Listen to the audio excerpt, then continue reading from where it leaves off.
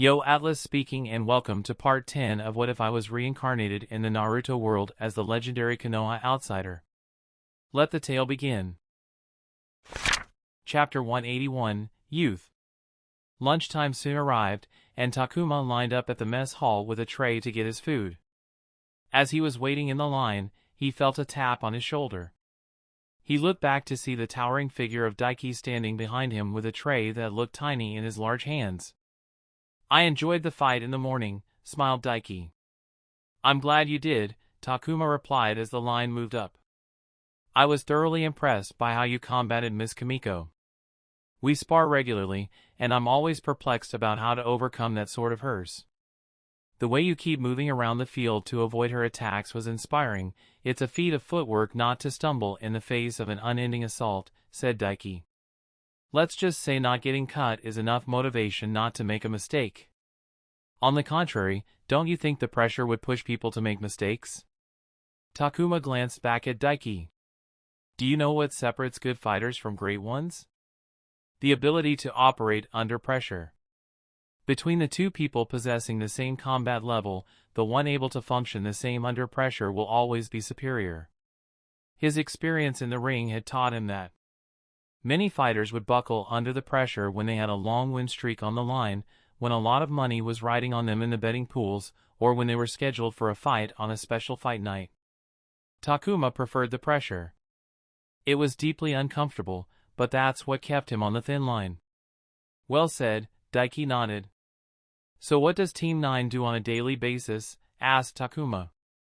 In his attempt to build a good rapport with Anko by making himself look like a desirable shinobi, he had forgotten to ask her what they did in the camp. "Most days, not much. Each team only gets deployed for missions once, at most twice a month. When we aren't preparing for missions, the day is usually slow. If you don't have patrol, guard, or other duties, you are usually free to do anything unless the team leader has something else planned for you. Life at Camp Banana is slow until it's not." "Is that so?" Takuma hummed. From the looks of it, they had ample free time, which was great for Takuma as he needed free time to go through and practice his newly bought Genjutsu. "Well, Anko offered to train, so I guess I will have something to go to every day," he said. "Yeah," Daiko cleared his throat. "Training with Anko? Did you, by chance, take her up on the offer?" "Of course, it's not every day one gets to train under a Chunin," said Takuma. He had been training Genjutsu under a Jonin for almost a year, but that didn't make him desensitized to guidance from Chunin.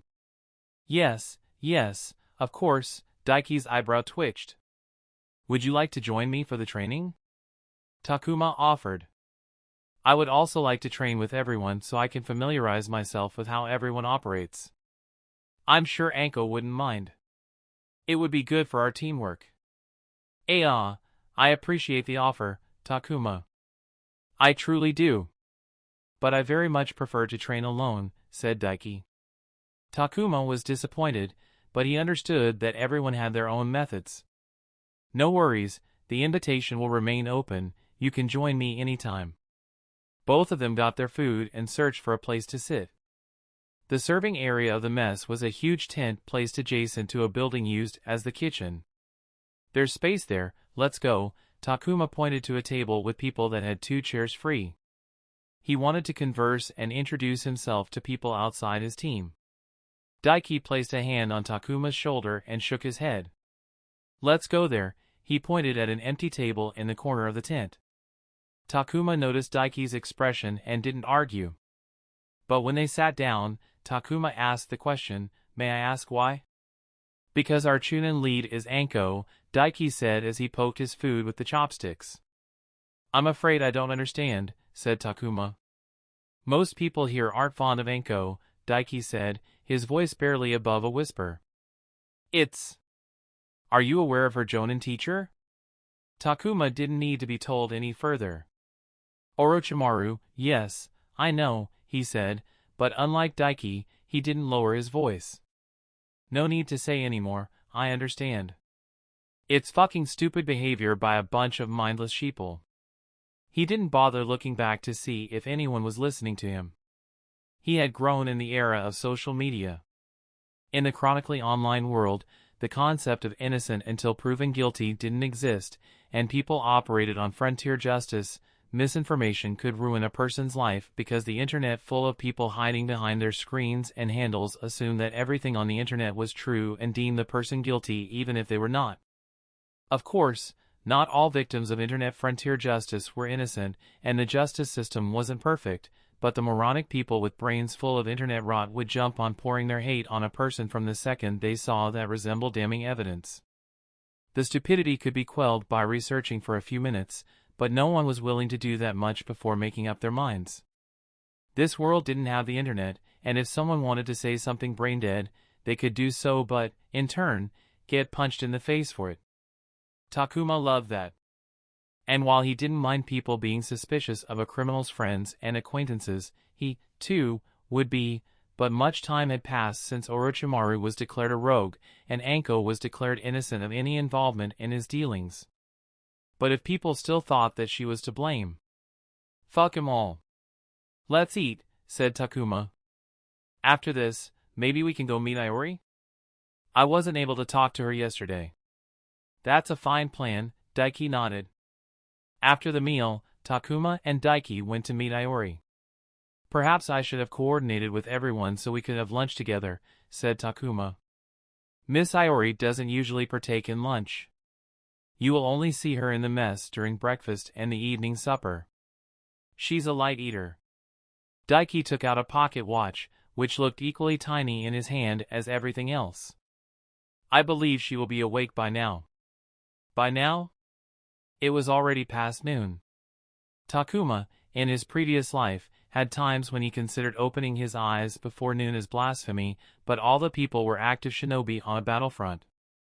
He had woken up at 6 in the morning and was going to do so every day unless he had night guard duty. Miss Iori's sleep schedule is unusual.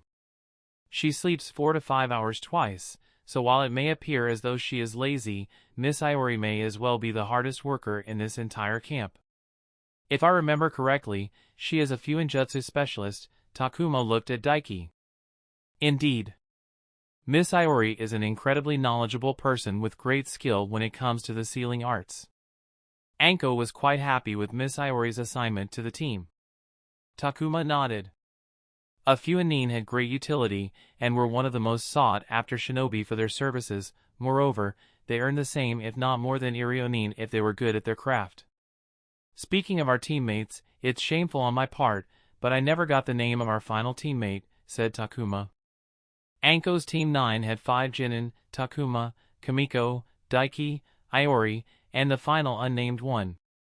Ah, Miss Riku. She was there in the morning to witness the fight. I couldn't recognize her, said Takuma. What is she like? Miss Riku is stubborn. She means well, but she can be quite stalwart when it comes to her own opinion. There's no gray, only black and white. But do not worry, she is a straightforward kunoichi who doesn't like, as she would put it, bullshit, so as long as you don't do that, I believe both of you will get along splendidly. And what is this bullshit she doesn't like? Daiki scratched his cheek. That I believe you will understand when you meet her, he said. Takuma quirked his brow before shrugging. They reached the girl's house, and unlike Anko, who shouted in the streets, Daiki properly knocked on the door. The one who opened the door was Iori. Unlike yesterday, when the dark circles were as dark as charcoal, today they were lighter and seemed as though she had gotten some well-needed sleep. Iori smiled upon seeing Takuma. It's nice to meet you, Takuma. I apologize for yesterday. I was simply not in the mental and physical condition to greet you properly, she said. Please, there's no need for apologies. I heard from Daiki that your sleep schedule is unique. May I ask why? To be honest, I don't know. It somehow ended up like that when I came here. I'm trying to get it back to normal, but there's this entire thing where I work better at night, she sighed. They give me too much work. I'm going to complain about it to Anko. Your work? He asked. Primarily helping the quartermaster with the production of explosive tags, she said. It's tough and tiring work, but in return, I don't have to do any of the usual duties. It's probably not a great trade-off, but hey, at least I get some serious practice. According to Iori, Camp Banana got the majority of its supplies from the village, but because they had Fuenin and Irionin on site, the supplies included raw materials to turn into supplies they desired, depending on demand. I wasn't there to watch the fight, but congratulations on winning. I'm impressed that you were able to win against Kimiko. Iori giggled as she pointed back to the house. She's in there sulking. It's the second time I saw her like this. Would you like to talk to her? Takuma shook his head. I already talked to her in the medical house. However, I would like to meet Riku if she's available. I haven't been able to introduce myself. Ah, Riku is out training. Maybe you can find her during the dinner service, she said. If I'm not mistaken, Riku is a combat-forward shinobi. Seeing that she's training must mean she takes her job quite seriously, said Takuma. Takuma knew a lot of people who didn't train regularly. Iori laughed. That she does. But it's more like she can't stand still and needs to use up all the energy in her small package. Daiki smiled as he nodded. It was little, but Takuma was able to imagine his final teammate. And he was able to properly introduce himself to 3 of his teammates even if one of them didn't like him much. The feeling was mutual. Only one remained. However, Takuma wasn't able to meet Riku that day. Early in the morning, Takuma stood in a farm field. It was 6:30 in the morning, the sun was up, but the air was chilly. Being a resident of the Hidden Leaf, which had a much warmer climate, Takuma felt the cold seep into his body. He had packed some warm clothes, but because he was training, he only wore a shirt and shorts. Standing in front of him was Anko, dressed in a similar fashion, but unlike him, the cold didn't seem to bother her. She had a smile on her face and had her arms folded in front of her. Are you ready for training, Takuma? She said. As ready as I ever will be, he replied. Good. Anko leaned down and picked up something beside her and threw it towards him. As it flew towards him, Takuma recognized it to be an armor vest along with something else that he wasn't able to point. Before he could guess, the armor vest landed on the ground near his feet. Thud. The sound was wrong. Takuma leaned down to pick the vest up but wasn't able to because it was unexpectedly heavy. As he put in more strength, his eyes widened as his arms strained as he lifted the vest. And he realized what Anko meant by giving him the vest. No way, you gotta be kidding me, he said to her. Step 1, you will not remove those as long as you're awake and not on missions, she said. Takuma looked down, and beside the vest, Anko had thrown what were clearly ankle and wrist weights. Before they even covered an hour of training, Takuma took back what he said about being ready. Chapter 182, Breaking Limits. Takuma wheezed as he ran around the farm with the weighted vest, ankle and wrist weights that were more like demons trying to pull him into hell than training aids. A burning and painful amount of lactic acid had built up in his muscles, and after a mere 2 hours of running with the weights on his body, he was finding it hard to lift his legs and swing his arms. He could sprint for a good chunk of the day, but the weights had slashed all of that to a less than 2 hours. He was so slow that while he was trying his level best to run, Anko was keeping up with a light jog. She had been supporting, prodding, him to keep going despite his requests for breaks. She had refused all of his requests other than his requests for water. Why are we doing this? Asked Takuma, unable to contain the whining tone. Finally. I was expecting to get the question an hour ago. You endured beyond my expectations, she chuckled. Think about what that says about you, you may or may not like that about yourself. And to answer your question, let me pose one to you. It's quite simple. What is chakra made of? She asked. It's a product of 2 components found within every living being. The physical and spiritual energy which fuse together to produce chakra, he answered. Correct, said Anko. To increase your chakra reserves, one must increase the physical and spiritual energies to be able to create a higher amount. It's simple math. Next question, how can you increase your physical and spiritual energies? Takuma spoke with difficulty as he continued to run. Physical energy is collected from each of the body's cells and can be increased through training and exercise. To increase physical energy, you have to develop your body. The more you train your body, the higher amount of physical energy you will have. According to the prevalent chakra theory, a person's physical energy would gradually develop naturally from birth until they reached physical maturity in their mid-20s. They would remain at that level for the next 5 to 10 years before deteriorating as they grew older. People who exercised or trained their bodies to extract their body's potential would have much greater amounts of physical energy. Shinobi who used chakra and trained their bodies extensively could extend their peak and retain their peak physical potential beyond what was possible by normal people. But the physical energy demanded effort. Lack of exercise deteriorated physical health, which affected physical energy. A peak human specimen at the height of pure physical performance would start going out of shape within 2 weeks if they stopped training, which would decrease the amount of physical energy they possessed. To have the highest possible amount of physical energy, a person needed to be in tip-top shape. Physical energy was also affected by injury and disease. An unwell body caused a decline in physical energy. Takuma continued, spiritual energy is derived from the mind's consciousness and can be increased through studying, meditation, and experience. Keeping oneself at peace and achieving happiness, and gaining all types of different life experiences is the way to increase spiritual energy. Unlike physical energy, which was straightforward, spiritual energy was much more elusive. There was no one way to increase spiritual energy as Shinobi didn't have a concrete way to increase spiritual energy reliably. The current chakra theory stated that emotion, life experience, and mental health were related to spiritual energy, but there was no consensus on how to harness those components to increase spiritual energy.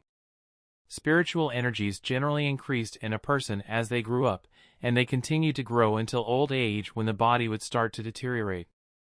There was no peak maturity age or peak period, as every person was unique. However, spiritual energy was fickle. Like physical energy, it was also affected by disease.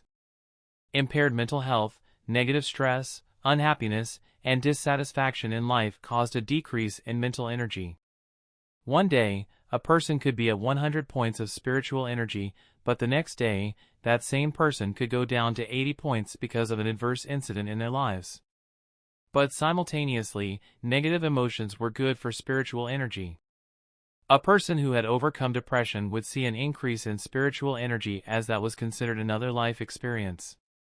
A person grieving the loss of a loved one could be bad in the short term, but it could have positive effects later on.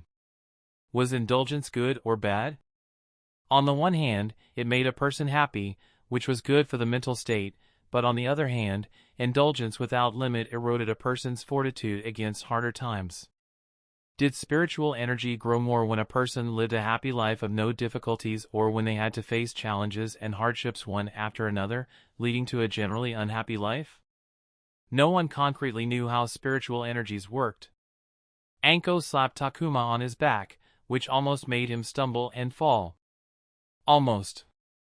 He cursed as he wanted to fall so he could rest, but it was already too late to take advantage of Anko's slap for it and fall down.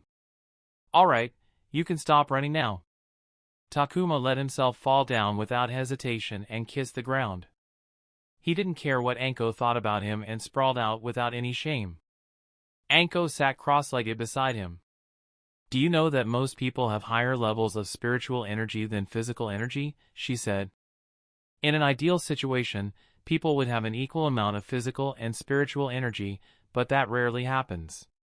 If the energies are in different amounts, which means chakra volume would be limited by the energy with the lower amount, Takuma muttered as he turned his face towards Anko. That's right. And do you know that the difference in amount affects the quality of chakra? She said. Quality of chakra? Chakra has quality, he said.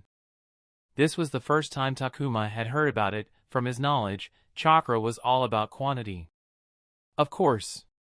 You are aware that every jutsu requires a certain amount of chakra to perform it. If that amount isn't used, the jutsu will fail or won't perform as required, she said.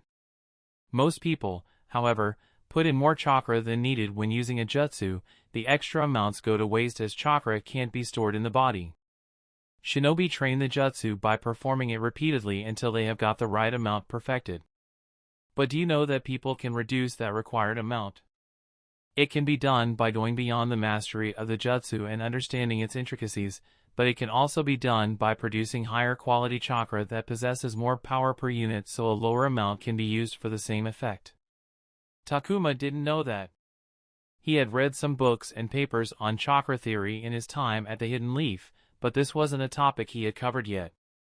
But then Anko said something that shocked Takuma. "You have a pretty severe imbalance between the physical and spiritual energy," she said. "A severe imbalance means a lower quality of chakra." "What? How do you know that?" Takuma asked, skeptical. "It's in your eyes," she pointed. "People with energy imbalance develop flecks in their iris. Your eyes are dark, so it's not noticeable, but if you look closely, you will see that you have a rather high number of flecks in the inner region of the iris. Short, spotty flecks on the outer area of the iris means your spiritual energy is lacking behind your physical energy. Longer flecks on the inner area of the iris means your physical energy is lacking behind your spiritual energy," said Anko. Takuma sat up on the ground, the heavy vest weighing him down. "I don't have enough physical energy? But how could that be? I train every day without fail. Conditioning and taijutsu take up the largest measure of time in my training." His combat style revolved around getting close to the enemy and using augmented strikes to create openings. To be proficient in his style, he needed endurance and stamina along with agility and dexterity to always be on his feet so as to not get hit while in close quarters. He trained his body more than he practiced his ninjutsu and jinjutsu. "Well, you're either not training your body, or you have an abnormally high amount of spiritual energy in your body," said Anko. "An abnormal amount of spiritual energy?" Takuma muttered. "Could that be it? Getting transmigrated into another world is one hell of a life experience. Did that cause me to have the abnormal volume of spiritual energy?" "I don't think training is the problem," said Takuma. "A sensory nin told me that I am on a grade 2 chakra scale, which was significantly high for someone Takuma's age, and if my physical energy is lacking, then it must mean that my spiritual energy is abnormally high, otherwise, I wouldn't have been able to reach grade 2. "Oh, you had your chakra measured by a sensory nin? Were you worried about your chakra reserves?" she asked. "No, I hired a sensory nin to my team," said Takuma. He was never concerned with his chakra reserves as he hadn't run out of chakra ever in a fight. He only ever paid attention to his chakra control and efficiency with jutsu. But now, Anko was telling him that he had an energy imbalance that was affecting the quality of chakra he could no longer ignore. "I told you that I would be helping you with your chakra control, but I would advise that you take the energy imbalance seriously," said Anko. "I can help you with this, but I wanted to see if it would be a waste of my time, which is why I told you to run with that on." She pointed at the vest. "If you had complained too much, I would have stuck with chakra control training, but you didn't complain once." She asked, "Do you want to train on the energy imbalance?" Takuma's answer was obvious.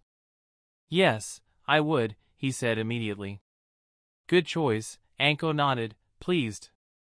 "But before we seal the deal, I must warn you of something. Are you aware of the genetic limit?" "I'm not sure I am," said Takuma. "As you said yourself, physical energy is derived from the cells in your body. But there is a limit to how much energy your cells can hold. Once that limit is reached, you won't be able to increase your physical energy no matter how much you train. You can continue to grow stronger and faster, but once you hit the limit defined by your genetics, your physical energy itself won't grow." Takuma stared at Anko for a moment as questions popped up in his mind. "Does that mean it's possible that if I hit this genetic limit before I'm able to close the gap between my energies, I will be stuck with the imbalance?" he asked. Anko nodded. "You're still young, and your body is still growing, so I don't believe you will hit that limit anytime soon, but if you continue to train your body diligently, you will hit that genetic limit one day."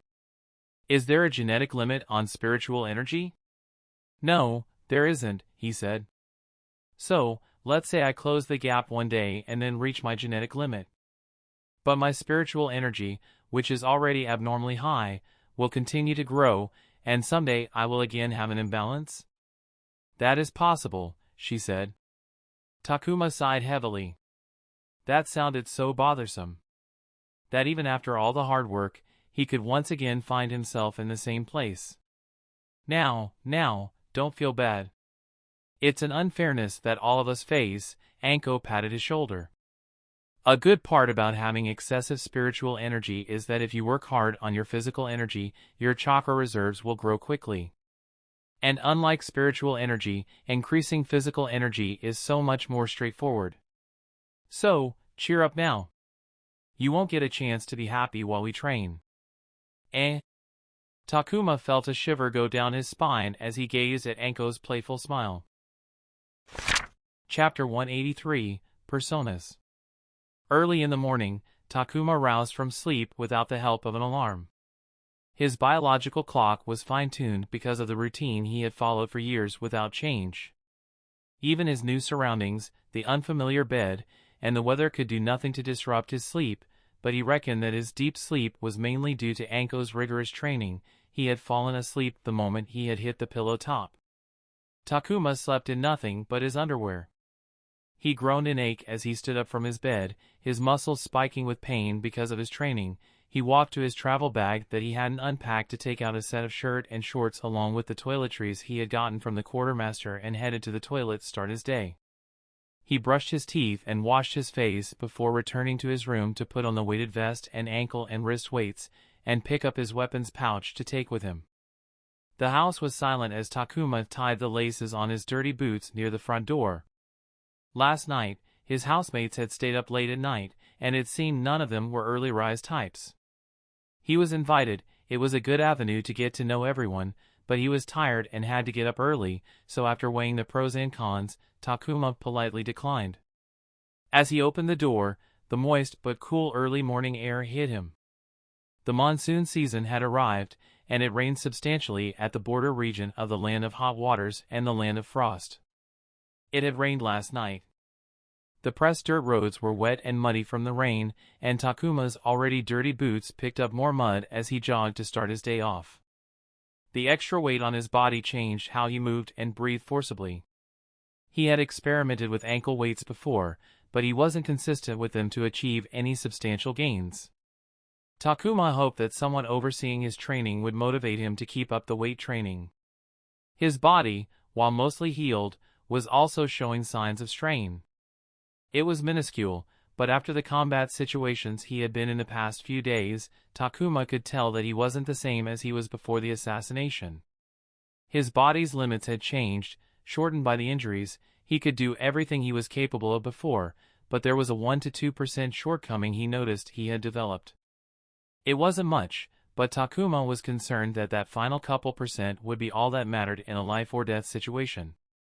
Anko wanted him to develop his body to increase his physical energy to close the gap between it and his spiritual energy to correct his energy imbalance. Takuma hoped that this physical training would also help him regain the 1 to 2% he had lost. The news about the imbalance and its effect on chakra quality wasn't a cause of worry to Takuma. He had been doing just fine until now, and with Anko's training, his situation was bound to improve as long as he wasn't completely screwed over by genetics. The path was straightforward: train hard every day until the fault became a blessing. The more he trained his body, the more chakra he would be able to produce, and that of a higher quality than he currently produced. There was no hidden catch, thus, he was happy. Takuma reached the farm designated as the training ground by Anko. Seeing that she had not yet arrived, Takuma jogged around the farmland for a while before moving on to stretching. Stretching before training allowed the body to warm up, while stretching after a workout was a good way to let the body settle down gradually. While stretching, Takuma heard footsteps and turned to greet Anko, only to see that it was someone else.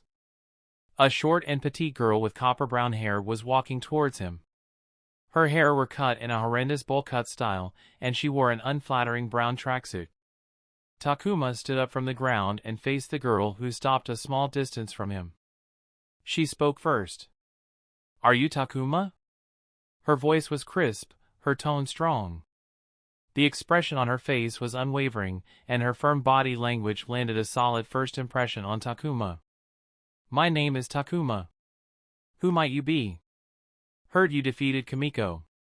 "Fight me," she said. Takuma was taken aback by the sudden challenge. He stared at the strange girl, wondering who she was. She had found him this early in the morning to pick up a fight against him. How did she even know to find me here? Then, a thought popped up in his mind. He asked, "Are you Riku?" "I am."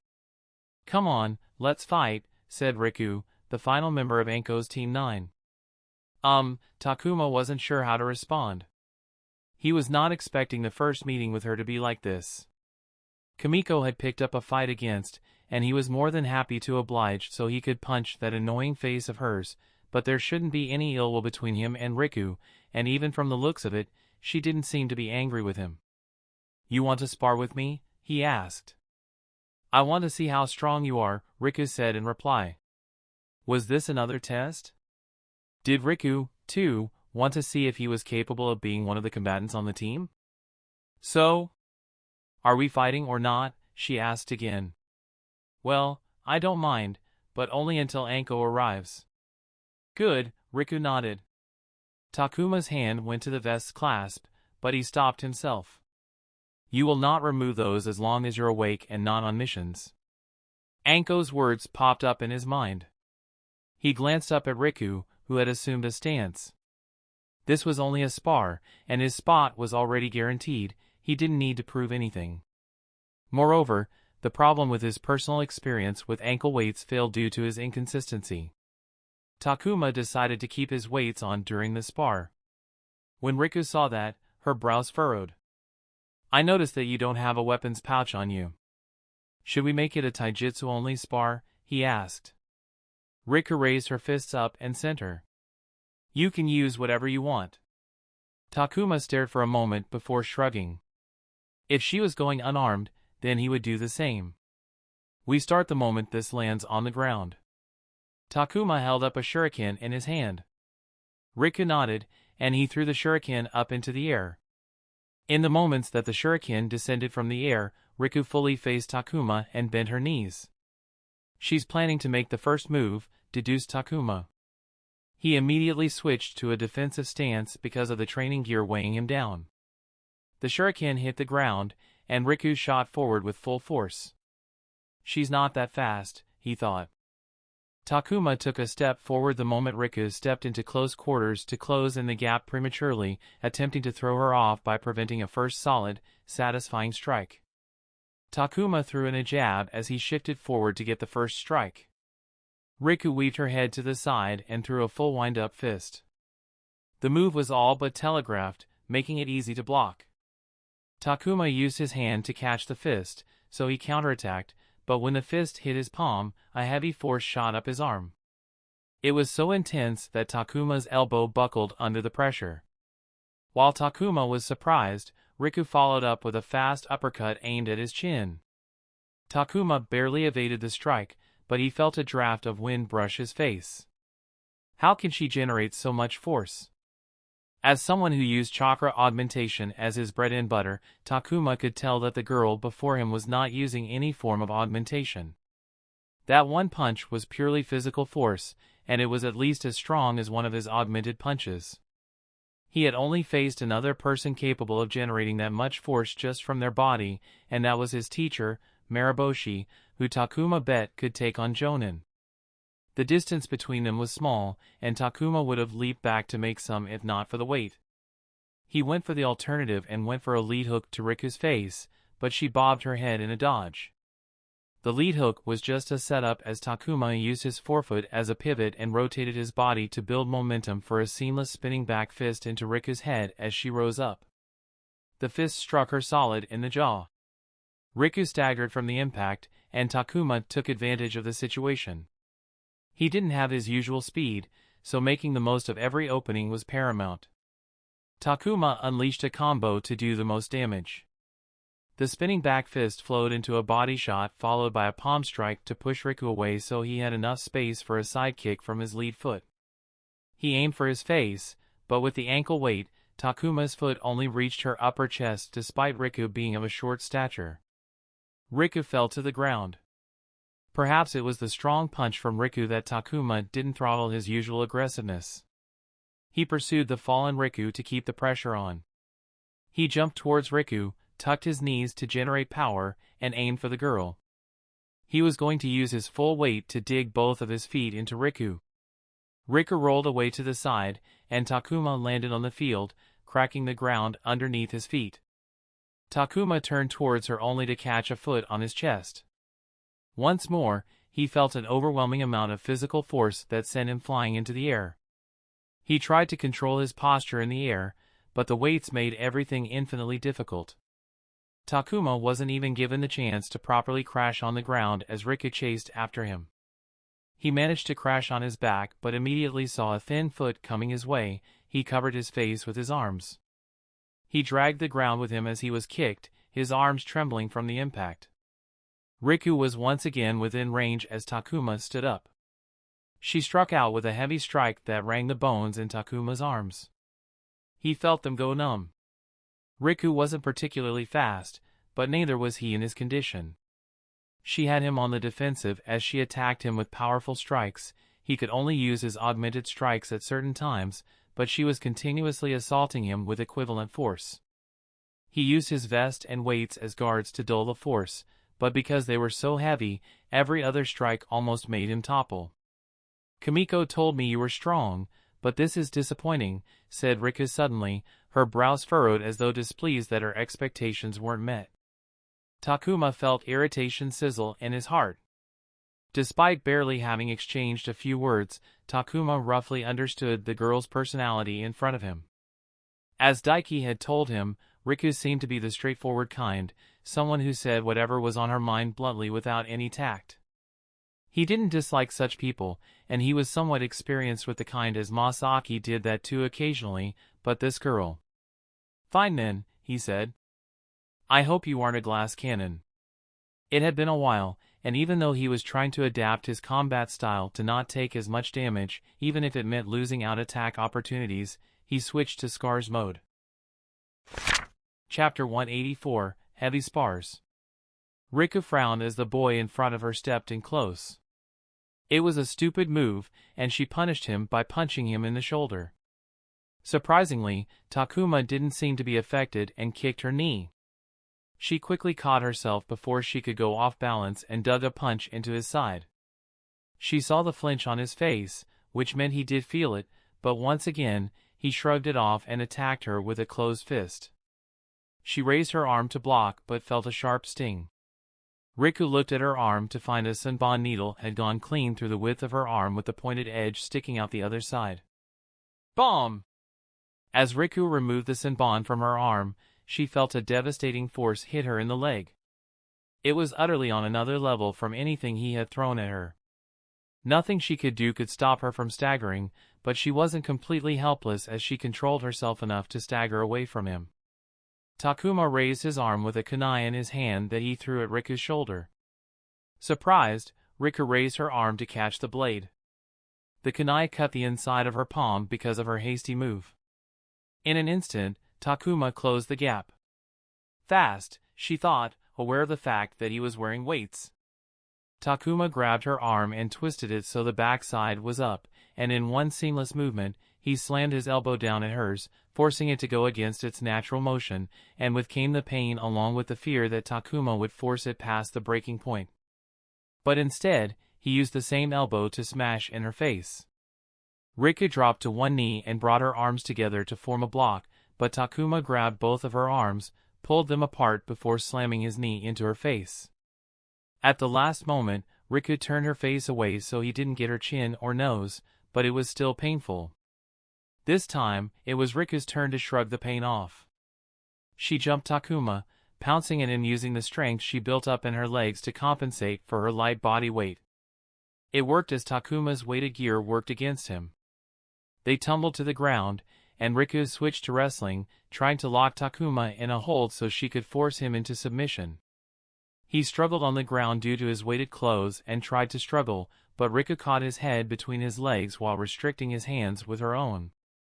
Riku quickly got to work and tried to get him to submit. Takuma struggled for a moment before he stopped moving. Riku thought he had given up and tried to push forward when Takuma suddenly returned with greater strength and freed one of his hands. "It's okay, I can take it." Riku ignored the free arm and focused on making Takuma submit.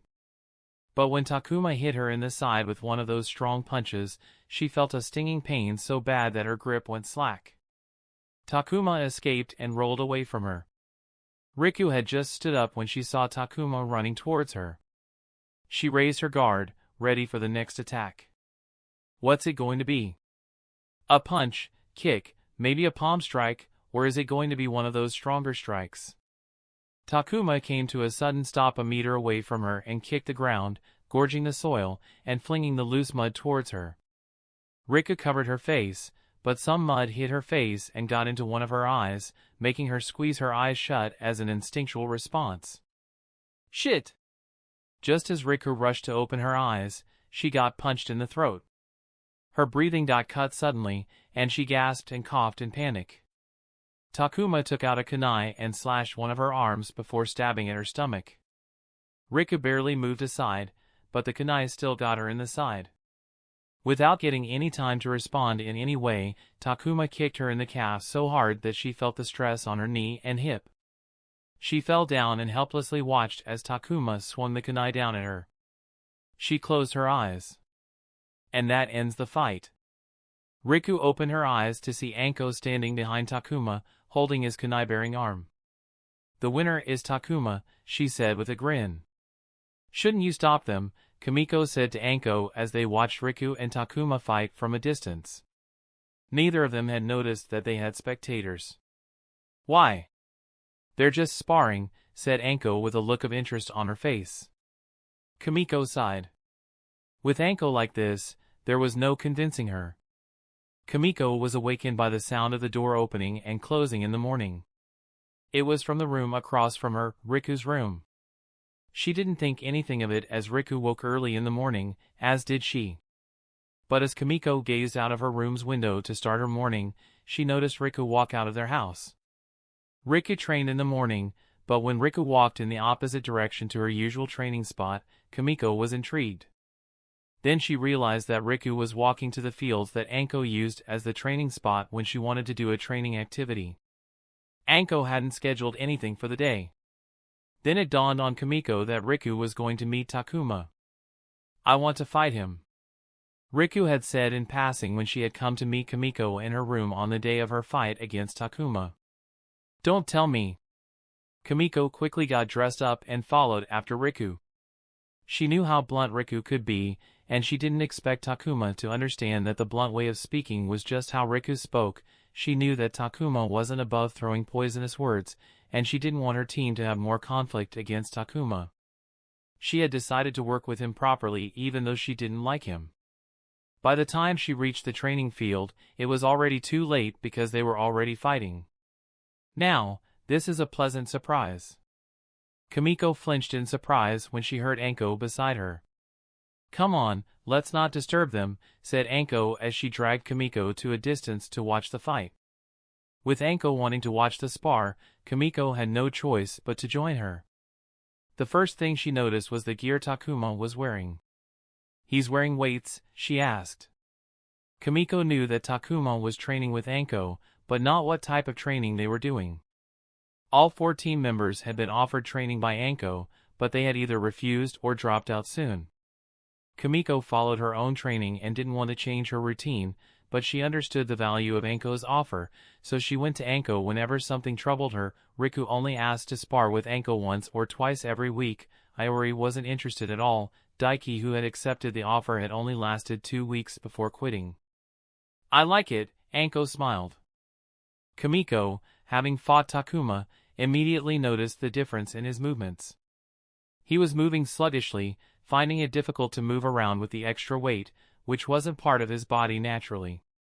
The weighted vest, which hugged his entire torso with equal weight distribution, was one thing, but the ankle and wrist weights were concentrated at a singular point. Joints at that were much more problematic.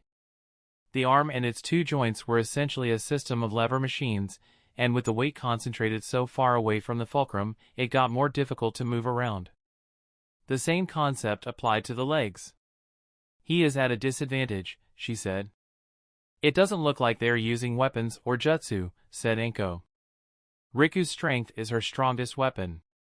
She will win if he doesn't remove his gear, said Kimiko.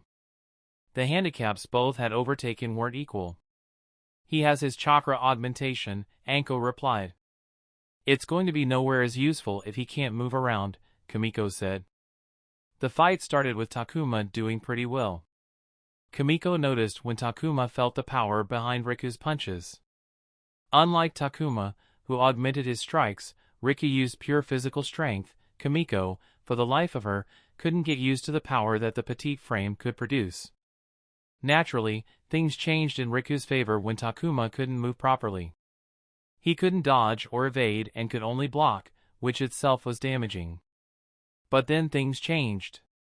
Takuma was suddenly faster, with his movements becoming tighter and crisper.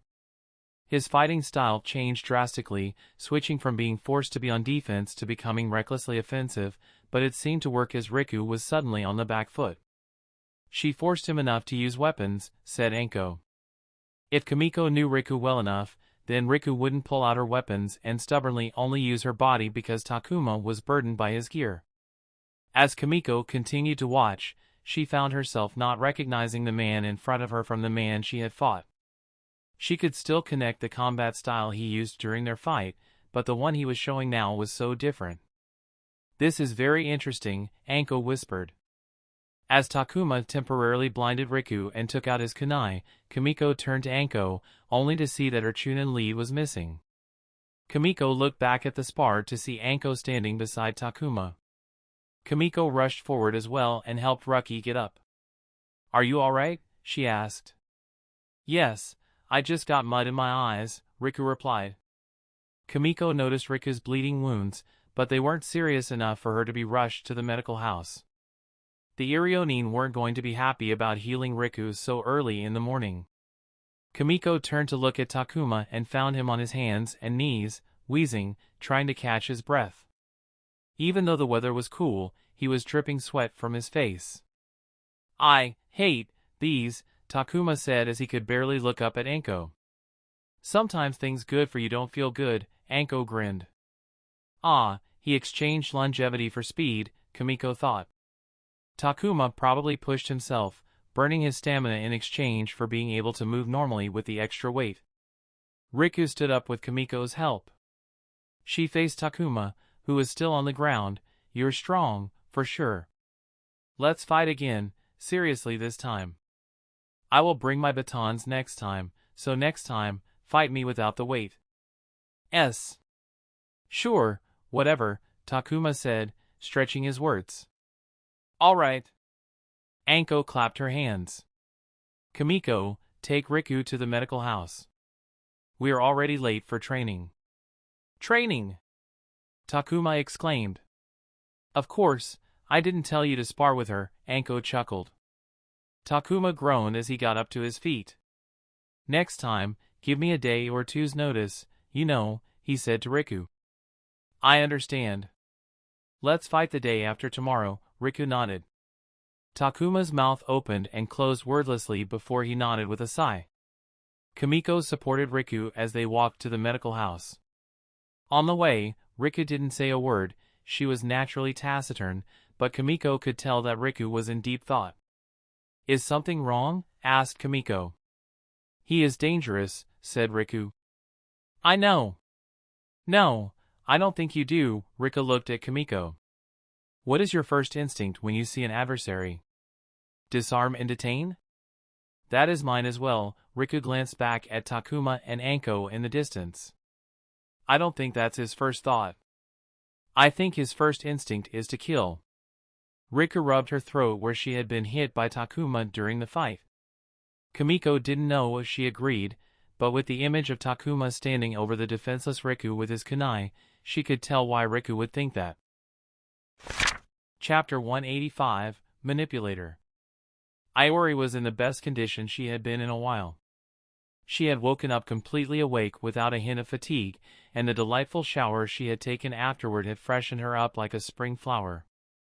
Even the rain, which brought along the miserable humidity, couldn't bring her mood down. "Kamiko! Riku!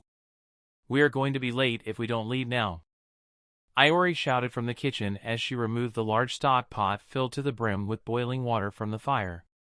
Boiling water before consumption was mandatory in Camp Banana because of the season and their proximity to the forest.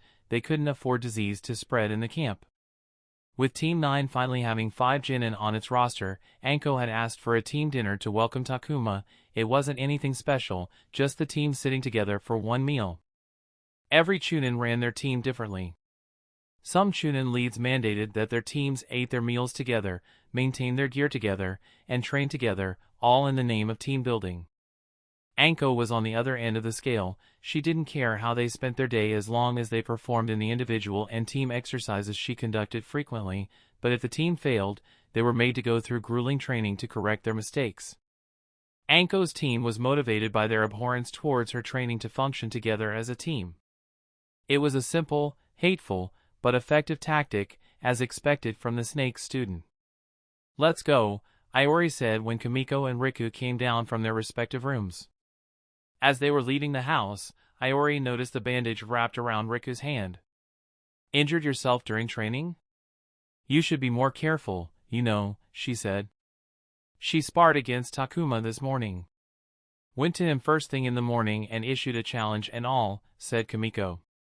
"It was a good spar," Riku nodded as if satisfied with what had happened in the morning. "You were too rash," Kamiko shook her head. This was the first time Iori had heard about that. She hadn't met either of the girls today because of her sleep schedule. She sighed as she gazed at her 2 teammates. "You know what this looks like, right? He has been here barely a few days, and 2 of his teammates have already picked a fight with him. I haven't talked to him much, either. Daiki is probably the only one who has given a proper welcome. Let's hope the big bag of muscles got along with him and it's not totally hopeless," Iori sighed. They hadn't known each other for a long time, but Iori believed she had a good grasp of her teammates, which was why she was worried that the relations with their newest member were already on the rocks. She was afraid that if their first impressions were beyond what they could recover. Kamiko was too proud, Riku was a muscle-head without a shred of tact, and Daiki was nice, but the man was too self-absorbed with a hint of narcissism hidden under all the niceties. There was a great chance that they might end up unknowingly isolating Takuma. "Now, I want both of you to listen to me carefully," she addressed the other girls. "Let's be nice to Takuma, all right? He's new. We have to make him feel welcome. At least for today, let's not argue with him if you disagree. I want him to get along with his." Kamiko looked indifferent, while Riku shrugged. Iori felt concerned, so she decided to be blunt. "I don't want to participate in Anko's punishment training. If he doesn't get along with us, we don't know what she might do if she isn't satisfied with our teamwork." As expected, being blunt was the right choice, as Kamiko and Riku showed they understood the gravity of the situation. They reached the mess hall. The boys and Anko were already there. The girls picked up their plates and loaded them with slop. Iori sighed as she looked at her food. It was edible with the primary focus on nutrients, but that's all it was. If nothing else, she missed her home because of the food. "All right, let's get this party started." Anko was high energy, as usual. "There's no fun in this slop," Iori sighed. Anko laughed. "It's all in the vibes, in the vibes." Iori glanced at Takuma. He had a small smile on his face as he raised his glass of juice. She could see traces of fatigue on his face, and he was still wearing a weighted vest. There was a reason why none of the Team 9 individually trained with Anko. She wondered how long Takuma would last. However, seeing him being careful with how he moved his hands because of the wrist weights was amusing as heck. "If you don't mind me asking, Iori, how did you get into Fuinjutsu? Did you aim for it from the beginning?" asked Takuma. Not really. I guess it's more like I fell into it," Iori set down her chopsticks. "My first contact with Fuinjutsu was from a friend of a friend. My friend wanted to learn how to put together a basic storage seal, and she asked me if I wanted to tag along. I said, sure. And well, then I guess it just clicked. After that, she found a retired shinobi who had opened a Fuinjutsu workshop and officially entered an apprenticeship. She had been receiving training at the shop until the conscription order arrived. That's so. I was wondering if you could give me some tips. I, too, only know how to make a basic storage seal, but I'm not really good at it. I fail more than half of my attempts, said Takuma. A chance. Iori's eyes shined. For sure, let's compare our free time and make a plan. I'm not sure if I will be a good teacher, but there's no harm in trying. She felt happy that she had made a connection and was satisfied that Takuma was the one to initiate. It showed that he was still willing to get along with the team. Takuma turned to Riku.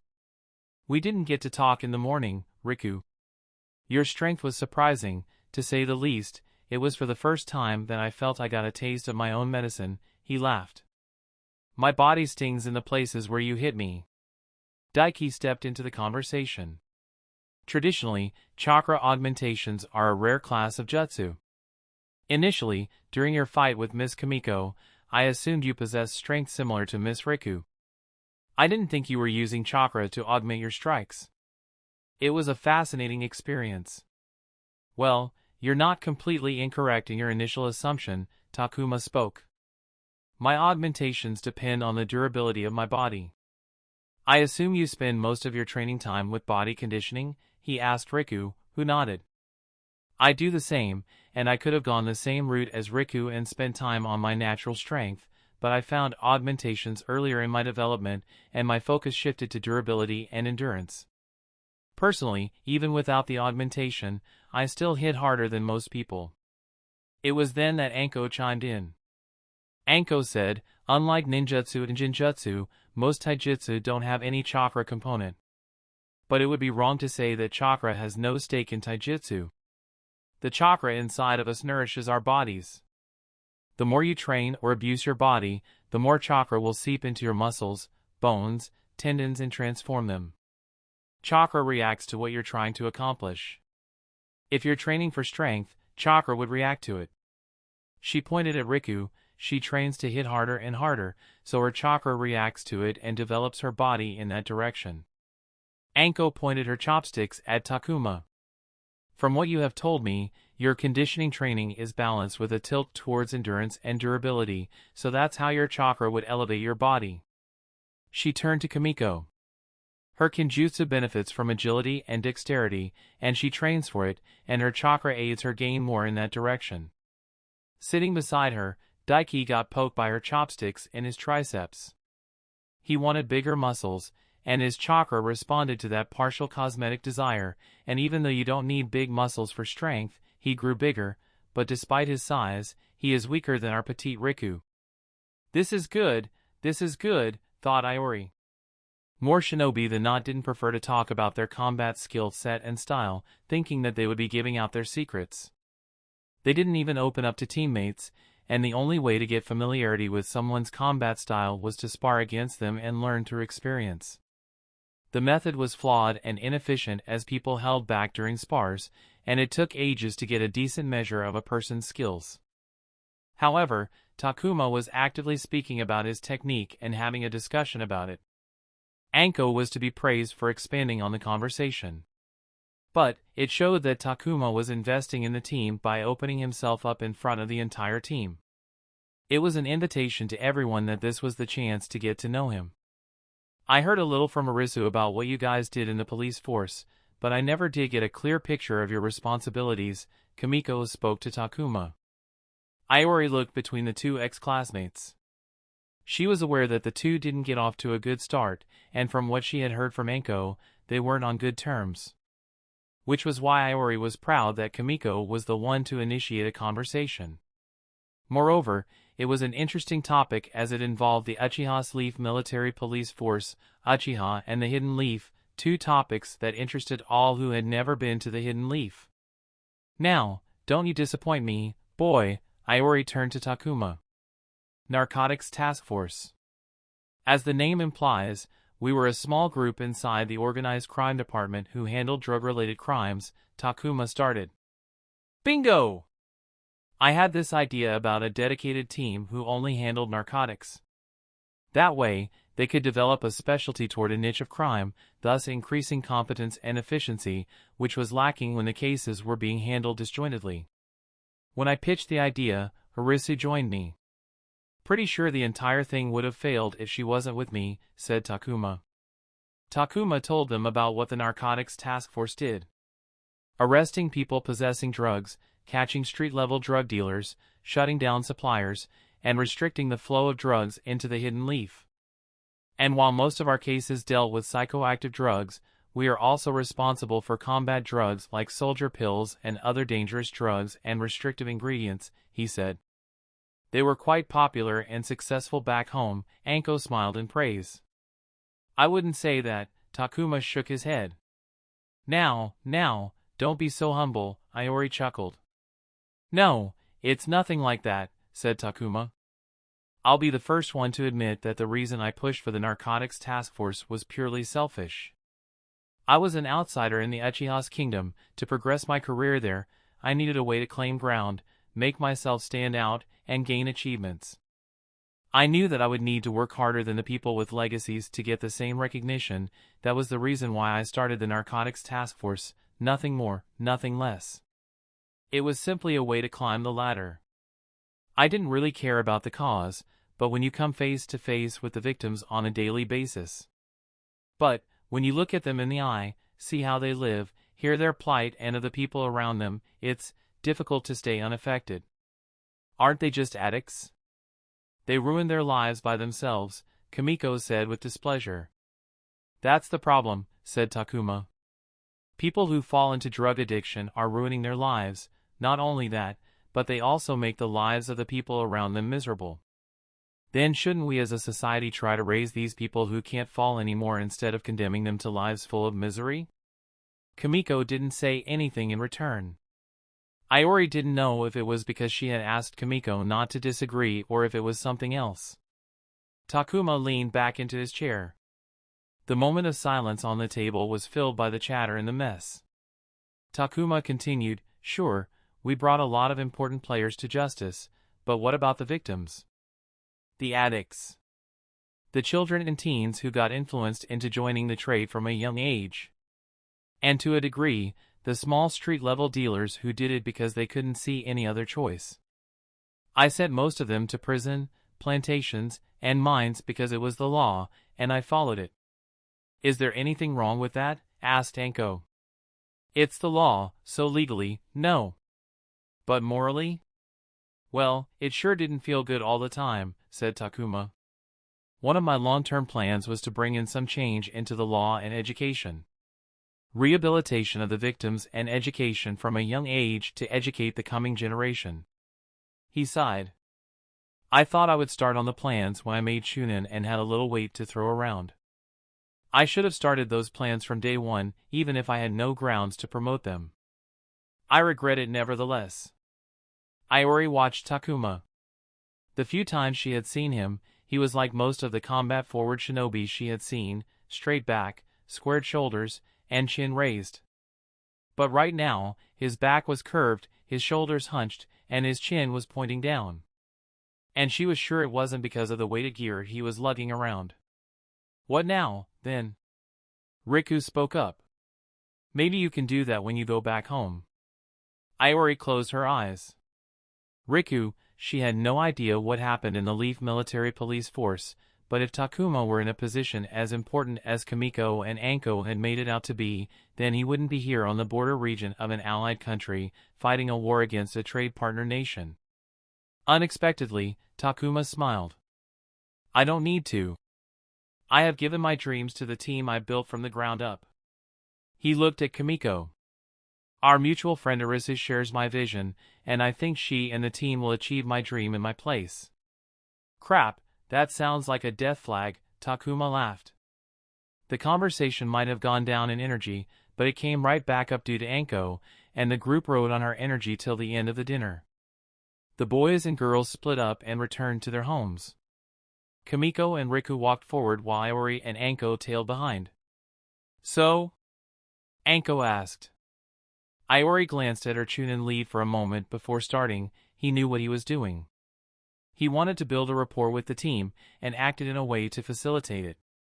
It feels good to know that he is someone who can read the room. What about the thing about the addicts? Iori pursed her lips. It was either a genuine conversation, or he is really good at making people feel positively towards him. The story had everything from a flawed hero as a start, a sad middle, to a hopeful end.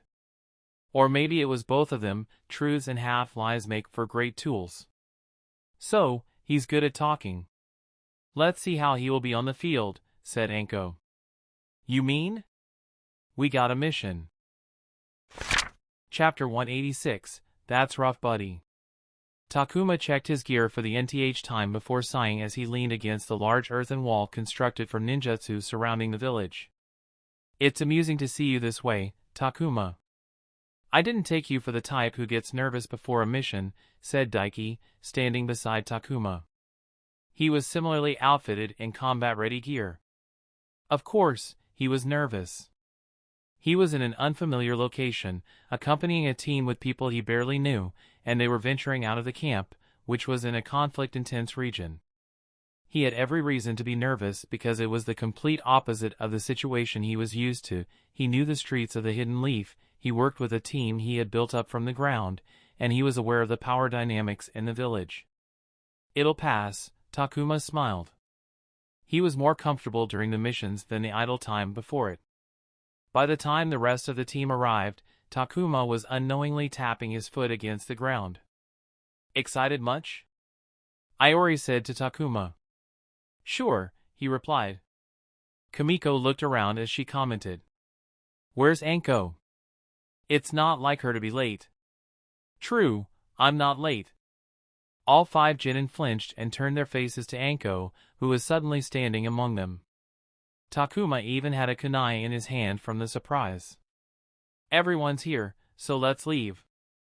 We have a long day ahead of us. I would like for us to keep on schedule so we can take it easy later on," she said. "Let's move out." "Yup, yup." "Yup, yup," said Takuma, a full beat later. Camp Banana was built on a strategic defensive location to halt the enemy's forward movement into the Land of Hot Water's territory. The location was chosen with broad coverage in mind. Camp Banana had access to numerous roads and trade routes in the area for quick deployment and shorter travel times. Hidden Leaf was given the responsibility to control the position because of its strategic importance, and because of that, 2 Hidden Leaf Jonin were placed at Camp Banana. The problem was a fixed infrastructure that couldn't be destroyed like roads that were very much usable by the enemy forces. To prevent exploitation by the enemy, those routes needed to be kept under observation to prevent them from being exploited by the enemy. For that purpose, hideouts and outposts were built in important places for scouts to keep an eye on and keep the enemy in check. As the hideouts were being manned by people who required food and water for sustenance, the hideouts needed to be resupplied with rations periodically. That's where Anko's Team 9 came into play. They were charged to head north to hit a list of watch positions and restock every hideout with enough rations to last the scouts until the next supply run. And as they visited each hideout, they were to collect detailed reports from each watch position about any activity the scouts had noted from the last visit. Carrier birds took time to complete round trips and could only carry so much. As such, they were reserved for the most critical of information. From what Takuma was told, the risk factor of the mission was low as they weren't going deeper into the field of combat. But they were still required to be vigilant about tails and ambushes as they visited the hideouts not to give away the positions. Takuma was pleased to have a supply run as his first mission. Being new to the area, it was a great opportunity to understand the area and points of importance beyond what was specified on maps. Being aware of the terrain and territory was a critical advantage. Plus, the mission was perfect for him to observe his teammates and Anko to see how they operated. They had been working together for a couple of months, and it was expected that he would catch up to speed quickly. So, he observed. Because Anko's team had been a 5-man band, they followed a pitchfork movement formation. Riku and Daiki in the front with Anko between them and a couple of steps behind, forming a V behind Anko in a straight line, making up the shaft with Iori in the middle and Kamiko as the rear guard. But with Takuma completing the team, they had reverted to the formation Anko preferred for her six-man group. Riku, Anko, and Daiki made up the front V while Kamiko, Iori, and Takuma made up the back inverted V. The pitchfork had been a temporary alteration to the mirrored V formation, but Takuma took so long to arrive that it seemed that the team was more comfortable with the pitchfork. It felt strange being at the back. As the team leader for the narcotics task force, he was always in the front. Even when he was working with Irika, he always took the forward position. Being at the back was a new experience, and having his back exposed, an unpleasant one. But he could see why Anko set the formation in the way she did. Daiki was in the front because he was the tracker and scout, Riku because she was one of the main combatants, and Anko in the middle, providing a stable backbone to round out the front, which was more susceptible to attacks. In the back, Iori was protected by being sandwiched between Anko in the front and two combatants, Kamiko and Takuma, in the back, who had the responsibility of protecting the group from being hit from behind. If he were to make a change, Takuma would have switched his and Riku's positions so he wouldn't have to match with Kamiko. He had told her he would be professional and civil, but he preferred if they kept their interaction to a minimum. During their travel, Daiki and Anko chatted to each other, with Iori chiming in, and Riku seemed to be intently listening to them. However, things were entirely dead on the rear guard. Takuma sighed. He was bored. He glanced at his companion to the side. He said, "So?" Kamiko looked at him. "What?" "I don't keep up to date with what's happening with our classmates." "I was wondering if you would catch me up," said Takuma. Kamiko stared at him for a moment. "I thought you weren't interested. You never showed up for any of the get-togethers and parties," she said. "I didn't show up because none of you fuckers invited me." Of course, those thoughts went unsaid. Takuma awkwardly chuckled. "Unfortunately, I let my personal social life slip away due to work. I am curious how everyone's doing though." "Really? If I remember correctly, you weren't interested in us during the academy," she said. Takuma shot her a look. He wasn't the only one who showed disinterest. The rest of the class, too, didn't seem to be interested in him. Why wasn't she just taking the hint that he was making idle conversation? He narrowed his eyes. No, she did notice the hint. She was just having fun at his expense. "The little. Who do you want to know about?" she asked. "Well, how about Uchiha Izumi?" "How's she doing?" he asked. After Taro and Arisu, Izumi was the person he was closest to, even if it was just on the level of classmate acquaintances, much different from the other two, who were his close friends. "I wonder if Lady Makoto got my letter," the thought passed through Takuma's mind, but he pushed it away quickly. "Really? I thought you would run into her with you working in the police force and all," she said. "If I ran into her, why would I ask you?" he sighed, looking pitifully at the silly girl who was asking redundant questions. Kamiko's eyebrow twitched. "She's participating in the Chunin exams with her team." "That makes sense. I guess that most, if not everyone, who got selected by the Jonin would be participating in the Chunin exams." "They are. Is it everyone's first time, or did a team make an attempt last year?" It had been more than 2.5 years since Takuma and Kamiko's batch had graduated from the academy. In a few months, both Takuma and Kamiko would complete their third year as shinobi of the Hidden Leaf. She scoffed. No one takes the Chunin exam after their first year. There was a team who participated in the last exam. The Chunin exam happened biannually, but they failed out in the first round. It's going to be everyone's first time. Having lived in the world for nearly 3 years, Takuma was, of course, aware that, on average, most Genin participated in their first Chunin exam after 4 or 5 years of service. That average was so because of the Genin Corporation. But when only considering Jonin lead Genin, many of them had their first attempt after their third year, with a few of the Jonin teachers registering their teams right after the second year. But he astutely remembered that Naruto's generation did all register for the Chunin exams right after their first year, and thought that some Jonin might have wanted to make a statement with their own Chunin. "What about you? Were you planning to participate?" he asked. Kimiko wordlessly nodded. Oh! Not everyone had the option to defer conscription like Takuma. Even those with connections and access to Jonin, people couldn't escape a conscription order. Escaping the conscription was a black mark on a shinobi's record, something that would stay with them throughout their lives, being a hindrance every step of the way. It was one of the worst things one could do for their career. The only reason Makoto had given him the option was because he had managed the narcotics task force before the order came. The case for Takuma was that he was needed at the narcotics task force to ensure its success and that his contribution at the police force was equal to or more than he would contribute at war. Most other people didn't have that option. No one could reject the conscription just because they didn't want to go to war. Not even the precious clan scions could reject the order. Any selfish attempt to do so came with heavy scrutiny and punishment if found to be invalid. A shinobi village couldn't afford their shinobi to be averse to war, so no matter, clan or not, if they were called to war, they had to pack their bags and fight. Takuma sympathized with Kimiko. Having one's plans thwarted by unforeseen circumstances didn't feel good. "Who else?" she asked, moving the conversation along. "What about the Okubo Momo?" he asked.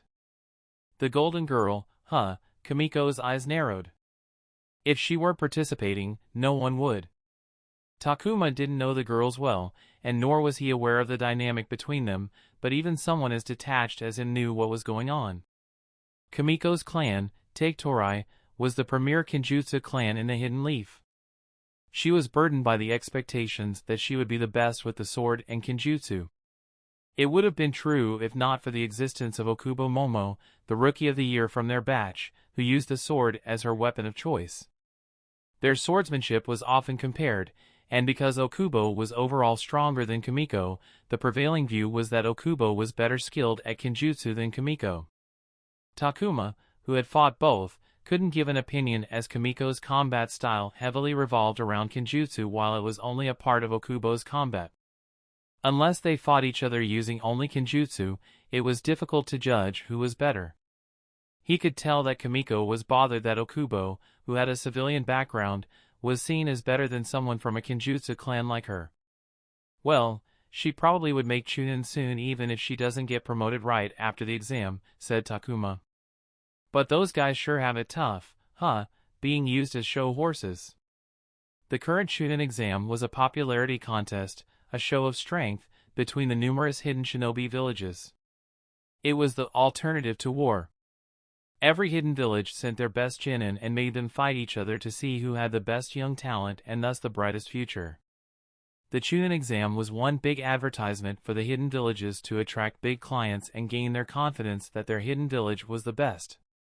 This was why every Jonin on a Jonin-led team was unofficially mandated to participate in the exams as soon as their Jonin deemed them ready, even if the Jonin themselves might not want to participate in the exam. "I would love to be used as a show horse," she said. "It's a win-win for sure." He laughed. Taro wouldn't have liked it at all though. "What about you? Did you prepare for the Chunin exams?" asked Kimiko. "No.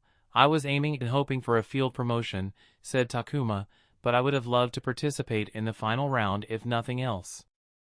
The Chunin exams were altered every iteration to prevent Jonin from preparing for scenarios so that it would truly be a test of their preparedness. Every host had their own preferences, but because 5 different villages hosted, the exams were diverse in nature. But the final round was always the same, arena combat, the best of best duking it out in a tournament format. It was the only event open to an audience and the main advertisement for clients. "Huh, why?" "I want to experience how Jonin from other villages fight. I wonder how different they are from us." The underground prizefighter in him wanted to understand how shinobi from other villages fought. What were the key differences in combat philosophies? What was the current popular meta? He wanted to see if he could take something from them and assimilate it into his combat style. The potential of it all excited him. "Wait, Does that mean none of the Genin on a Jonin-led team are participating in the war? Asked Takuma. If the team is younger than 4 years, they don't have to, she said. Kimiko explained that the Jonin stayed with the Genin for 4 years, after which the teams were usually turned inactive if not for the Jonin and the administration both wanting the team to remain active. The usual case for teams remaining active after 4 years was when all the Genin had been promoted to Chunin. As the Hidden Leaf was an ally helping the Hidden Steam and the Hidden Leaf as a whole wasn't at war, the Genin on Jonin teams younger than 4 years weren't sent conscription orders. That's shit, he said. We are about to reach the first hideout. Focus up, Anko said. Takuma and Kimiko stopped talking and focused ahead. Chapter 187, The Mines. Anko asked the team to stop a kilometer away from the first scout hideout. Why did we stop? Asked Iori. It's a concealed post. They have a clear view of their target location, but that goes the other way around as well. We have to ensure it's safe to approach the post and we aren't compromising their cover and location. Anko turned to Takuma. Send a message to them. Takuma nodded. He set his backpack on the ground, retrieved a portable communication radio, half the size of a shoebox, and began turning the dials to tune to the radio frequency of the radio in the post. You know how to work a radio? Iori asked in surprise. L learned it last year, said Takuma. He had spent good money to join a short course, buy a second-hand communication radio to train, and studied a very thick instruction manual with detailed everything from maintenance and standard communication procedures to make himself competent with a radio.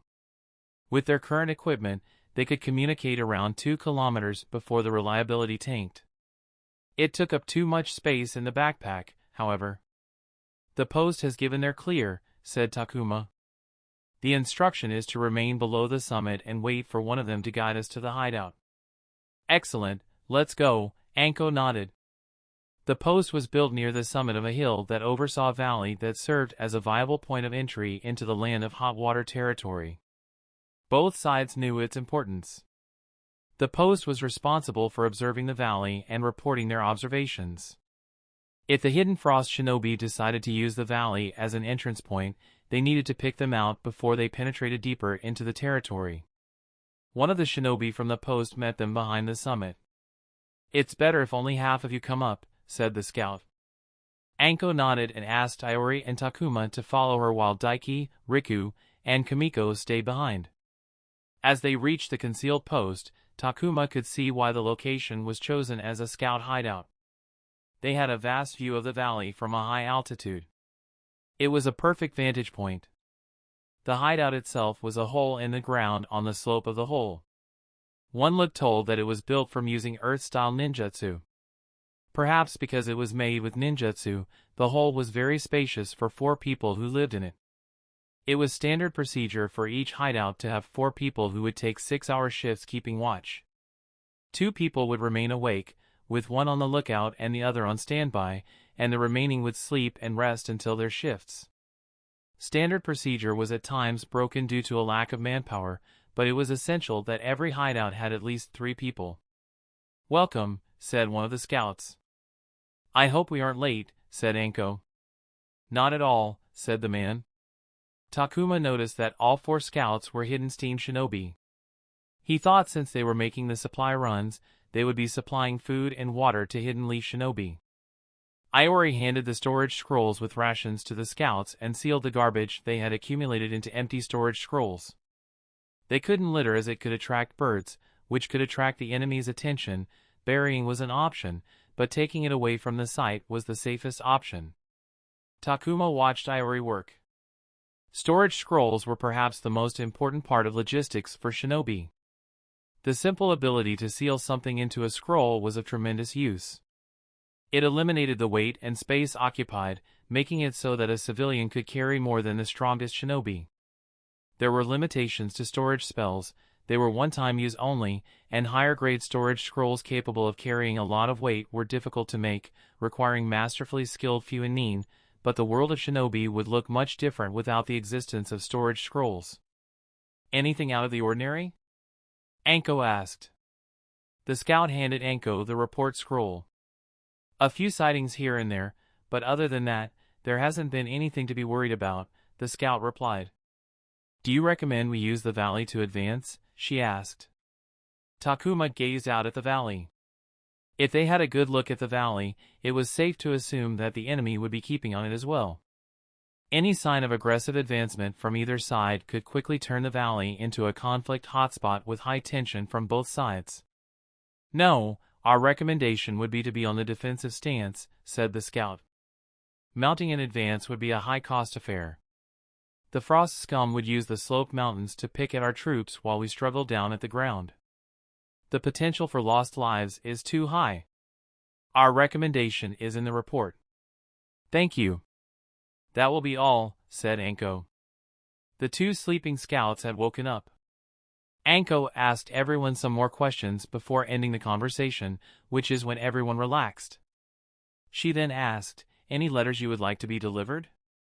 Yes, please. The scouts handed Anko a thin stack of letters. Takuma stared at the letters. He hadn't thought about it, but the people back at home would be worried about him. He decided that he would be sending letters periodically to his friends. They exited as quickly as they came. As they were walking away from the hideout, Anko ordered, Takuma, check if there are people nearby. Takuma was surprised but complied. He knelt on the ground and weaved hand seals before pushing his palm onto the ground. Earth Tremor Sense Jutsu. The jutsu allowed him to sense the presence of people in a 1-kilometer radius.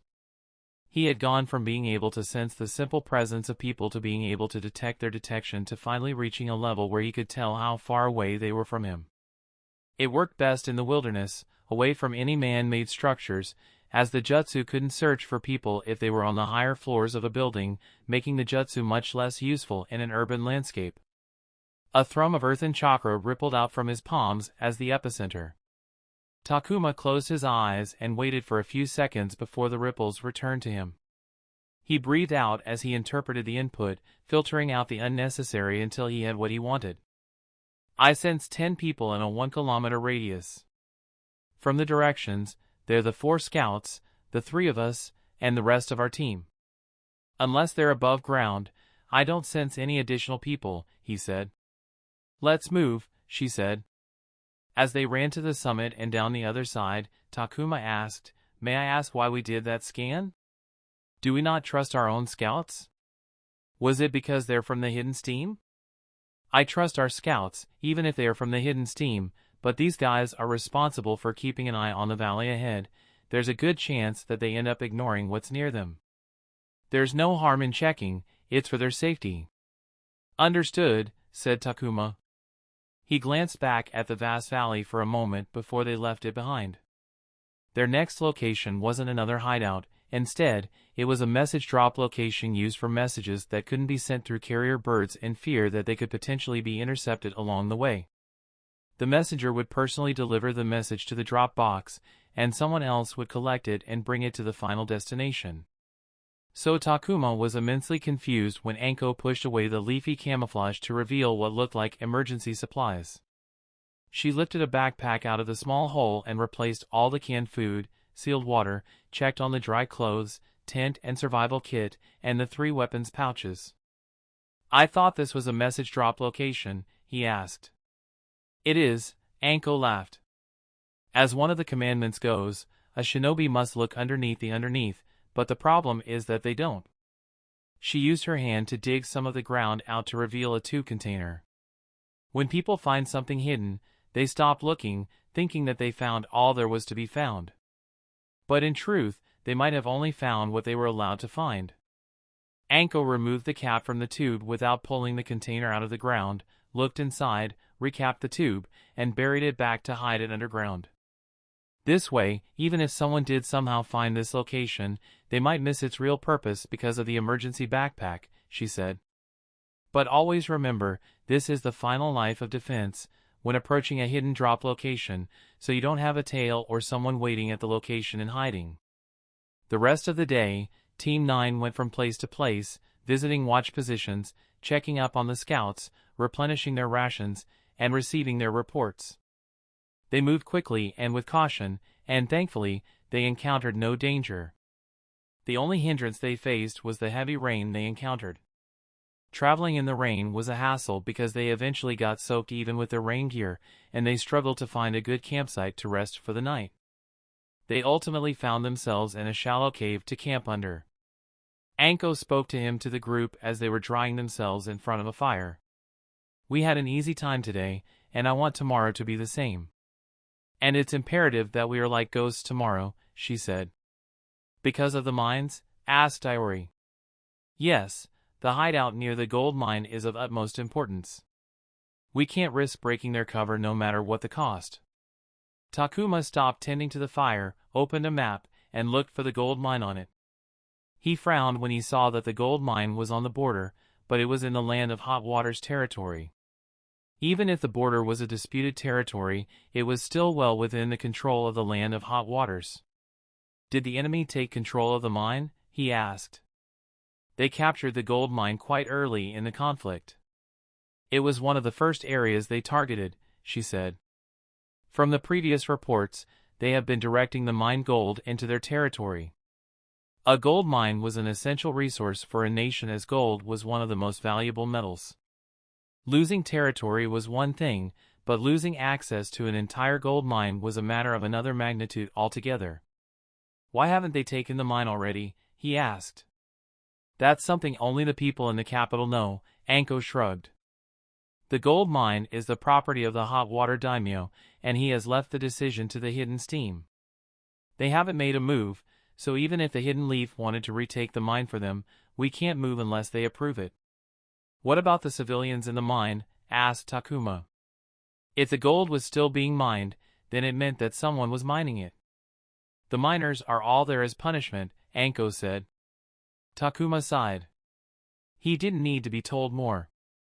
Forced labor was an acceptable and popular form of punishment in this world.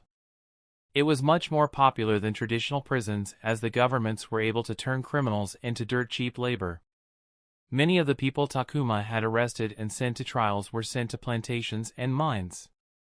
While they served shorter times than they would in a traditional prison, working in mines was a very arduous time. The land of Hot Waters had decided that the lives of the criminals in the mine weren't important enough for immediate rescue. Chapter 188, Thriller.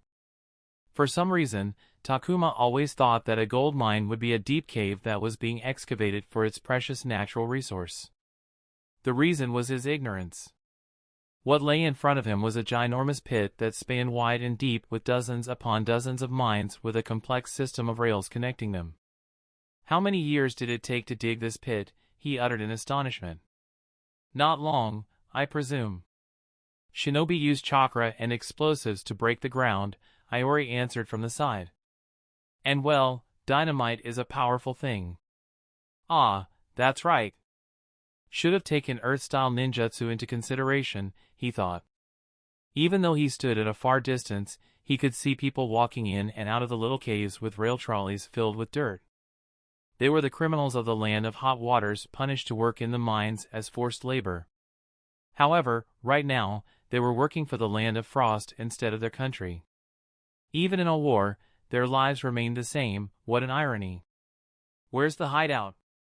Kamiko asked. Anko pointed far away in the distance. "They've set up their base on the land of Frost's size to keep an eye on who and what goes in and out of the pit," she said. "We won't be going to their hideout, it's too dangerous, we could be spotted, and more importantly, we could ruin the scouts' operation. They will come meet us at a designated spot." She looked at Takuma. "Take out the radio, we need to tell them that we have arrived." As Takuma set up the radio, Anko took out a palm-sized notebook from her person and flipped through the pages. "This is the frequency." Anko showed Takuma the page that had instructions on what frequency to use depending upon the day. "And this is the code to use. We will be sending through tones, no speech communication." "Understood," Takuma nodded. He took the pre-crafted phrase that would tell the scouts they were the real deal, translated it through the code Anko selected, and began transmitting it to the frequency. For 10 minutes, Takuma sent the tones of dot and line beeps of the phrase on a loop. They waited for a while before a message came back in tones. Takuma translated it. Make your way to the rendezvous location, he said. Daiki and I will go to the spot. You three stay here and keep yourself hidden. Don't take any unnecessary actions. Understood? Understood. If we don't return in an hour, go to the next location on the map and send a message to the camp through the carrier bird. 1 hour on the... Don't wait, don't try to look for us. Understood? Understood. The second reply was much more somber than the first one. Good, we will meet you here in an hour. After saying that, Daiki and Anko stealthily moved away and disappeared into the landscape after a few moments. The reason Anko only took Daiki with her was because he was the only one among the genin who knew how to mask his chakra signature. Every shinobi had an elevated chakra signature, and Sensory Nin could pick up those signatures and locate the shinobi. It would be unwise to assume that Hidden Frost hadn't stationed at least one Sensory Nin at the gold mine. There was a way to mask the chakra signature and suppress their presence to evade the senses of a Sensory Nin. Daiki had learned how to mask himself as part of his scouting and tracking skill set, and Anko knew it as well. Takuma had the skill on his to-learn list, but he hadn't gotten to it yet. Imagine how much money you would have if you could own a gold mine, Iori whispered, gold shining in her eyes. Takuma explained, in the Land of Fire, upon discovering a mineral deposit, the owner is forced to sell their land to the daimyo for a great profit. Entire towns are relocated if they're built upon a deposit. After that, the daimyo's palace either handles the mining on their own, but more often than not, the daimyo grants the mining rights to another party and takes a portion of the profit from the sales. How do you know that? Asked Riku. The Uchiha clan holds various mining rights. They're currently trying to get the mining rights for a gold deposit from the daimyo, Takuma said as he gazed at the pit. Shinobi clans don't earn their wealth by being shinobi, the huge majority of their wealth comes from other sources. Mining, oil, manufacturing, farming, pharmaceuticals, or wherever the money is, training and developing shinobi gives them strength, which allows them to continue their ventures without fear. Power and wealth, that's a shinobi clan. That had been the truth long before the formation of the hidden villages. The shinobi clans had been amassing their wealth in the warring eras, competing with each other for resources and power in entire regions. Clans must be filthy rich, she said. Stupidly rich, said Takuma. He took out a pair of binoculars from his backpack and observed the pit while he, and the others, lay on their stomachs. He had visited the quartermaster and had issued out binoculars for reconnaissance. As long as the Chunin lead approved, a genin on their team could check out any equipment they needed for a mission. Takuma gazed at the pit, and now that he could better see the movement of the people, he tried to locate the shinobi. It wasn't difficult to distinguish the shinobi from the criminals because of their attire. How many shinobi do you think are guarding the pit? He asked. That'll be in the scout report, Iori answered. Why? I was wondering if Camp Banana would be enough to take it back. We have 2 jonin, she hummed. I don't think Hidden Frost would station more than 2 jonin here. A take-back is not implausible, it would depend on... Kamiko interrupted her. Hidden Frost might not, but what about Hidden Cloud? They might have stationed more jonin here. This is a gold mine, after all. Takuma had to agree with Kamiko. A gold mine was enough potential motivation for Hidden Cloud to protect it as long as they got a portion of the gold output. If they maintained control of the mine long enough, Hidden Cloud could cover a considerable cost of funding the Hidden Frost in their invasion. Maybe that's why they aren't taking our help. Takuma put down his binoculars and turned to his teammates. Are they scared that if we help them retake the mine, we would demand that they share the gold output? Or maybe someone higher up has already set up that demand, but that's why the Hidden's team hasn't agreed. That's pure speculation, Kamiko said in counter. That it is, Takuma went back to gazing at the pit. It's going to be difficult to take it over with all the workers, said Iori. Do you think they will care if those people die? Asked Takuma. Are you really suggesting that? Iori sounded horrified. They aren't caring now. They might not care afterward. He got no reply, not even from Kamiko. Takuma continued to gaze through his binoculars. Due to the potential value that the gold mine held, retaking it wasn't enough, they would need to defend it from the enemy's retaking attempts. The gold mine would require the constant presence of the military, as the land of hot waters would want to continue mining. The nation was at war, which wasn't cheap, and gold would very much help. In Takuma's view, the gold mine was as much of a liability as it was an asset. I think it's a mistake for them not to do anything while the enemy mines precious gold. They're essentially bankrolling their enemy, Takuma said as he continued to study the pit. The weather wasn't with them as soon the rain started to pour heavily, and the lack of vegetation around them made it difficult for them to find any natural shelter, forcing them to endure the cold rain in their rain gear as they waited for Anko and Daiki. "How long has it been?" Riku shouted over the rain. Takuma looked at his small timepiece. It had been 3/4 of an hour since Anko and Daiki had left. He and the rest of the team were hiding underneath the rain for half an hour. From all the hideouts they had visited yesterday, none had taken them longer than 15 to 20 minutes to complete. Anko should have already been back, even if it was a high-priority area. Had something gone wrong? "They're here!" Kimiko pulled on his backpack and pointed. Takuma looked to see Anko and Daiki running towards them. Anko pointed away from the pit, and without a word, the team ran in that direction. "Later!" Anko shouted as they dashed away from the pit. None in the team were in the mood to talk because of the rain. They were dripping and cold and wanted nothing more than to find shelter from the rain. Takuma noticed from Anko and Daiki's grave expressions that whatever they had learned from the scouts wasn't good news. They eventually found shelter. "What happened?" asked Iori. 5 jonin. Anko said, her tone serious. "They have 5 jonin and 30-odd chunin guarding that mine. The scouts haven't even been able to count the genin properly, but there are probably 100 of them scurrying around in the mines." Takuma was taken aback. For comparison, Camp Banana, with its 2 jonin and 20 chunin, was responsible for a much vast area, while it was safe to assume that the shinobi in the pit were there only to guard the mines. That amount of troops was far overkill. "Are they Hidden Cloud jonin?" asked Kimiko. 3 of the 5 are potentially from Hidden Cloud. The scouts can't be 100% sure. Anko rubbed her forehead. Kimiko was right. The Hidden Cloud had an invested interest in ensuring that the mine remained under their control. The scouts think that the enemy is using the gold mine as an excuse to build their troops to further penetrate the territory.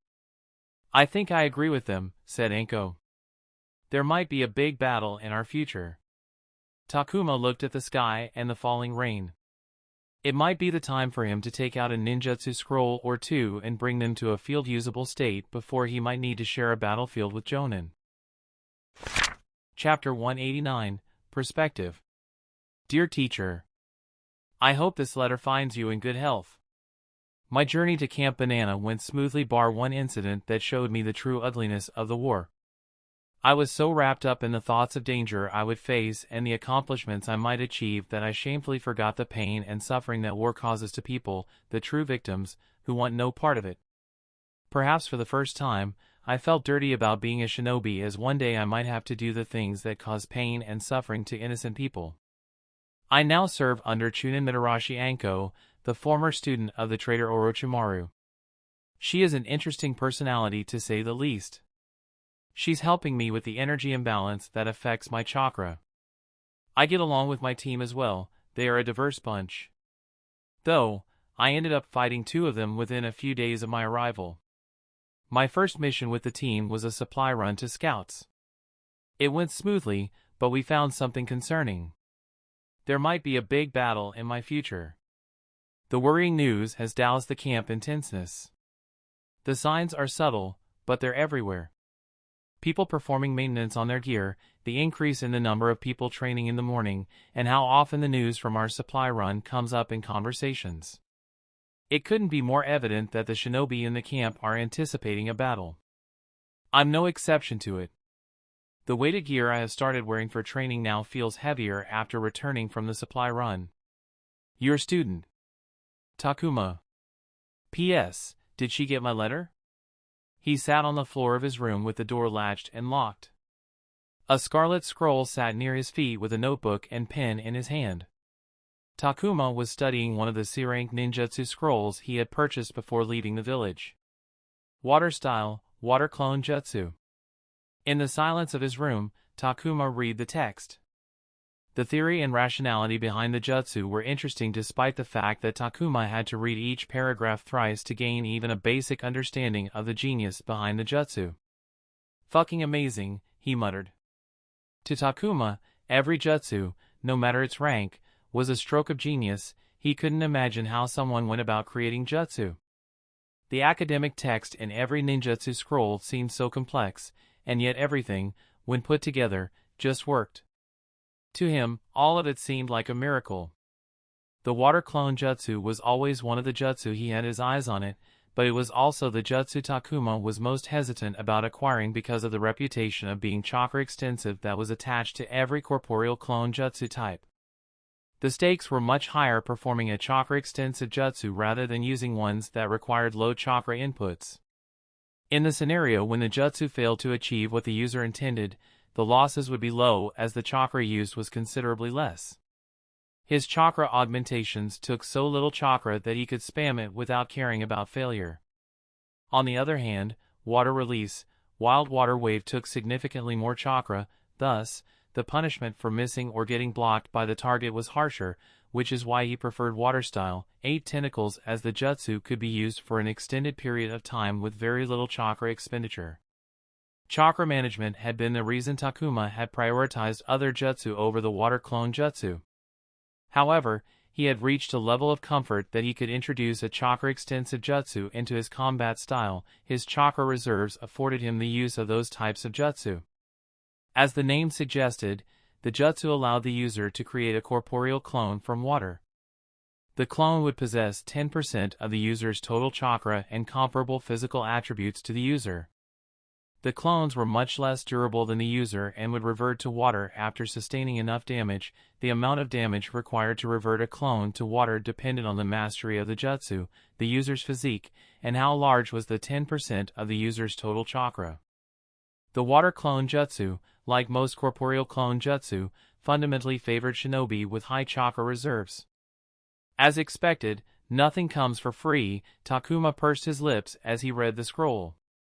Each clone contained 10% of the user's total chakra. One would think that the user, at full tank, would be left with 90% of their chakra, but that wasn't the case. There was a cost for making a clone. Up to 10%, fuck me, Takuma sweated upon reading the numbers. There was an additional cost that was deducted for making a clone. An inexperienced user could end up requiring an additional 10% of their chakra to make a single clone, in turn, potentially parting with their 20% chakra for each clone. Increasing the mastery of the jutsu and increasing water nature transformation were two ways to reduce the cost of creating a clone, and theoretically, the cost could be brought down until it was in decimals. The experienced users were able to bring the cost down to 1 to 3% of the total chakra. It's expensive, for sure. Takuma could imagine losing 15% of his chakra on a clone that was defeated within seconds of being created. Just imagining it gave Takuma a pit in the stomach. The total potential risk was huge, but in his imagination, he could also see the vast potential. Two of himself working together in perfect unity to dismantle an opponent. He shook off the excitement and focused back on the scroll in the silence of his room. Unknowingly, a small smile appeared on his face. You want me to teach you how to master your chakra? Daiki stopped pumping iron and looked up at Takuma in surprise. Yes, please, said Takuma with a small bow. Sure, but may I ask why? Asked Daiki. From what he understood, Takuma was a combatant. He was able to beat both Kamiko and Riku, train with Anko every day, and lug those heavy clothes of his around all day.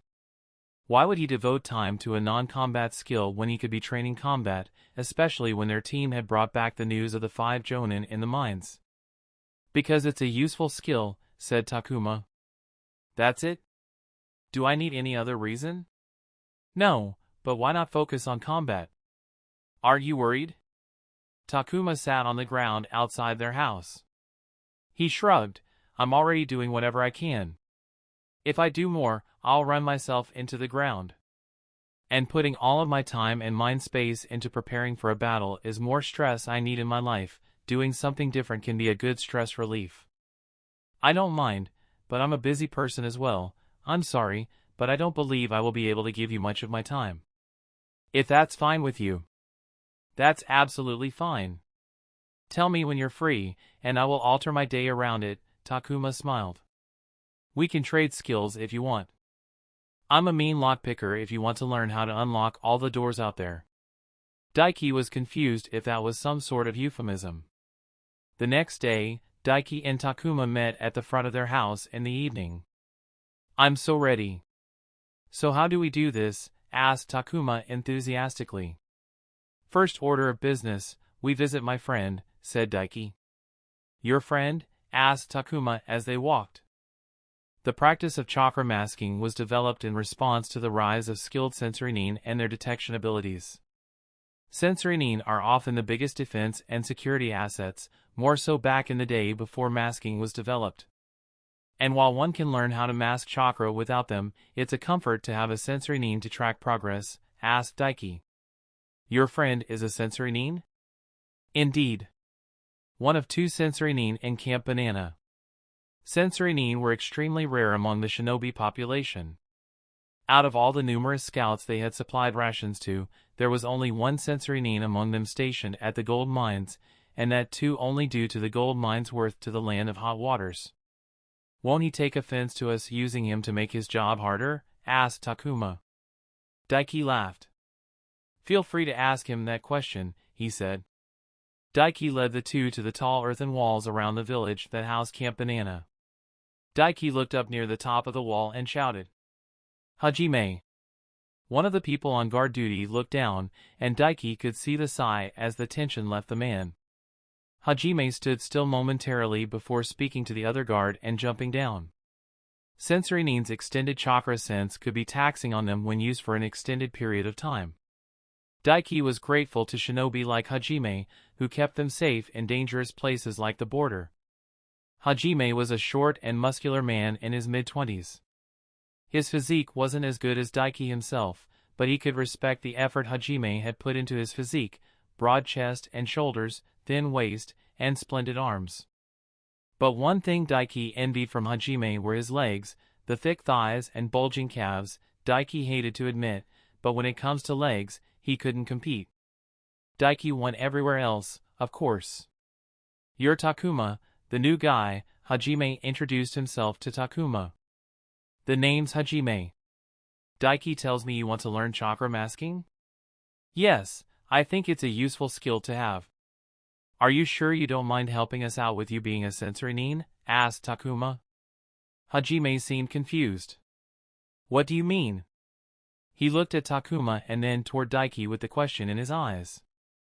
Daiki said, he's worried that you would be offended because he's making it hard for sensory nin. He couldn't help but laugh.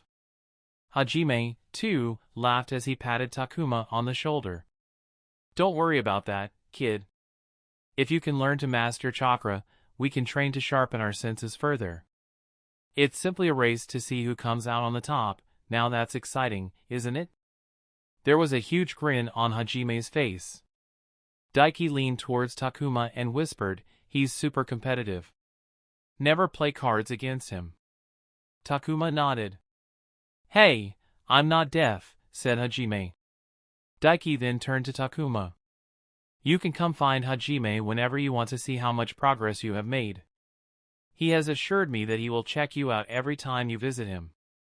Yeah, come at me, said Hajime. Takuma turned to Hajime and bowed lightly. Thank you for your help. As Hajime was still on guard duty, Daiki and Takuma left. They continued their walk around the camp. As you know, chakra is the sum of physical and spiritual energies. When a shinobi performs a jutsu, they actively mix the 2 energies to produce the required amount of chakra. However, there's always some amount of chakra naturally being mixed by the body that continuously flows through the chakra pathway network, said Daiki. Chakra was present in every living being. Be it plants, animals, or civilians who never practiced ninjutsu, Any and every living thing had chakra flowing through them.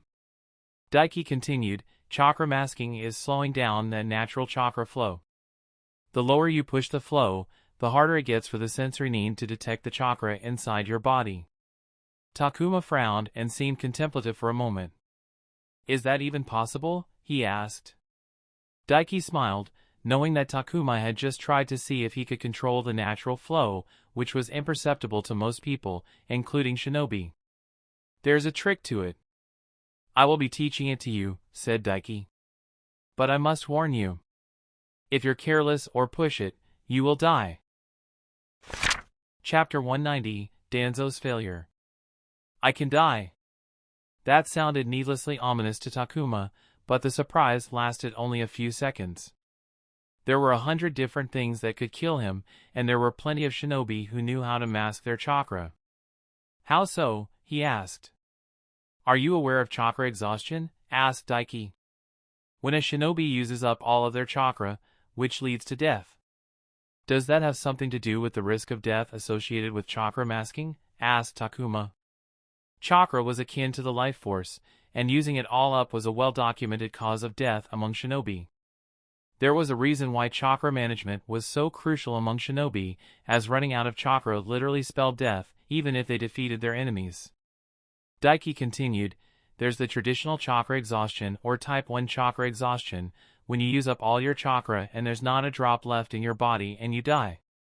But there's another type of chakra exhaustion, type 2 chakra exhaustion.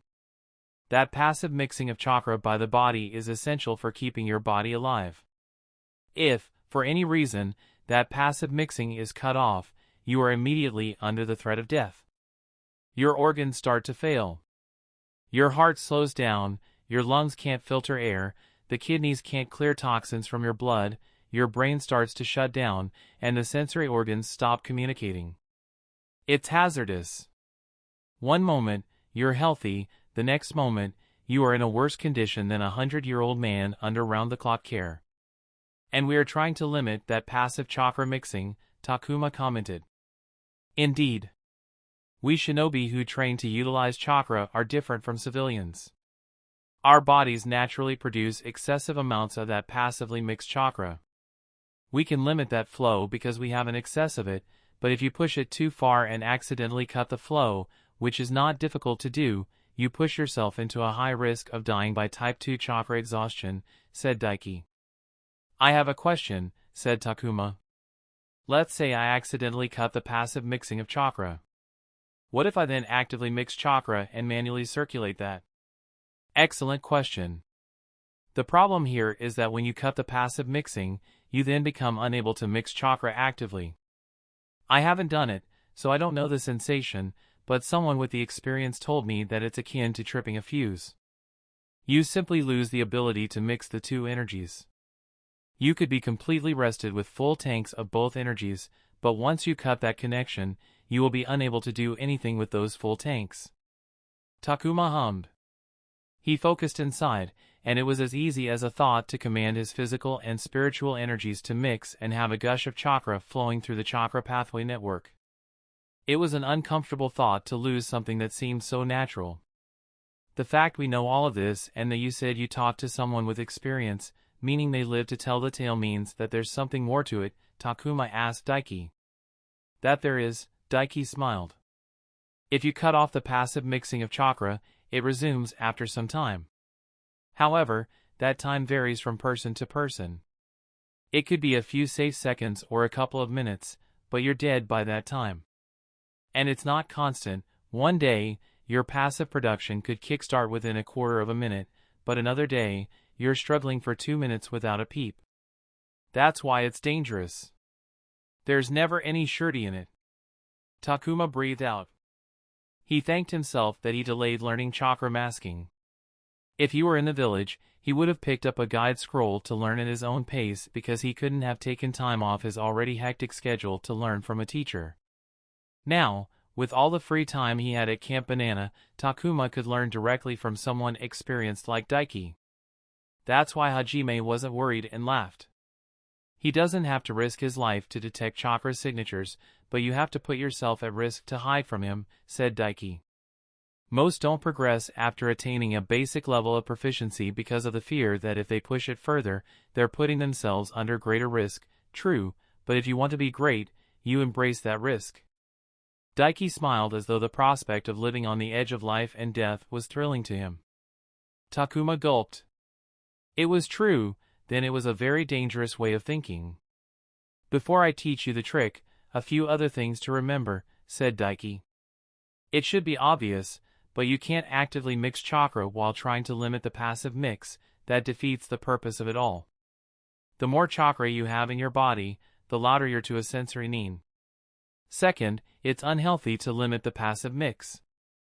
We have an excess amount, but our bodies have adapted to that amount as our natural, and you're essentially doing something unnatural to your body.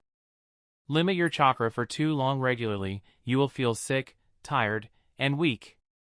So, no overdoing it in training. Aye, sir, said Takuma.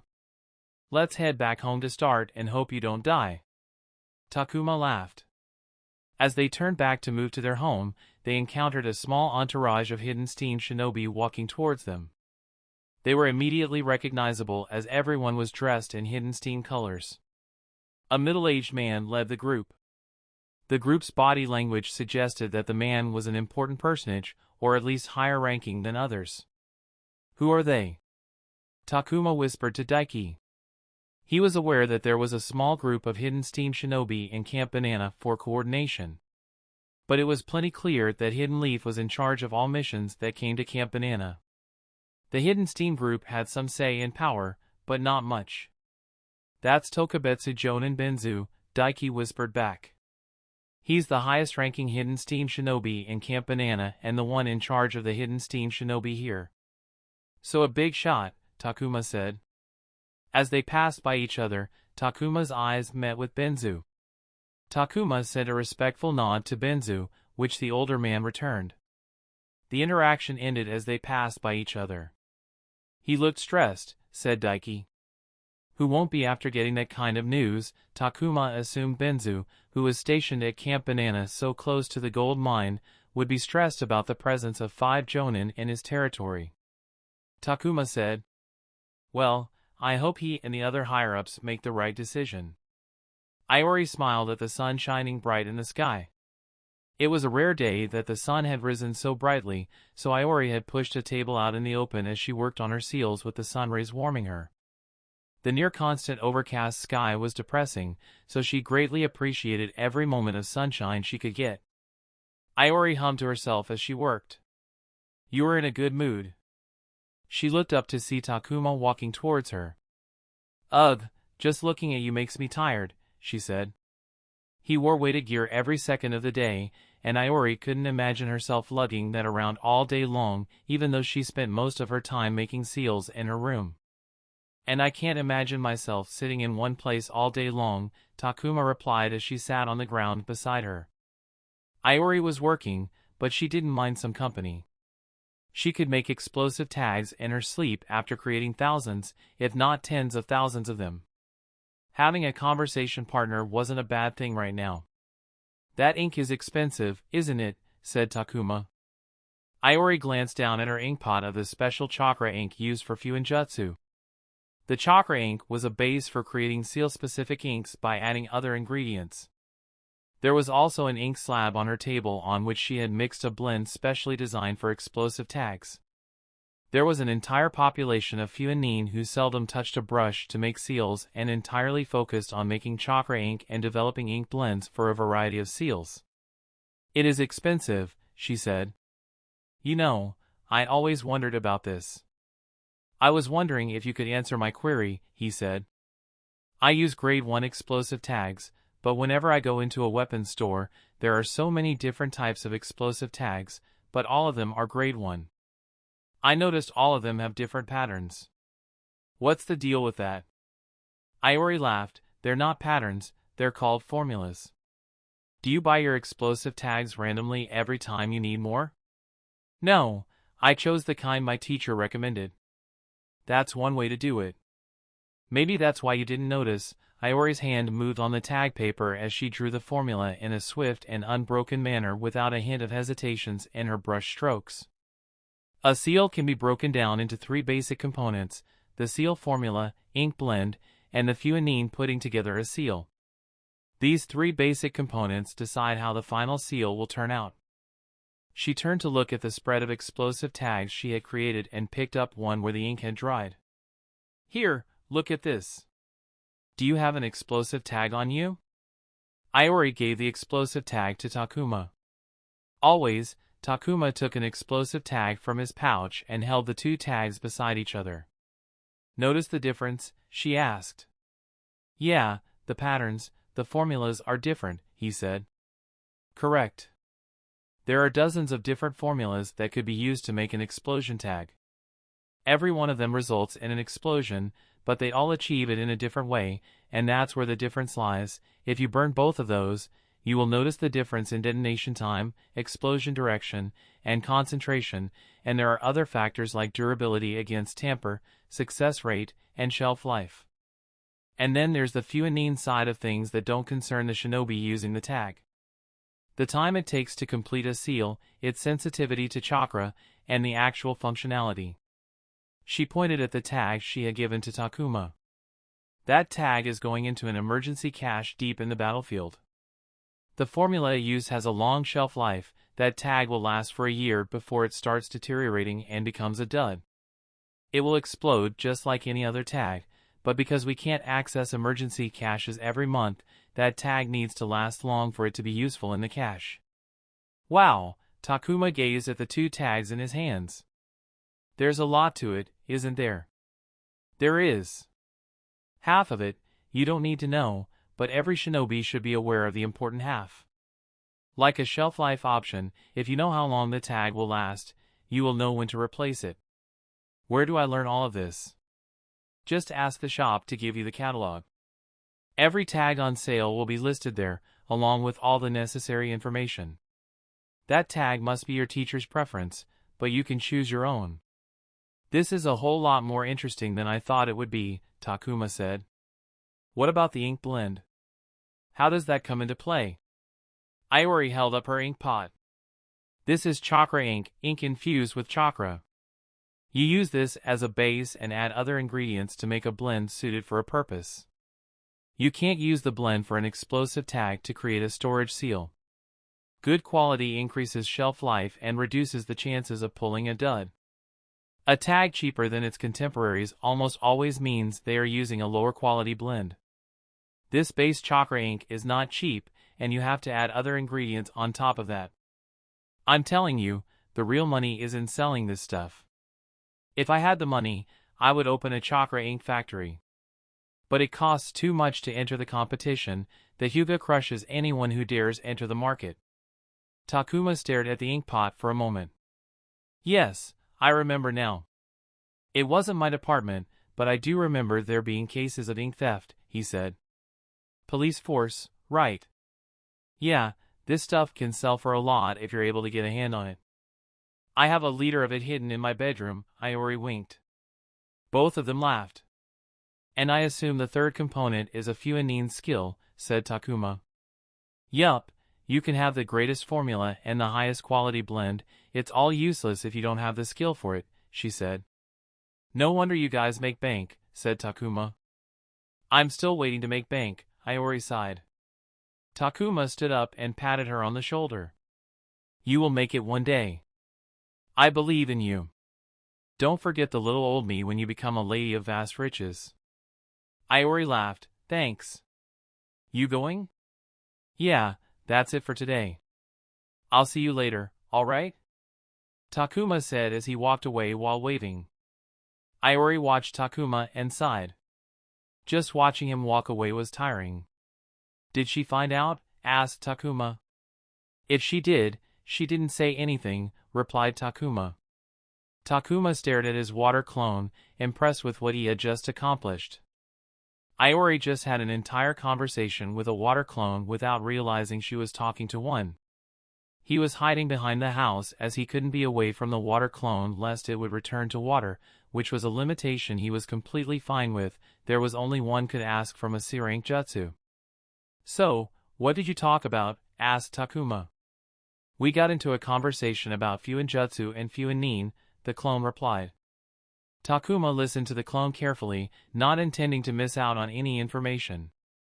Unlike the Shadow Clone Jutsu, the Water Clone Jutsu lacked the information transfer on Jutsu release feature, which was why the Water Clone Jutsu couldn't be used for reconnaissance missions or for the cheat-like training exploit. And that's about it. The clone told Takuma everything about their conversation. Alright, I will remember it, Takuma nodded before releasing the jutsu. The clone turned into a water splash wide on the ground. Takuma stretched his arms up above his head and decided to head back home.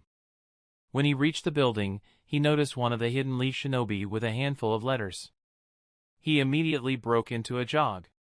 Hey, is there anything for me? I'm Takuma. Takuma, found it, yeah, there's one, said the man. Nice. Thank you, Takuma said as he opened the letter on the spot. It was from Maraboshi. A smile appeared on Takuma's face as he read his teacher's neat and flowing brush calligraphy. The first 2 paragraphs were routine. He chuckled at how formal Maraboshi sounded in writing. As Takuma read further, huh.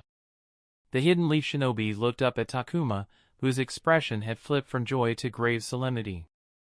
Is something wrong? Takuma didn't reply because he didn't hear it.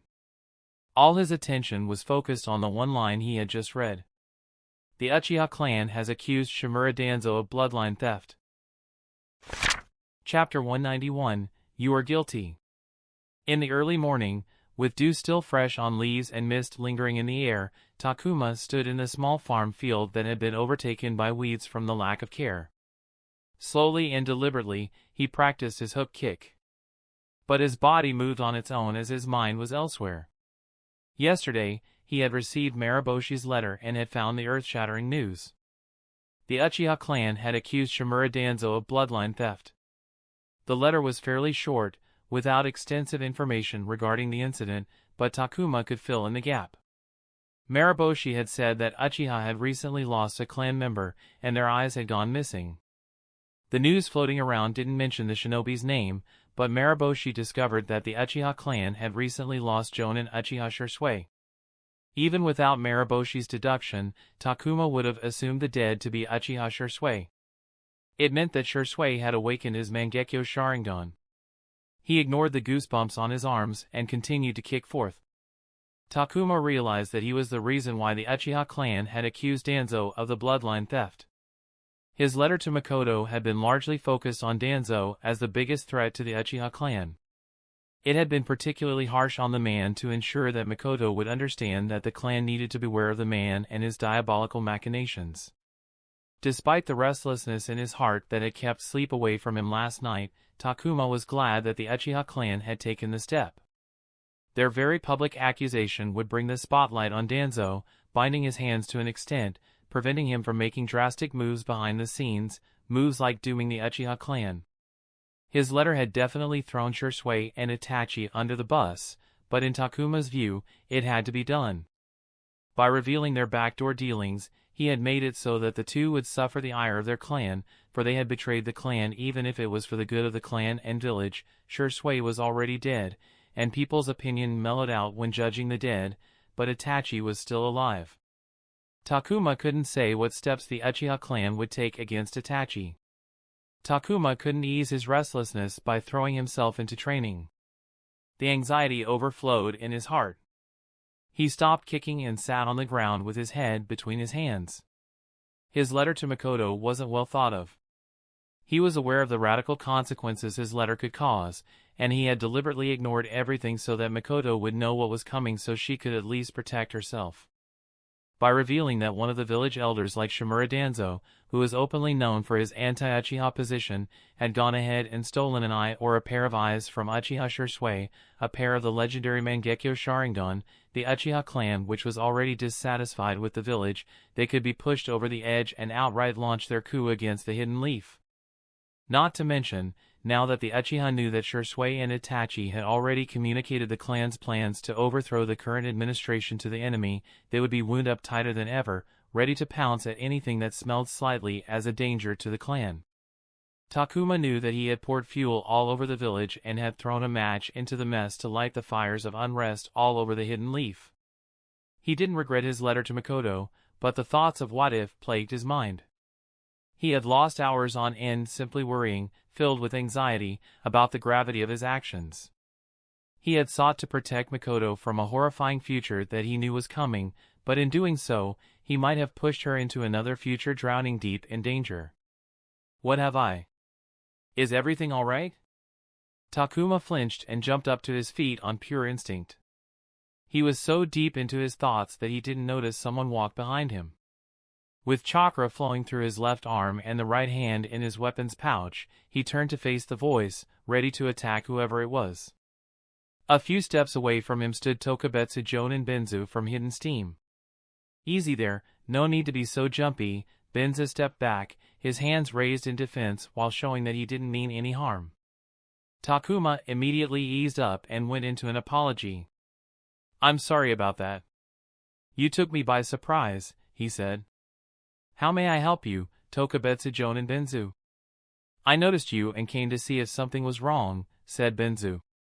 May I sit with you? Takuma hesitated. There was a delicate balance in how Takuma needed to interact with Benzu. He needed to be respectful as Benzu was a Tokubetsu Jonin, but he couldn't be too reverential as Benzu wasn't Hidden Leaf Shinobi as such. He didn't have any authority over Takuma. Please, Takuma motioned, and the two sat down together. May I ask what troubles you? Asked Benzu. Some trouble at home, said Takuma. Family? I'm an orphan, sir. Well, hello, fellow orphan, Benzu smiled. I'm sorry for your loss, said Takuma. Thank you, but it's been too long. Takuma nodded. What brings you here, sir? Early morning training? Benzu chuckled. It's a fault of mine, but I'm not an early riser. I couldn't sleep last night and thought perhaps an early morning walk would do me some good. Takuma could wholeheartedly relate. Something stressing you, sir? Is it the gold mine situation? Benzu glanced at Takuma for a moment before nodding. It was my first time seeing the gold mines. I was surprised by the large pit, said Takuma. Did your team bring back the news? Benzu asked, surprised. Yes, sir. What a coincidence. Takuma gave a brief smile before saying, if I'm not overstepping my boundaries, may I ask what the leadership's current position is towards the Jonin occupying the gold mines? They don't tell Jonin like us much. We want to take back the mines, but we don't have the resources to defend it. Because of its value, there's no doubt the enemy would attack it again. By simply attempting to take over, we risk losing people and then more while defending the mine from subsequent attacks, said Benzu. Takuma was surprised. He truly didn't expect Benzu to answer, and he was simply making conversation. It seemed that the issue was bearing down on Benzu more than what Takuma was thinking. He wanted to suggest that Hidden Leaf could help defend the mine, but he remembered the conversation he had with Kamiko and Iori at the gold mines. There was a chance that the Hidden Steam feared that Hidden Leaf would want to cut. Then how about you make it so that there's no need to defend the gold mines, said Takuma. Benzu looked at Takuma in confusion. What might you mean? Destroy the infrastructure, fill up the holes, free the miners, make it so they can't pick up the shovel and start digging. Revert the entire operation to a state where the enemy will have to bring in manpower and investment to rebuild the infrastructure and reintroduce their labor into the mines to make it functional. And if they do try to rebuild, it will take time, and we can use that time to harass them and hinder their progress, wasting their time and resources, Takuma said nonchalantly. What? Benzu looked shocked. How could we destroy the mine which provides the country with wealth? Takuma shrugged. It's not doing that right now. Right now, the gold mines are funding the enemy's war coffers while the land of hot waters is not only not getting anything, but you are losing every day through opportunity cost. You can always rebuild after the war is over, but you cannot take back what the enemy has already stolen. From where Takuma stood, the gold mine was a past asset that had turned into a current liability. To him, it was clear that the best course of action of the least pain was to destroy the liability. If the higher-ups couldn't balance the equation with the gold mine on it, then it was better if they took it out of the equation completely. You can even reduce the risk of fatality that comes with taking over the mine. The solution is already there, Takuma said. Benzo stared at Takuma wordlessly. Takuma continued, there's an open valley which is a potential corridor into either territory. Use it as bait. Make it a decoy to lure away the troops from the gold mines, which are relatively close by, and when they're weak, hit the mine hard and fast so they don't know what hit them. It's the type of bait ants which I like, Takuma smiled. Takuma looked at Benzo, and he could see the conflict on the man's face. He knew where it was coming from. His time as the leader of the narcotics task force and the politics of it all had taught him a lot. He stood up to leave. I understand, sir, that this idea won't be accepted with open arms, and some might dislike you for suggesting it. But this is a war on your nation, sir. I believe it's your duty to try everything in your power, even if it means getting burned a little, said Takuma. And you know. Benzo looked up. Takuma smiled, if this goes through well, you will be showered with praise, and your country will be grateful to you. It's simple risk and reward, sir. I will take my leave now. Have a good day, sir. Takuma sat on the floor of the living room of his house in Camp Banana. He groaned in discomfort as he followed the passive mix of chakra move through his body. It wasn't something he had ever felt before Daiki had taught him the trick. As he focused on the natural flow to reduce the mix, he felt uncomfortable, as though he was doing something extremely wrong. Is it supposed to feel like this? Takuma asked Daiki, who was nearby doing the dumbbell press exercise. What does it feel like? Like I'm doing something I shouldn't be. You are doing something you shouldn't be, my friend. Keep going, said Daiki. Takuma grunted as he slowly tried to limit the passive mix. It was a difficult task, as a moment of lapse would either have the flow return straight to normal or dip down into dangerous territory. He couldn't push harder because of the apparent death scenario through Type 2 chakra exhaustion. It was very delicate work. He could tell that this would have been easier if his chakra control was better, and how this could be used as an exercise to improve chakra control. A bad exercise, as the risk-to-reward ratio was terrible. It becomes much easier after practice, said Daiki. I know, I'm not complaining. If you say so. Takuma chuckled with hints of irritation. Shit, he yelled when he lost focus, and the passive flow went back to normal. He knew that he was nowhere close to being able to use chakra masking in the field. It took too much of his focus to keep it up. Takuma stood up and stretched his legs. He wanted to take a break and see what his water clone was doing in his room. They suddenly heard a shout from outside their house. Takuma! Daiki! The two looked at each other, knowing who it was. Takuma stepped out of the front door and opened it to see Anko standing in front of the building with an umbrella to shield her from the drizzle that had been pouring for hours. What? He asked. Get ready and meet me at the house near the T-section in 10 minutes. Bring Daiki with you, said Anko. Emergency meeting. What's it about? Takuma looked back to see Daiki towering behind him. Anko replied. The gold mines. Chapter 192, Danzo Shimura. Palpable tension was something Anko had long grown used to in her life. She had been part of many a mission where a lot more than a wad of cash was at stake. Worrying about upcoming missions, spending days reviewing the briefs, and thinking if her team for the mission would scheme to secretly get rid of her because of her association with the snake trader, that was all a regular part of her life. But now she found herself leading a team on a mission where a lot more was at stake. There was a real risk that at least one of them would not come out of it alive because of the nature of the mission. She hadn't ever led a team on something as important as the upcoming mission, and she worried as most of her team wasn't as experienced as she would have liked them to be. We have received the orders to take back the gold mines. Anko broke the silence in the room. A portion of Camp Banana will stay to defend the base, but a majority will move to raid the gold mines. She paused to take in their reactions. Kimiko had a resting frowny face, Riku was staring at her with a serious expression, Iori stared at her ink-stained hands, Daiki looked openly worried, and Takuma didn't show much except for the fact that he was listening. "When do we leave?" asked Kimiko. "A week from today. Be ready to sit in multiple briefings in the following week. There's a lot of moving parts involved, and everyone needs to be on point," said Anko. "Will our 2 Jonin be joining us at the gold mine?" asked Takuma. Anko nodded. "Yes, both of them will be joining us. 2 of our Jonin against 5 of their Jonin doesn't seem like a balanced mix," said Takuma.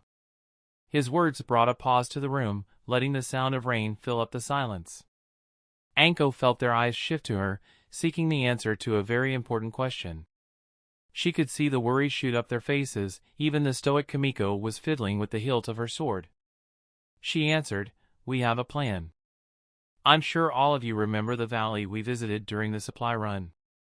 3 days from today, a mix of Hidden Leaf and Hidden Steam troops will move and create a faux camp at the valley's base. The plan is to scare the enemy forces into thinking we are using the valley as an entry point. They would react by moving their troops around and creating a defensive camp of their own to counteract ours. Because we have the element of surprise and leave preparation time, the enemy would need to scramble to pull together enough forces for a quick response. The gold mine's proximity will ensure that at least 2 Jonin will be relocated from the mines to the valley." "A bait-and switch?" Takuma said, a smile growing on his face. "You could say that," said Anko. Anko was well familiar with her team members' files. Iori, as a Fuenin, had sparse field experience. Daiki had a considerable amount, but most of it was tracking civilian bandit groups. Kimiko was strong, but her file reflected a lack of missions that would help her prepare for a chaotic clash between 2 large shinobi groups. As for the other 2, Anko wasn't worried about them. Riku, who was older than Anko, had enough real field experience to handle herself in a high-stress scenario. As for Takuma, she didn't need to look at his file to tell that he would be fine. She had spent enough time with him, observing him, to know that he might as well thrive in this situation. He was even smiling just now. "What a freak," she thought.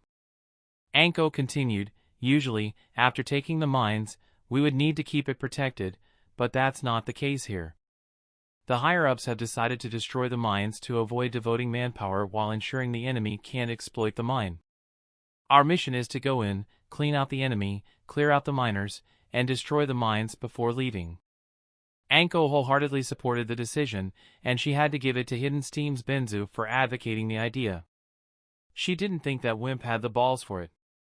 Anko knew Toradesu had been displeased because he had been tasked by people in the village to get a supply of gold from the mines for the Hidden Leaf in exchange for protecting the mines. Now that Hidden Steam had decided to blow it all up, the plan had gone obsolete. She didn't like all these backroom dealings the higher-ups were doing. She wanted no hand in it and was glad that it went to the shitter. "We will be thoroughly brushing up on our team training, starting tomorrow first thing in the morning," Anko said. "No fucking around, got it?" She looked at both Kimiko and Takuma.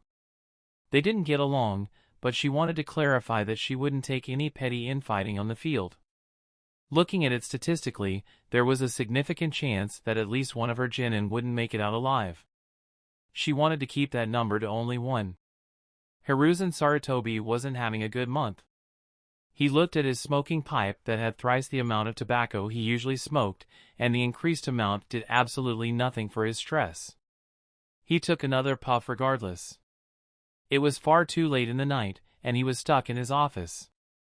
After decades of being the Hidden Leaf's Hokage, he had devised systems and office practices that had ensured he could leave office at healthy times in the evening, but all of that had seemingly turned moot recently as he and his old body had to start his day early and forced to end his work late every night. The very formally written scrolls on his table made it so tonight was no different. The scrolls were official and openly public support for the Uchiha clan in their bloodline theft accusation against Danzo. The Hyuga and the Uchiha clans had never gotten along since the inception of the Hidden Leaf Village due to their rivalry over being part of the 3 great dojutsu. Moreover, they were by far the 2 most powerful clans in the Hidden Leaf and had gone back and forth through the years to take the top spot. Only once in a blue moon did the two agree with each other on any matter, which also happened after some biting back and forth. But the moment the Uchiha clan accused Danzo, the Hyuga clan announced their complete support for the Uchiha clan. It was perhaps for the few times in decades that the two clans had stood on the same side without any secret motives. It shouldn't have come as a surprise to Hiruzen that they joined hands, as the laws pertaining to bloodline theft were made by the Uchiha and Hyuga, as they were the biggest hidden leaf clans with Kekkai Jinkai, and it was not only crucial for them, but for the village and the nation that their lineages were protected. However, after decades of seeing them fight, Hiruzen couldn't help but be amazed by their solidarity. The two most powerful clans joining hands was headache-inducing, but the Hyuga clan wasn't the only one to announce their support. The triad of Yamanaka, Nara, and Akimichi clans had taken Uchiha's side. The three hidden clans of the Hidden Leaf were worried that if someone was bold enough to commit bloodline theft, then their hidden jutsu were the clear next target. They couldn't allow this to become a damaging precedent.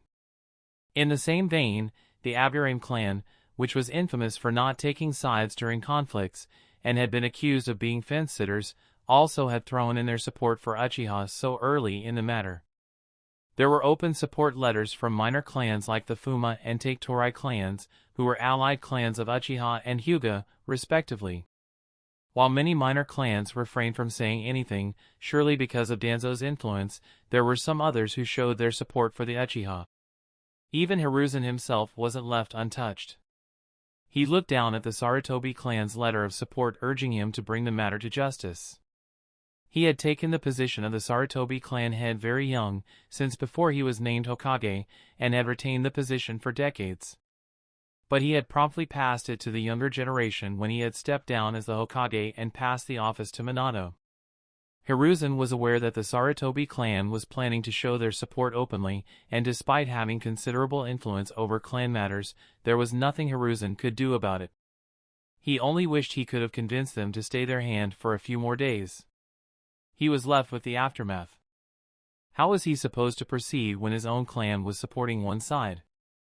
He couldn't even blame them because they were right, even without having the complete information. He knew who was to blame because he knew the entire truth. Hiruzen closed his eyes and gave his weight to his chair. He had known Danzo since they were children. Back then, there was no shinobi academy, and they were the first generation of shinobi trained by the Hidden Leaf as a new shinobi village.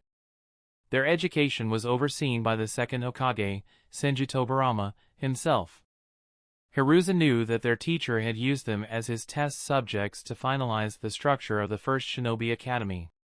He was proud of his involvement in a project that now spread all around the Land of Fire and grew the young future into capable shinobi. Because of the training under Tobarama, he and Danzo had spent much time together from the time before they received their forehead protectors and became shinobi to fighting side by side in a war. They had spent more time than today's 3 Genin Jonin-led cell did. That formula was a refinement of the 5 Genin Jonin-led cell system developed by Tobarama. Their teacher had truly used them as experiments. Hiruzen looked up at the framed portrait of the second Hokage hanging among the 4 Hokage portraits. To him, Senju Tobarama was his teacher first, the Hokage second. Hiruzen pulled him out of nostalgic memories. He had entrusted his back to Danzo. He trusted the man to protect his life if it ever fell endangered during the war.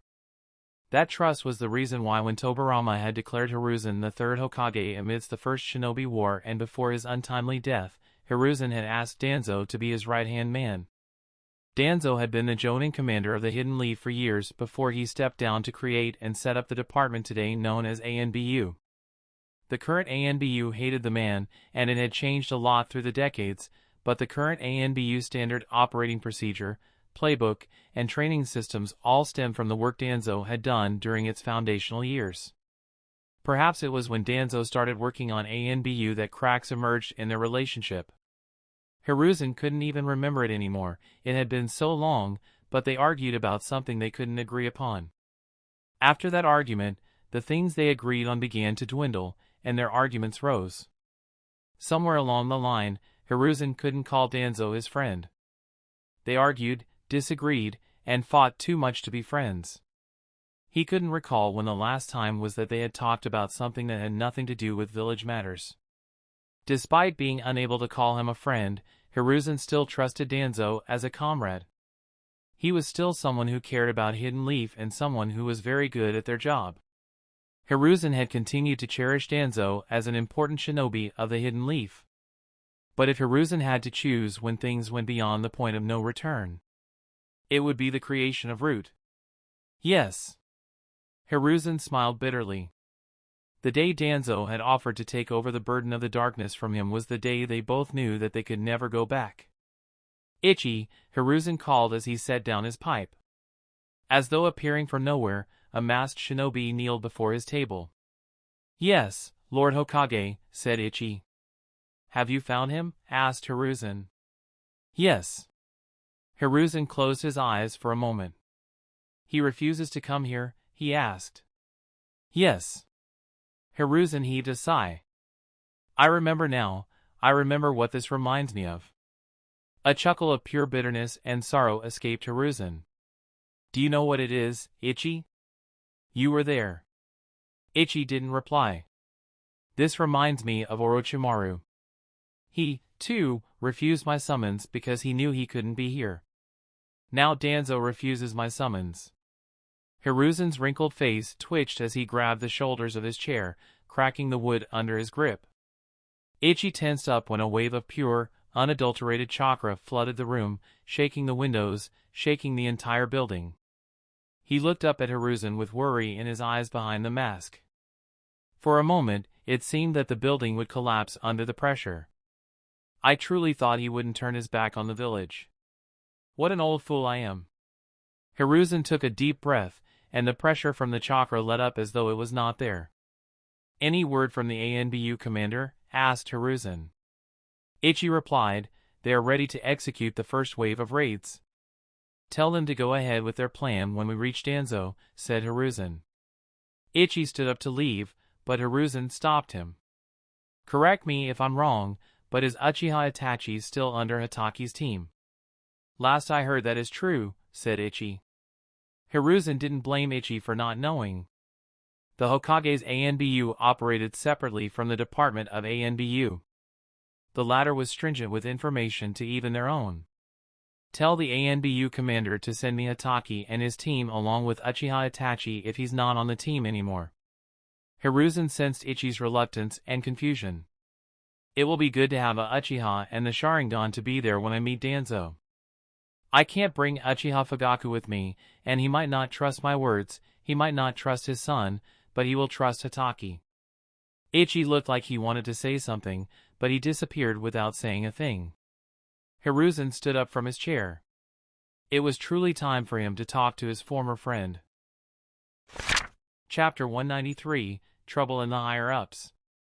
Under the cover of night, Hiruzen stood in front of the gratings that blocked off the entrance to the sewer system of a city not far from the Hidden Leaf. They have built a base in the sewers? He asked. Yes, Lord Hokage, answered one of the ANBU beside him. I shouldn't be surprised, said Hiruzen, gazing into the darkness his eyes couldn't peer through, but I assumed he would choose a nicer base for his hiding place. His penchant for comfort and cleanliness has been clear as he has climbed up in the years. Hiruzen was the same, his old bones demanded clean surroundings and a comfortable chair to sit in. What is the possibility of stealth? Hiruzen asked for the sake of asking. Close to nil, none, the ANBU corrected himself. Let's proceed then. I shouldn't keep him waiting. Hiruzen understood his old friend well enough that if Danzo were indeed hiding in the base, he wouldn't run away without a conversation. He smiled bitterly. It also meant that Danzo was confident in his ability to escape. An ANBU stepped forth while unsheathing his sword. In the blink of an eye, the sword returned to the scabbard after imperceptible slashes. There was no commotion, the air itself didn't move as cuts appeared in the iron bars, and a portion of grating fell away, detached from the rest. Hiruzen rolled his shoulders, feeling the weight of his armor as he stepped into the sewers. The shinobi gear had come a long way since his heydays. The young people these days wore the thinner chain mails and flak jackets. He stuck to his plate armor, he liked the slight weightiness. He was too old to learn new tricks. The corridors of the sewer were grimy, with water and gunk flowing in between. Hiruzen had to physically stop himself from recoiling at the rotten smell that permeated the entire area. Perhaps this was why Danzo had chosen this base, so Hiruzen would have to walk through this mess to meet him. Which direction? Hiruzen turned to ask the Hyuga among the ANB Yunin. Something is blocking my eyes, which means someone is trying to hide something, said the Hyuga ANB Yunin as he stepped ahead of the group of shinobi to lead the way. There was no hiding from the Hyuga and their Byakugan. Through the years, some Fuinjutsu seals had been developed to stop the Byakugan's vision, but because Byakugan was needed to test those seals and the Hyuga had ensured that none of their clan members would ever help in creating something that would give up their dojutsu's advantage, the anti-Byakugan seals weren't very good. The best ones could block the Byakugan's vision, but when the all-seeing eye encountered something it couldn't perceive, it clearly indicated that someone was trying to hide from them. There were ways to evade the Byakugan, but that had more to do with tricking the Hyuga, who used the Byakugan, than the eyes themselves. The small company of shinobi walked through the sewers, where the silence was only interrupted by the flow of water and the squeaks of rats. The silence was then shattered with bright flashes of fire and lightning. Incoming, the calm voice of a sensory nin alerted the group. Hiruzen didn't need to take a single step as ANB Yunin stepped before him to protect him. Hiruzen gazed ahead in the sewer, and the light from the ninjutsu flooding the tunnels showed him the enemies. Masked shinobi who looked no different from the Hidden Leaf ANBU were attacking them. What's the point of all of this, he thought with a sigh. The flurry of ninjutsu in the constrained space ruthlessly stripped away the bricks on the walls, and the entire structure shook. The people living above the ground would probably be startled by the sudden earthquake assaulting their homes and buildings. Hiruzen raised his hands to weave hand seals to perform a jutsu before the jonin around him erased a part of the city from existence. But before he could even mix chakra, Danzo's rude shinobi dropped to the ground like flies, like someone had cut the marionette strings from a puppet. Even the ANB Yunin protecting him were confused by the sudden change in the situation. We should move onwards. Hiruzen turned back to look at the ANB Yunin standing in the very back. The fires from the destruction cast a light on his front, and Hiruzen could see the two Sharingan rotating in the man's eyes. It was Uchiha Itachi. Genjutsu, Hiruzen guessed. What terrifying power, and so young. Hiruzen was envious and glad that the Uchiha clan had produced such a youth. But what Hiruzen valued more in the young man wasn't his talent but the will of fire that burned brightly within. Itachi reminded Hiruzen so much of the father when the current Uchiha clan head was young. Hiruzen recalled the day Fugaku had informed him that he had named his youngest son after Hiruzen's father, Sarutobi Sasuke, in hopes that little Sasuke would grow to be just as strong as a shinobi. He shook his head. Time and circumstance had changed the man, and Hiruzen knew he was partly to blame.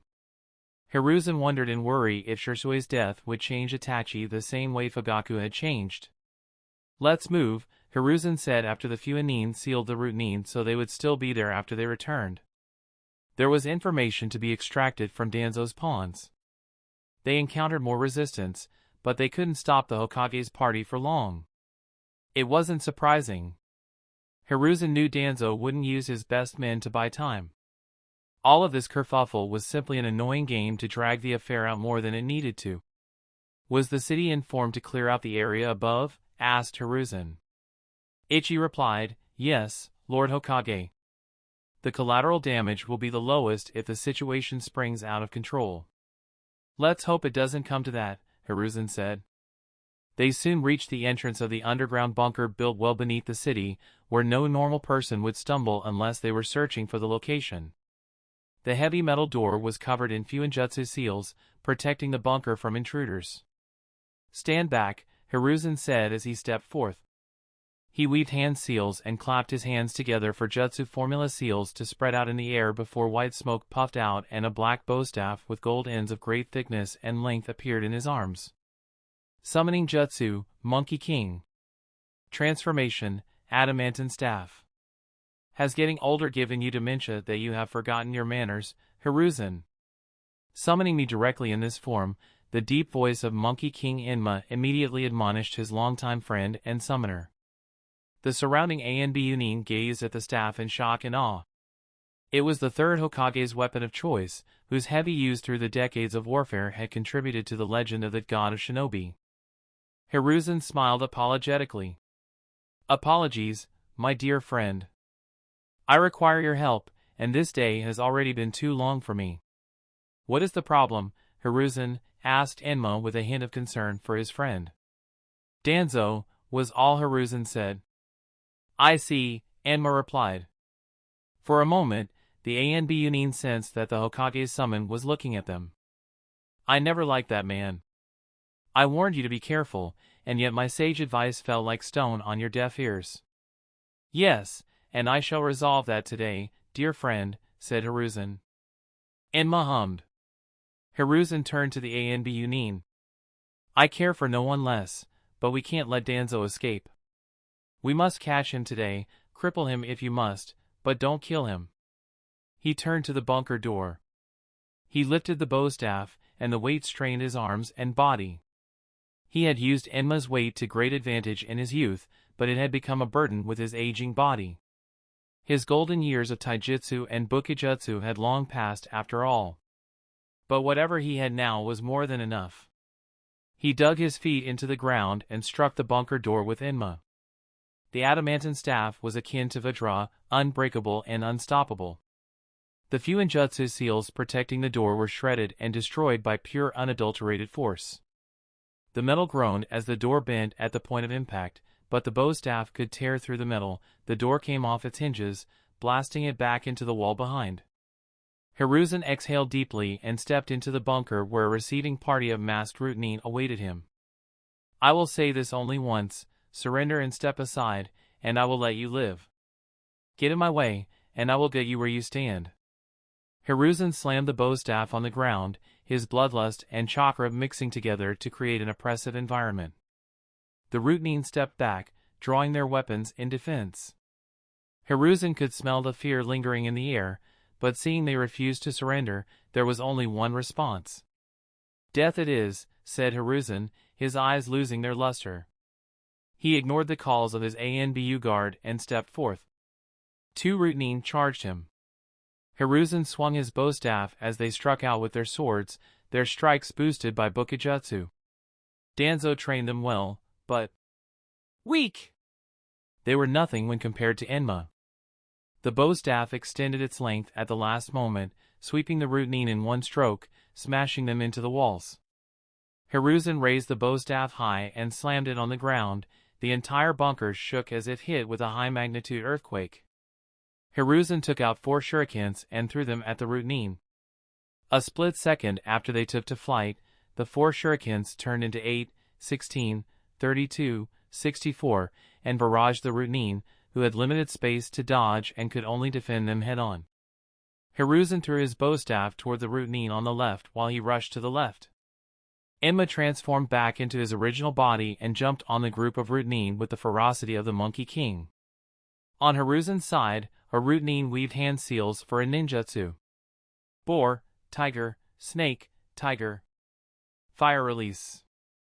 The first few hand seals reflected in Hiruzen's eyes. He deduced the ninjutsu, and moved to counterattack. Hiruzen's hands moved faster than the routine and completed his ninjutsu a split second before the routine despite starting considerably later. A stream of water slammed into the jet of flames and extinguished the fire before it could even pick up significant heat. Steam sprayed out of impact, and the routine squinted his eyes, trying to peer through only to see Hiruzen breaching his personal space with a kunai. He tried to parry, but Hiruzen's strike was a feint. The second kunai strike went through the routine's chest and heart, passing clean through the body. The kunai appeared out from the body with the Hokage's arm deep in the routine's body. Hiruzen watched the light leave the routine's eyes before pulling his arm out of the body. He turned to face another routine. Before the masked shinobi could react, Hiruzen weaved one-handed hand seals as he pulled the sword from the man he had just killed. The routine flinched and jumped up, but it was too late as 2 earthen spikes shot up from the ground, tearing through the metal floor. They went clean through the man's legs, fixing them to the ground. A split second later, Hiruzen drove the sword through the man's heart. Hiruzen pushed the dead man to the side and, without even looking, shot his arm to the side and tightened his claw grip. The space, which had been empty a moment before, shimmered, and another routine became visible. Hiruzen lifted the man in the air, and as he stared into the routine's eyes, Hiruzen tightened his grip and crushed the man's neck with one hand. Without a word, Hiruzen dropped another body to the ground. He looked to the other side of the bunker, where Enma had literally ripped a man's body into pieces and was pummeling another one into the ground.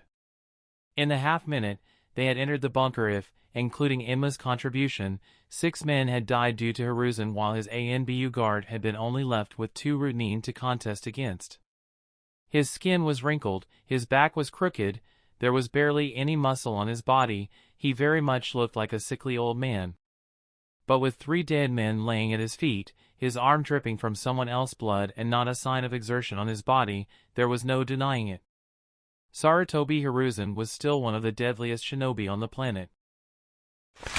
Chapter 194, Oh Fuck. With Enma, back on his shoulder in his bowstaff form, Hiruzen led the group through the bunker. There were a few traps that Hiruzen crushed on first notice, but no more routine popped up to stop him. Hiruzen could tell that it was time for him to meet Danzo. Don't forget my words, he reminded his guard. They soon reached the core of the large underground bunker, where both the Hyuga and the sensory nin in the group informed them that Danzo was behind the door before them. Hiruzen didn't bother waiting and slammed the metal door down. Standing on the other side of the corridor was Danzo, alone without any guards, as though he was leisurely waiting for them to arrive. Hiruzen scowled at him as his former friend, but before he could speak, many crossbow turrets mounted on the walls around the room shot multiple kunai with explosive tags on their tails at Hiruzen and the ground.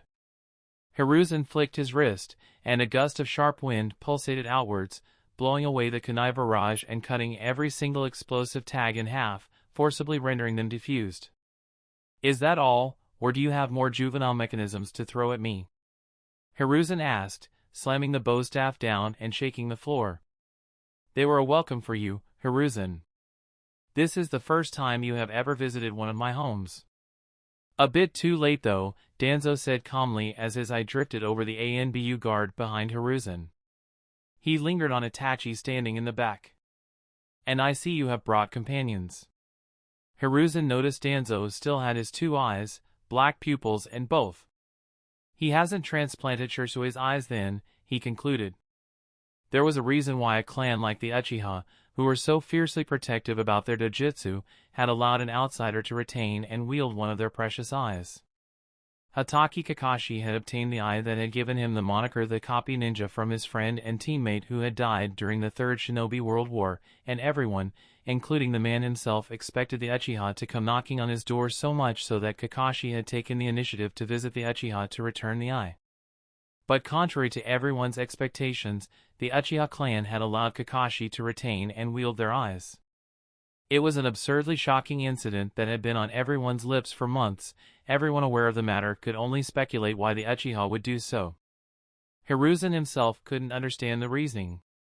What was the ploy? He had initially thought that the Uchiha clan was trying to gain Kakashi's favor and bring him under their umbrella, but he disposed of that idea faster than it rose. Even the Uchiha wouldn't use their precious Sharingan as a bargaining tool. He found the truth later through his successor, Minato, Kakashi's Jonin teacher. Uchiha wanted to know how the Sharingan would react and function in the possession of someone who lacked their bloodline. Like all the Kekkei Genkai possessing clans, the Uchiha wished to study their dojutsu further and boldly used the situation with Kakashi as a way to do that. It was a risky move, but it paid dividends as they found a lot more about the Sharingan. When transplanted into someone who lacked the Uchiha bloodline, the Sharingan remained activated. Kakashi had tried to solve the problem as the Sharingan drained his chakra constantly, restricting his other abilities due to the ever-present load on his chakra reserves, making chakra resource management an altogether new challenge. It wasn't a problem with talent as Kakashi knew how to use the Sharingan better than the majority of the Uchiha clan, something the latter would never admit as the truth displeased them. Seeing Danzo without the red in his pupils meant he hadn't yet transplanted Shirsui's eyes. We must catch him alive to locate the eyes, Hiruzen thought. Why did you do it, Danzo? He asked with the feeling of sorrow in his heart. You sacrificed a young man's life with boundless potential, for what? So, an old man like you could have a second wind? You sacrificed the village's future so you could hoard more power? I don't know what you're trying to insinuate, Lord Hokage, Danzo said, eyeing the Anbunin who entered and spread out in the wide corridor. Against Hiruzen and his guard, he stood alone. Hiruzen sighed in disappointment. Only you knew the truth. It could have only been you. I blame myself for trusting you with the information. You are a disgrace to the village, to our teacher, and to the will of fire. Your anger has blinded you, Hiruzen. I wasn't the only one to know, was I? There was another one. Danzo's eyes briefly lingered on Itachi. Maybe a genius got envious and sought to gain more power. Hiruzen glanced at Itachi. The young Uchiha looked like he wanted to jump at Danzo and shred him into pieces. Your means, your way of dealing with problems that plagued the village and the nation, was necessary, Hiruzen started, gazing at Danzo with a somber tone. They kept us safe, and I and the village were grateful for it. Danzo scoffed. Hiruzen continued, so I allowed you to operate as you wished. Perhaps it was because you produced results, or maybe it was because our friendship blinded me that I granted you autonomy. Danzo's brows knitted together. But you should have known better than anyone what would happen the moment you turned your weapons against our own. It's your responsibility to deal with threats like yourself currently. He sighed. I blame myself for this situation. I pushed the darkness onto you when you offered to bear it. I should have considered it more. I should have known that, given your history, it would turn out like this. Power corrupted you, Danzo. I imagine our teacher saw this coming, so he made me the Hokage rather than you. He was wiser than both of us combined. Hiruzen gazed at Danzo. The man he knew always hid his emotions. No matter the situation, Danzo would conceal his thoughts and schemes behind the cold, stone exterior. That's what made him the dangerous shinobi and strategist he was. But Hiruzen knew Danzo better than most people. He knew where it hurt the most. You are correct. It is your fault, Hiruzen.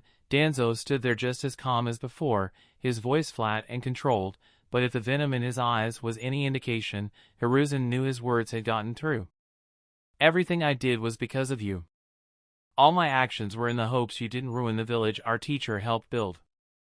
If you wish to shoulder the blame, then feel free to do as you forced me to take the actions I did. How much are you going to disgrace yourself, Danzo? At least be honorable to take responsibility for your actions, Hiruzen said, exasperated.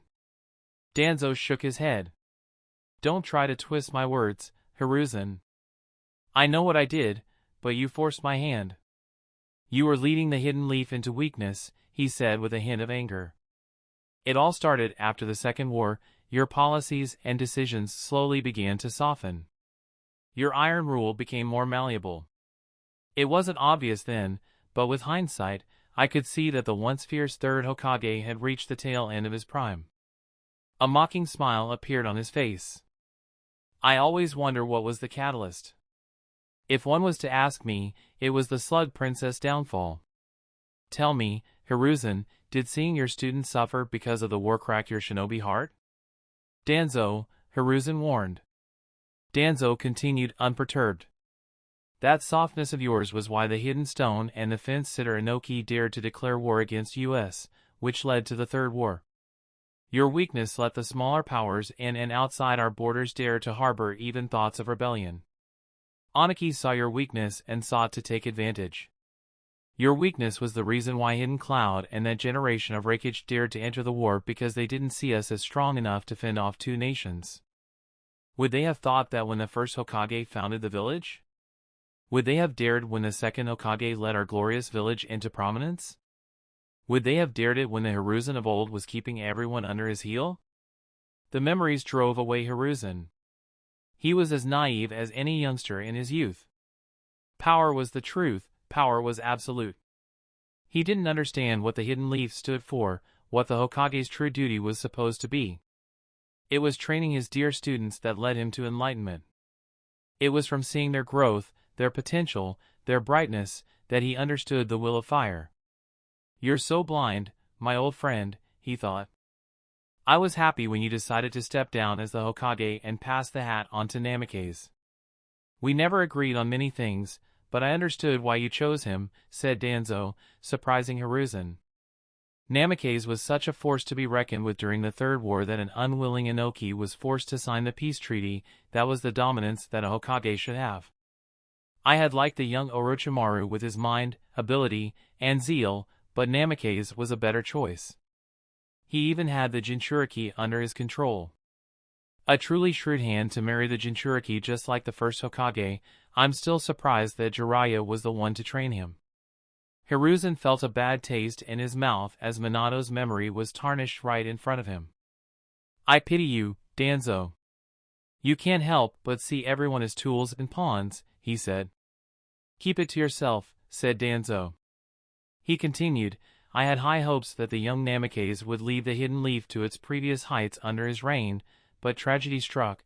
Danzo heaved a sigh as though feeling remorse. The Ninetales incident.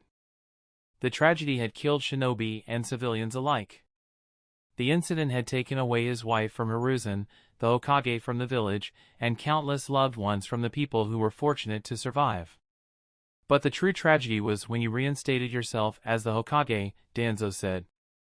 When the village desperately needed strong leadership to keep it together and put forward a powerful front for the world to see while it repaired itself and regained strength, you failed the village. You couldn't control Orochimaru. You let the Uchiha step all over you. Even the pathetic Hidden Frost had the gall to betray us and join hands with Hidden Cloud. Without my work, keeping everyone in check, you would have made a mockery of the Hokage. Without me, you would have long ruined the Hidden Leaf. You speak of the will of fire. I'm the roots that feeds the great tree. I ensured it would flourish even if it meant stealing the nutrients from others who rely on the same ground. I have done more for the future than you. Danzo raised his hand to point at Hiruzen. I respected the man who was titled God of Shinobi. That man is dead because you, Sarutobi Hiruzen, are no longer him. You aren't even the pale shadow of the man, Danzo said. Hiruzen took in a deep breath before picking up his bowstaff. Shirsue's death was good for the village's future, he asked. Danzo spoke as though it was obvious. The last time a Uchiha had that much power, we almost lost the entire village if not for the first Hokage, who we also almost lost because of him. As the teacher once said, that clan is cursed, and they will ruin the village if not kept in check. Hiruzen closed his eyes for a moment, but when he opened his eyes, the anger mixed in with the chakra pushed against the walls of the chamber. Everyone looked nervously at Hiruzen. If you want the Sarutobi Hiruzen of the old, then that's who you will get. He would end this twisted fire that threatened the tree. Chapter 195, Go Hiruzen. As Hiruzen took a step to push off the ground to dart toward Hiruzen, multiple Ronin appeared from within the walls. Unfazed, Hiruzen ignored them all, aware of their presence all along. They had a Hyuga and a sensory Nin, an ambush was nigh impossible. He was only focused on Danzo, leading everything else to his ANBU guard. Hiruzen raised his bowstaff over his head and swung it down at Danzo, who calmly raised his cane and struck the bowstaff from the side. Hiruzen's face twitched when an overwhelming force forcibly changed the trajectory. The cane shattered at first contact, but the bowstaff missed the target, cracking the ground beside Danzo's feet. He remained calm as ice as the narrow space was plunged into a hostile battle. Danzo stared down at Hiruzen.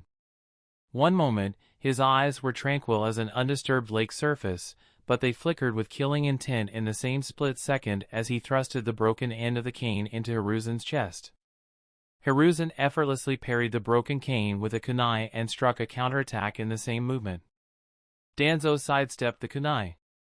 Smoke puffed from within his sleeve, and a tanto blade slid out into his hand. He swung it down towards the base of Hiruzen's neck, who once again parried the blade. Instead of building pressure, Hiruzen took a step back with his hands moving up to weave hand seals. Danzo reacted by moving away from Hiruzen to create the most space. As he took a step back, the bowstaff transformed back into Enma with a large puff of smoke, and the Monkey King grabbed onto Danzo from behind and held him in place. Got you, you backstabbing hyena, Enma said, baring his sharp teeth at Danzo. Thick currents of lightning sparked around Hiruzen's arm as he pointed 2 fingers at Danzo. Not a muscle changed on Danzo's face as the lethal lightning from a B-rank jutsu reflected in his eyes. He watched the jutsu, knowing that Enma would have to free his hold not to get caught, but also realized that with the experience, coordination, and trust between the two, it would be too late for Danzo to do anything by the time Enma freed him. The lightning currents grew in speed and volume. The moment Hiruzen stiffened his arm, Danzo knew Hiruzen couldn't hold the jutsu any longer. Danzo relaxed his body within Enma's grasp before pushing chakra through his body to create a sudden spike of power. Monkey King Enma was known to be indestructible and unstoppable, which meant he had extremely high endurance, but in no way did that mean he couldn't be moved around. Danzo lifted Enma and flipped them both so Enma's back now faced Hiruzen. The timing was perfect, as Hiruzen could neither cancel the jutsu nor could he hold it any longer. Hiruzen raised his arm and thrust it towards the ceiling for a brutal arc of lightning to jolt out and rip through the metal, concrete, and the tons of ground above them. The entire bunker shook in a terrifying manner. The metal around them groaned, signaling that the jutsu had caused immense structural damage. The light bulbs illuminating the space, half of which had already shattered from the fighting, all went down, plunging the entire room into darkness. Everyone, ANBU and Root alike, paused for a moment as everyone understood that a massive weight of the ground above them could come crashing down at them at any moment. Their abilities made it so there was a high chance of survival even if the bunker caved, but no one was going to take a chance against nature itself, trying to bury them alive. A strong gust of wind blasted into the room, and Enma was thrown back, forced to release Danzo because of the ninjutsu. Enma, uninjured, stamped his feet to the ground to stop and roared at Danzo.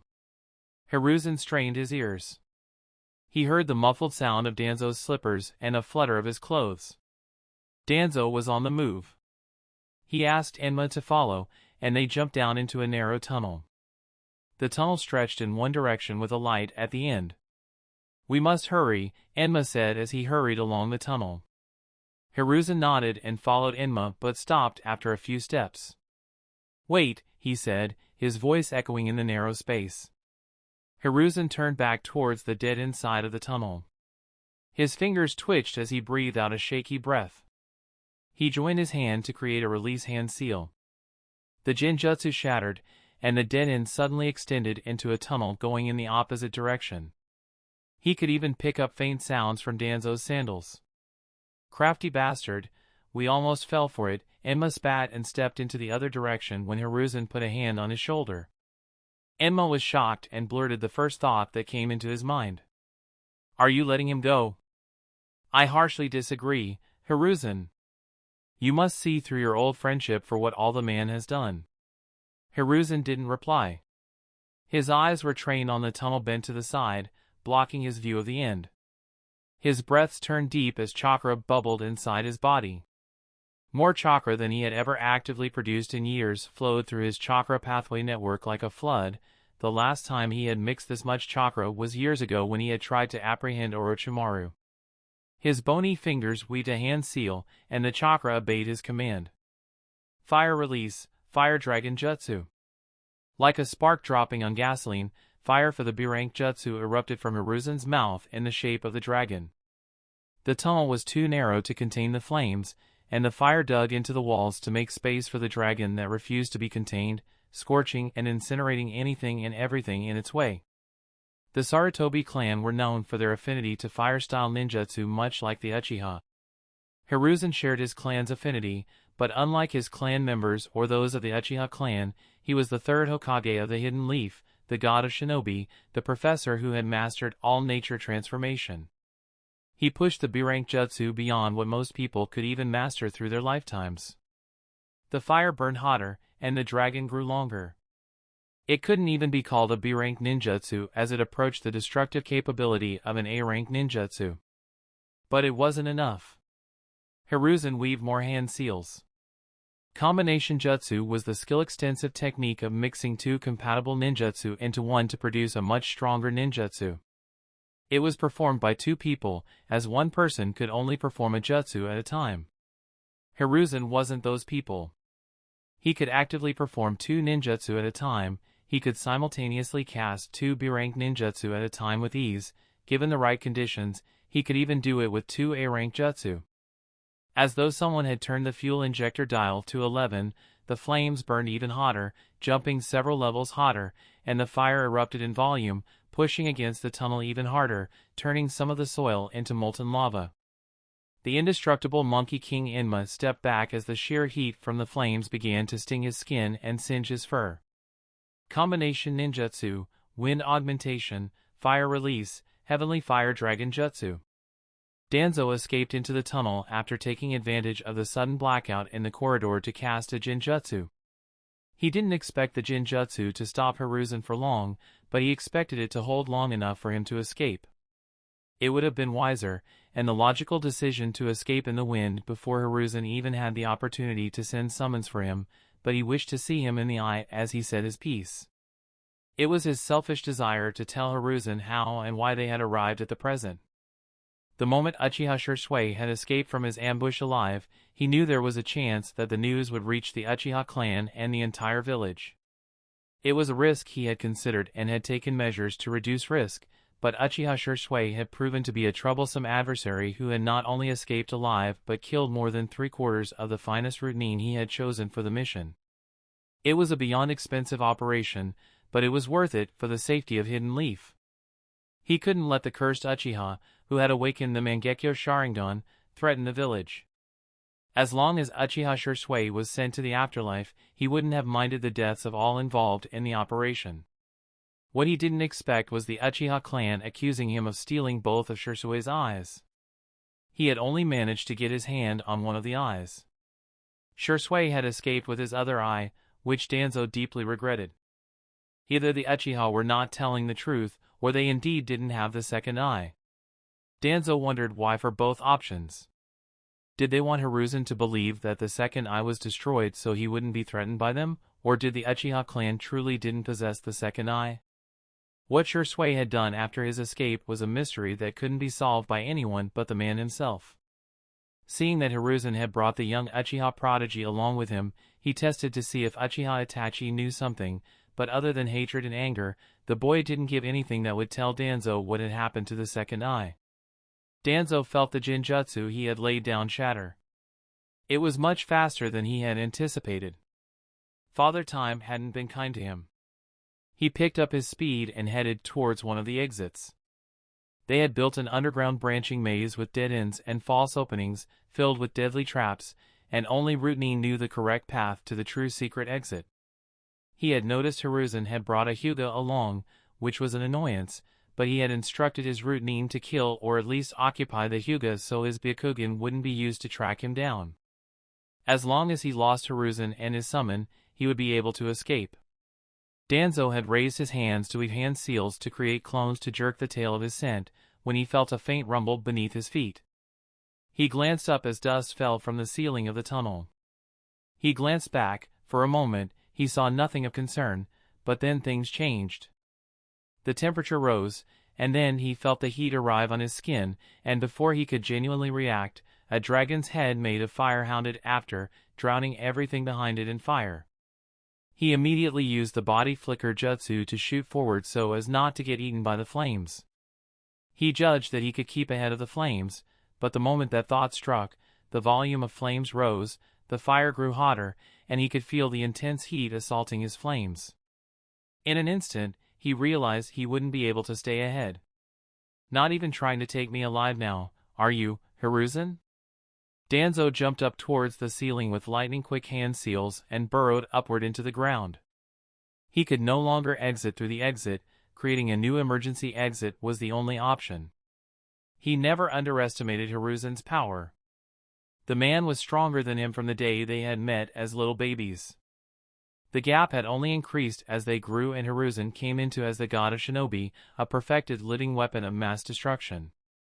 But Danzo didn't think that Hiruzen would try to kill him, he was more valuable alive than dead.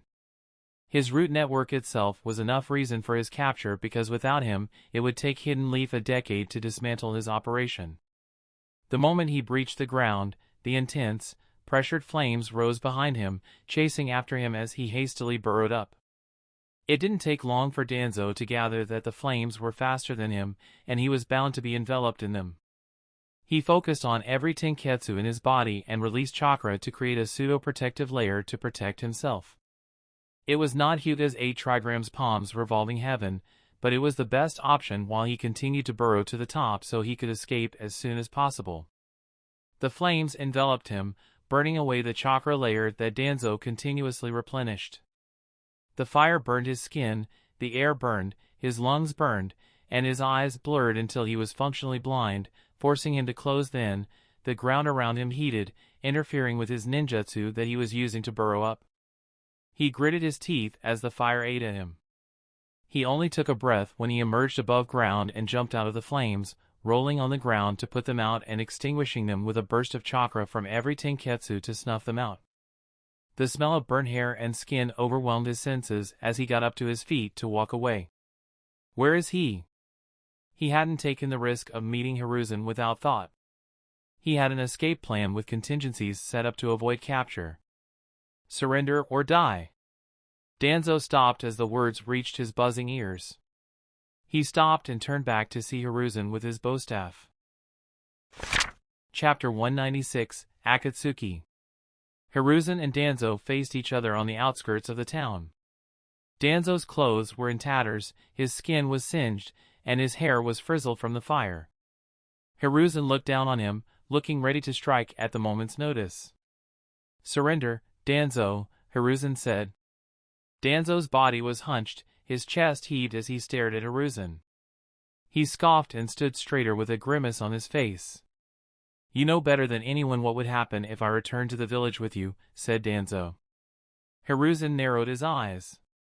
Tell me where the eyes are, and I will keep the Uchiha away. You'll be punished, but it will be according to the village's laws, he said. Not this time, you can't. The Uchiha will kill me even with your protection, said Danzo, sneering. There was a cold light in his eyes. Even if you somehow manage to keep me safe, the village laws will leave me crippled and caged not to see the sun ever again. I'd rather die. Hiruzen knew Danzo's words held true. The moment Uchiha got Shursui's eyes back, they would assassinate Danzo, and Hiruzen understood how hard it would be to keep them from doing it. And with how many clans and influential people stood against Danzo, even if Hiruzen managed to keep Uchiha away, there was a high chance of the death penalty or being crippled and imprisoned in Danzo's future. I don't have the confidence to take you alive, Danzo. I will kill you if I think you might escape. You die either way. So how about coming back to the village and make things right if that's the last thing you do, he said. Danzo laughed loudly as though hearing a joke, surprising Hiruzen. I would rather die here than return the accursed eye, Hiruzen. The torturers will break me to get the location, you know they will fail, but I have no desire to go through it, so you might as well end me here, Danzo cracked his neck. He then declared, but beware Hiruzen. If this is to be my last action, then it will indeed be for the village's betterment, it will be to kill you so another can take your place as the Hokage. Hiruzen's heart grew heavy. He was no stranger to death and death threats, but it was the first time someone from his own village had expressed such hatred for his position as the Hokage. Many disagreed with him, argued against his decisions, but no one had gone far as to say that his death would benefit the village. Then make it a reality, Danzo, Hiruzen slammed his bowstaff to the ground. If you believe your death is inevitable, do what you believe will benefit the village. Take me out and ensure the Uchiha will never get their stolen eyes back. If you can do it, that is, Hiruzen dared. Danzo eyed Hiruzen with suspicion. Hiruzen could tell that Danzo was considering every word and intention behind his words. After a moment, Danzo shrugged his overshirt off his shoulder, leaving his upper body bare. If only you showed this type of behavior as the Hokage. Danzo raised his hands to form hand seals. Hiruzen raised his hands, too, as his eyes followed Danzo's hands. Summoning jutsu? Hiruzen's fingers twitched. He's summoning Baku? Baku was Danzo's personal summon, just as Enma was Hiruzen's. Danzo used Baku to boost his wind-style ninjutsu. Knowing that, Hiruzen went for a fire-style jutsu to take advantage of the wind-style combinations he had seen Danzo and Baku use in combat. But before Danzo could finish the summoning jutsu, the space behind him twisted, and a hand appeared out of nowhere, resting on Danzo's shoulder, who flinched and twisted back with a kunai in hand. The kunai passed through a man who suddenly stood behind Danzo as though the man was a ghost. "Rude, aren't you?" said the man in a deep, gruff voice. Hiruzen stared in shock. He saw the space twist into a vortex that seemed to spit out a man. Not only that, but Danzo's attack phased through the man. A space-time ninjutsu? Hiruzen mused as he wondered about the man's identity.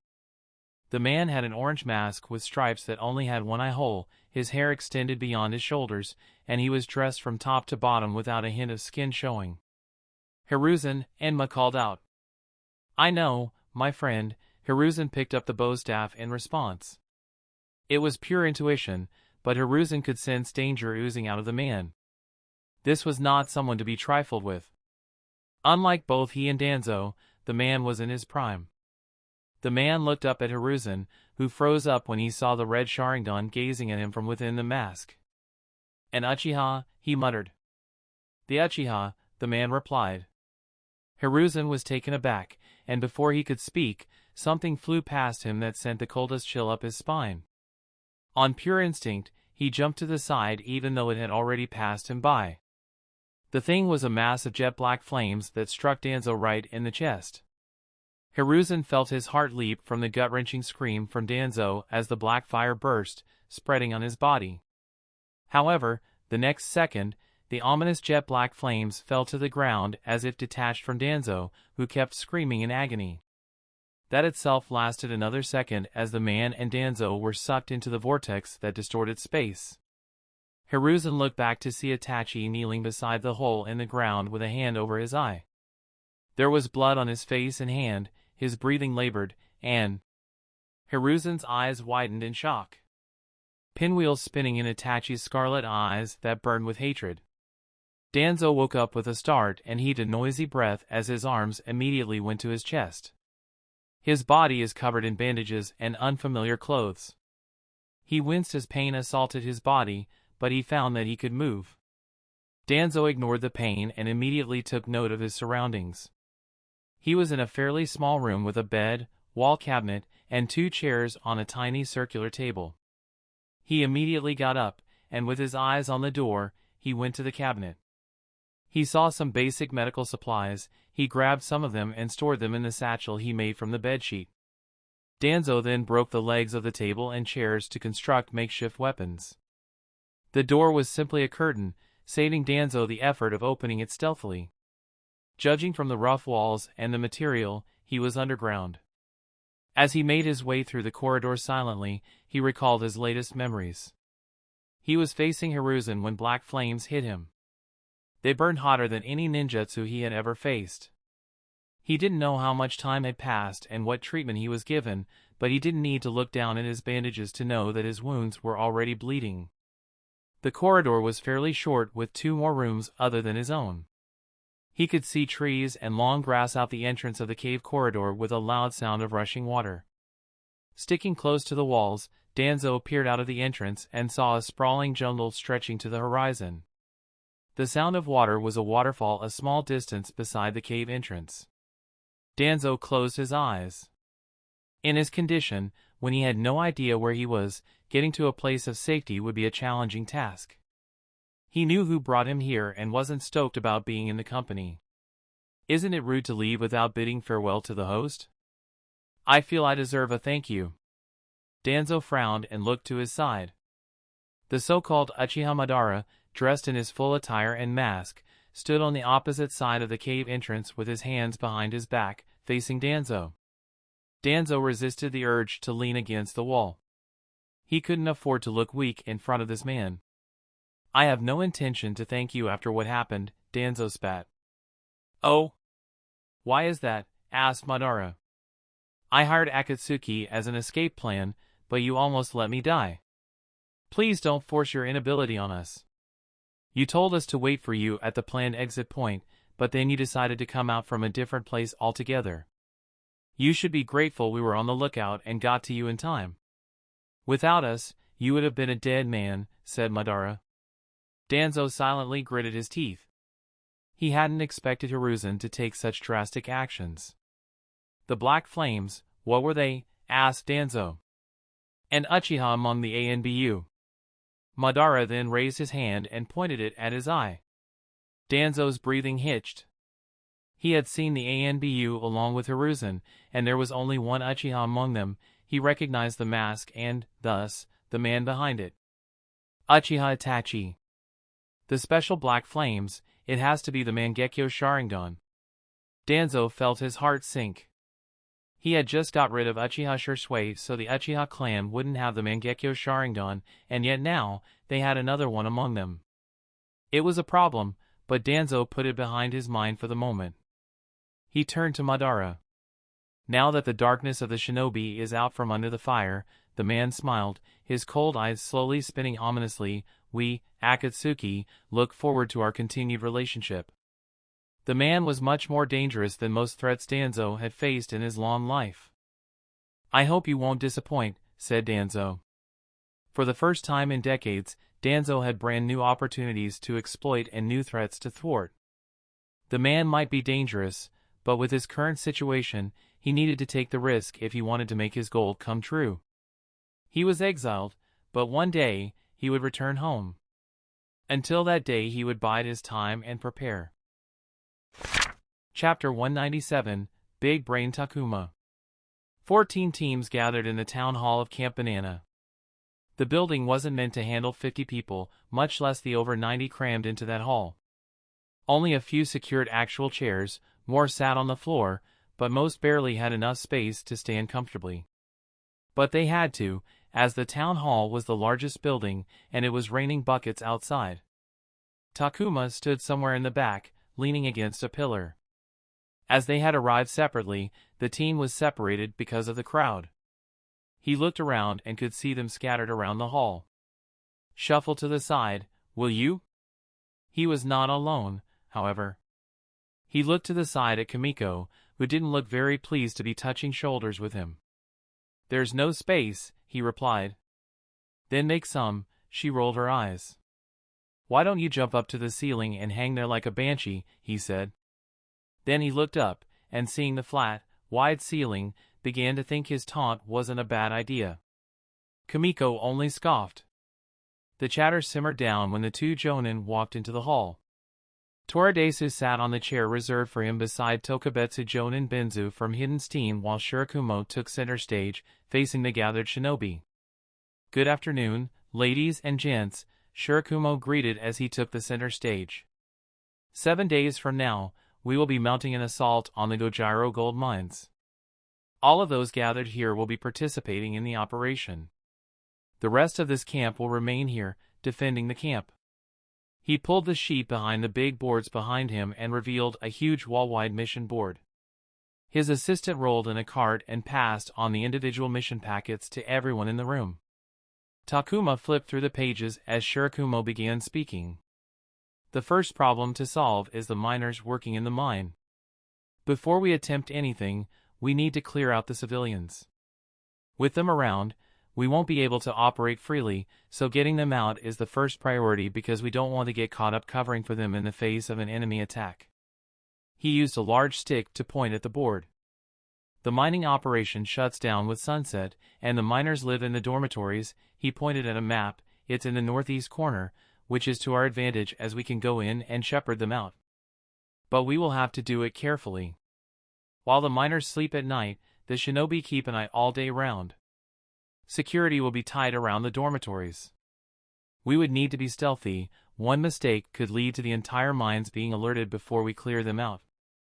He looked towards the chunin spread among the crowd.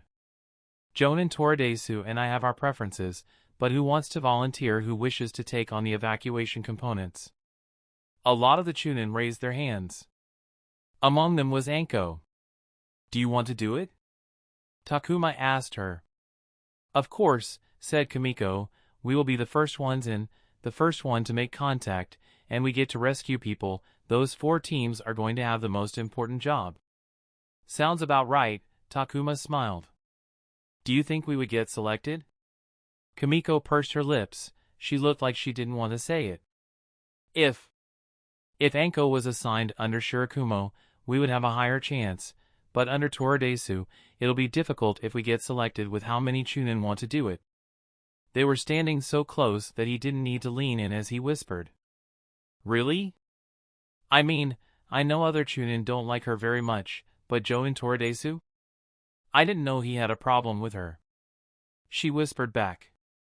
He doesn't show it openly, but it's clear from how he's treated the team that he has something against her. You are not here for 2 months, 2 months of our team being incomplete.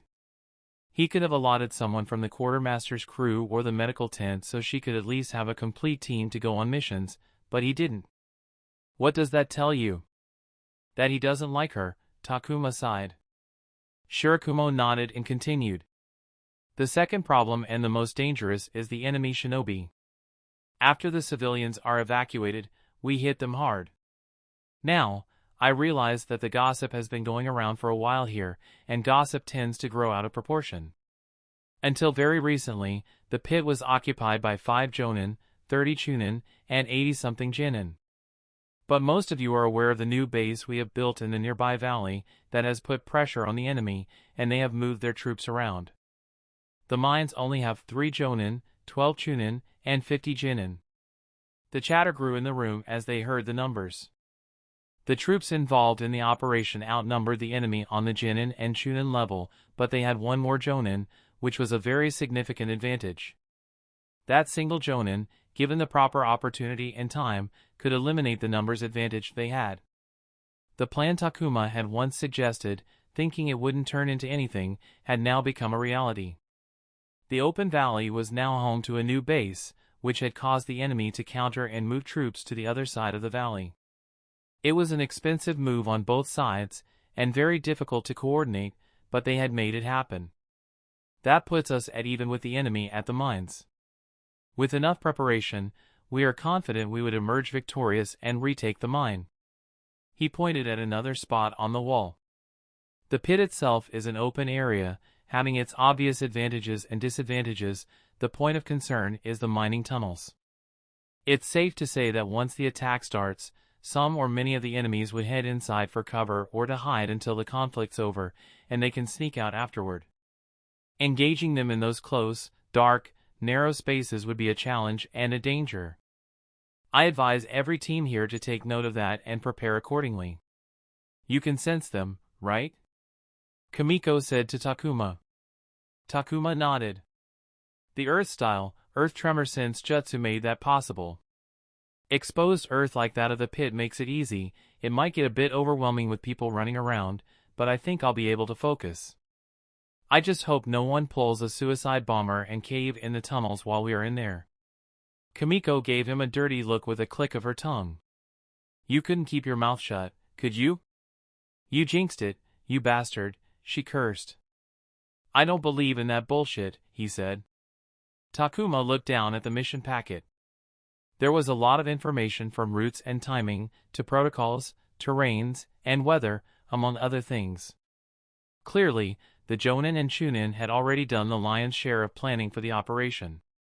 I will make this clear. No one here is to give a deep chase. Our objective is to shutter the mining by destroying the infrastructure beyond recovery. After we clear out the enemy, we will bomb the entire place and then leave. If everything goes well, we will be back within a few days, said Shirakumo. And we will have to relocate all the miners, Takuma thought. Returning to Camp Banana as quickly as possible was extremely important as they couldn't leave the camp with less than half capacity for long, and with the miners in tow, their travel speed would slow down considerably, and leaving as soon as possible was a requirement. The meeting went out for an hour before the group was dismissed. As everyone was leaving, Anko gestured for the team to gather on the side. We aren't meeting today. Us Chunin are going to meet with the Jonin and Hidden Steam people to finalize team responsibilities. Anko pointed at the mission packets in their hands. I want everyone to become familiar with the packets. I expect everyone to at least know the big strokes when we meet tomorrow. Anko nodded before leaving the town hall. Iori faced everyone on the team and asked, should we meet later and go through it together? Sounds good, said Takuma. Everyone agreed and decided to gather at the girl's house after an hour to read the mission packet. Jin and Takuma, may I talk to you for a moment? As Takuma was leaving the town hall, he was called up by Tokubetsu Joan and Benzu. Takuma gave a nod to his teammates to tell them it was fine and told Daiki to go ahead when he asked if he should wait. Good day, sir, Takuma greeted the man. He held up the mission packet. A lot of work to do, sir. I can't believe it's actually happening. Walk with me, said Benzu. Takuma tucked the mission packet within his clothes to protect it from the drizzling rain that still fell. This is happening because I decided to take your suggestions. It was as you said, it wasn't a popular suggestion. They shut me down and out completely until they one day told me that the plan was approved. They must have slept on it only to realize it was a viable option, said Takuma. That they might have. I want to thank you for suggesting it to me, said Benzu. Please, I didn't do anything. It was your effort. Benzu smiled before asking, are you nervous? I'm assuming this would be your first time with something like this? Something of this scale, yes, this will be my first time, Takuma said, cracking his knuckles. He glanced at Benzu for a moment. I'm worried about the operation. Of course, you are. It's dangerous, no matter who you are, it's normal to be worried, said Benzu. Takuma shook his head. No, it's not about that. I'm worried about the miners. I'm worried that they are being looked at as liabilities. Get them the fuck out of the way so they don't end up being a burden. They might be criminals, but they're still civilians of this country. I think the evacuation teams need to be extremely careful how they approach their part. Takuma felt Benzu's gaze on him. He looked at him and noticed how the look had changed. Okay. If you're so worried, how about getting your team into the evacuation unit, said Benzu. Excellent. Takuma laughed bitterly. I don't think that's going to happen. Really, why? Asked Benzu. Takuma looked at Benzu, smiled, and shook his head. I can't say. It's an internal problem. Benzu was a hidden steam shinobi, they might be an ally, but he was still an outsider to the Hidden Leaf. There were things no Hidden Leaf shinobi would share with him, no matter Benzu's rank. And that worked to Takuma's advantage. Benzu furrowed his brows but nodded in understanding. It doesn't matter anyway. The evacuation unit is the first one into the enemy territory. It's the most dangerous, thus, the most glory. The mission will go to the Jonin's favorites. I just hope that it would go to someone who actually cares, said Takuma, pretending that he didn't notice what he had given out from his words. There were two possibilities. Benzu noticed and thought that Takuma's words were a genuine slip-up, or Benzu noticed and realized what he was trying to do. It was good for Takuma either way. He didn't mind as long as he had a chance to get what he wanted. Anyway, I must take my leave, sir. I have a lot to prepare. Takuma patted his chest where the mission packet was taking cover. Let's continue this some other day. Of course, Benzu smiled. I must thank you once more. I was just trying to help, Takuma replied before leaving. He didn't look back and jogged until he was in his home. What was that about with hidden steams, Benzu? Daiki asked as the first thing as Takuma closed the main door behind him. Takuma removed his shoes and put the mission packet on the table. He looked up at his teammate and roommate and answered. I was getting a return on investment. Daiki looked confused. I don't understand. Takuma leaned against the table and smiled. I'm curious if it will pan out. You know, everyone likes good people, especially when they're trying to help them. Daiki's confusion didn't improve, but Takuma hummed a tune, satisfied with himself. Chapter 198, Ninja World is not Sugoi. In the building designated as the War Room, Toradesu and Shirakumo, along with one of their chunin each sat with Benzu and two of his hidden steam chunin. The meeting was to finalize the responsibilities of the teams for the Gojiro Gold Mines operation. Finding the right people to execute the operation was just as important as planning it. These are the recommendations from our side, Shirakumo said to Benzu, sitting opposite him on the large circular table. Benzu was reading a file with the Hidden Leaf team profiles and their recommended positions and responsibilities in the upcoming operation. Camp Banana being controlled and staffed entirely by Hidden Leaf Shinobi meant that the entire planning for the Gojiro gold mine operation fell entirely on them, with Benzu and the Hidden's team having minimal involvement. The teams are going to follow these responsibilities, Toradesu said as he fanned himself with the folding fan. We know what's best for our shinobi, it would be wise to go with the recommendations. Benzu glanced up at Toradesu. It wasn't as though Benzu and Hidden's team didn't want to be involved. The Hidden Leaf simply insisted they could handle the operation independently without input from the Hidden's team. Benzu was given the orders to leave it to the Hidden Leaf. He had to reluctantly obey, as the Hidden Leaf, in turn, Camp Banana, was using their own resources for the operation without an ounce of investment from the Land of Hot Water and Hidden's team. But it wasn't as though Benzu was completely shut off. He had the last call and could cancel the operation if he didn't like what was going on, and his position as the Hidden's team liaison for Camp Banana meant that the Hidden Leaf Jonin had to respect his opinions and suggestions as they were operating in the Land of Hot Water. The message was clear from Toradesu. He wanted Benzu to give his approval straight away and not interfere with the operation. Benzu didn't like the Toradesu one bit. I see no problems with the plan, Benzu said, and the corner of Toradesu's lips lifted, but Benzu continued, and I would give it the approval after one small alteration. Toradesu's smile faded, wrinkles creased on his face as he narrowed his eyes.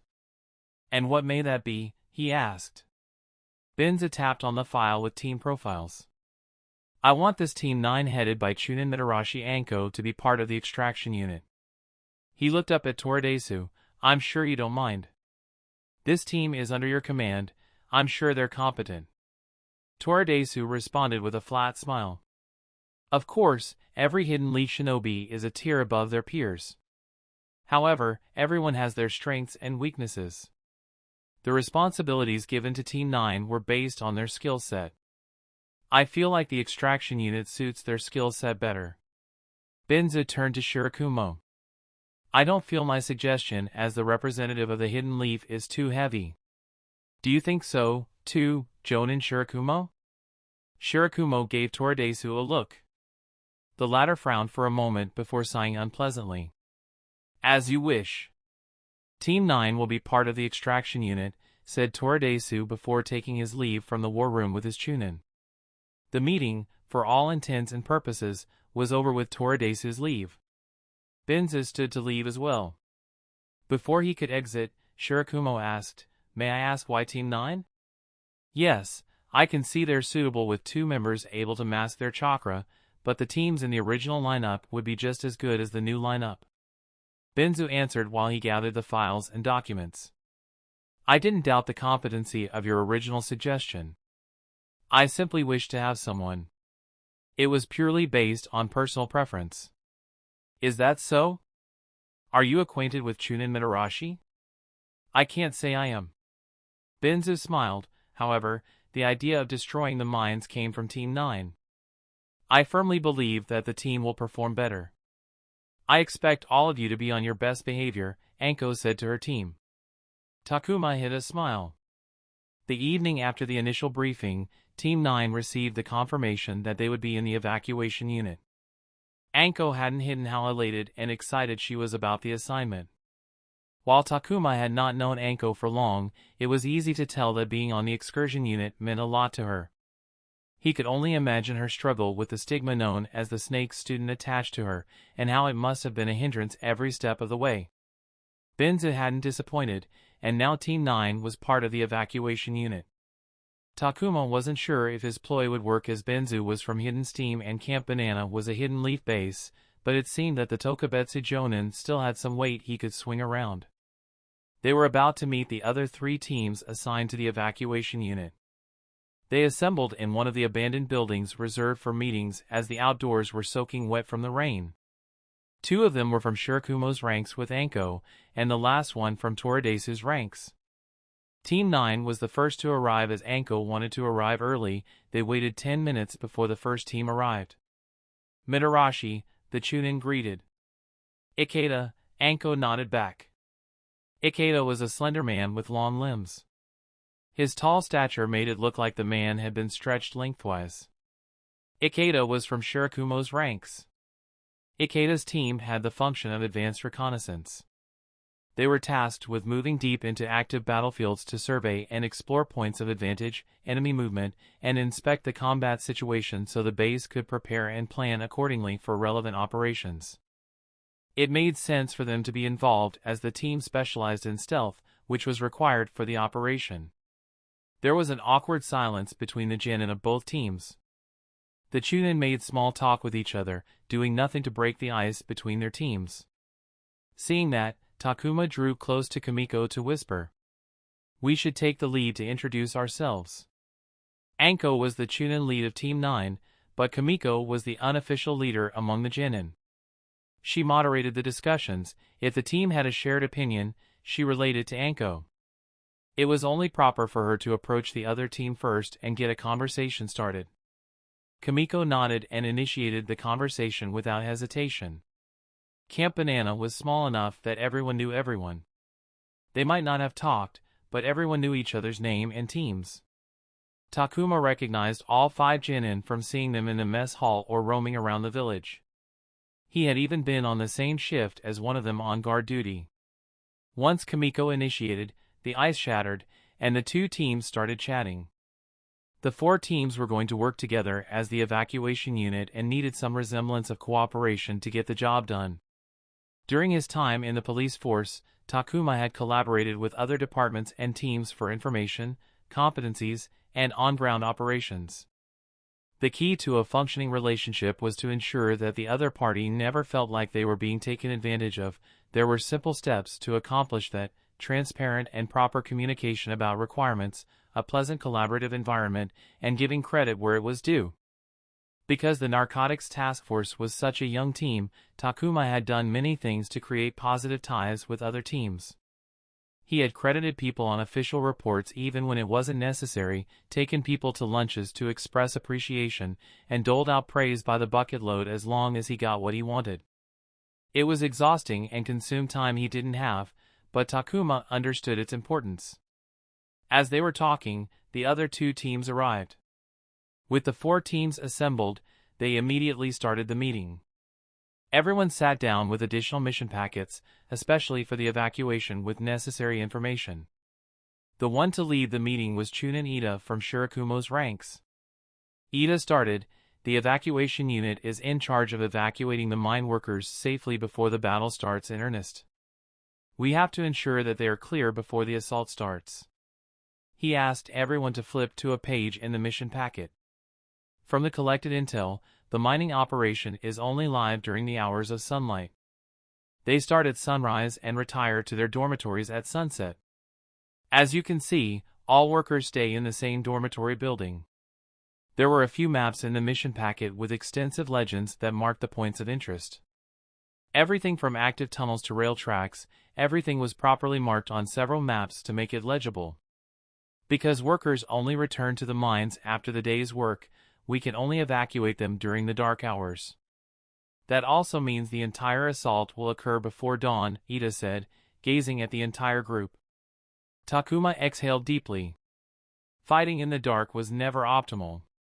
He had personal experience during the assassination attempt. At least, there were street lights in the Hidden Leaf. According to the mission packet, the lighting infrastructure was scanned in the pit. A large-scale battle makes it worse, Takuma mused. With more than 100 shinobi involved, the darkness would make it difficult to observe the surroundings. With sight hindered, the danger would jump up several levels as the 2 shinobi fought against each other. The thought of dying from an unseen attack was terrifying.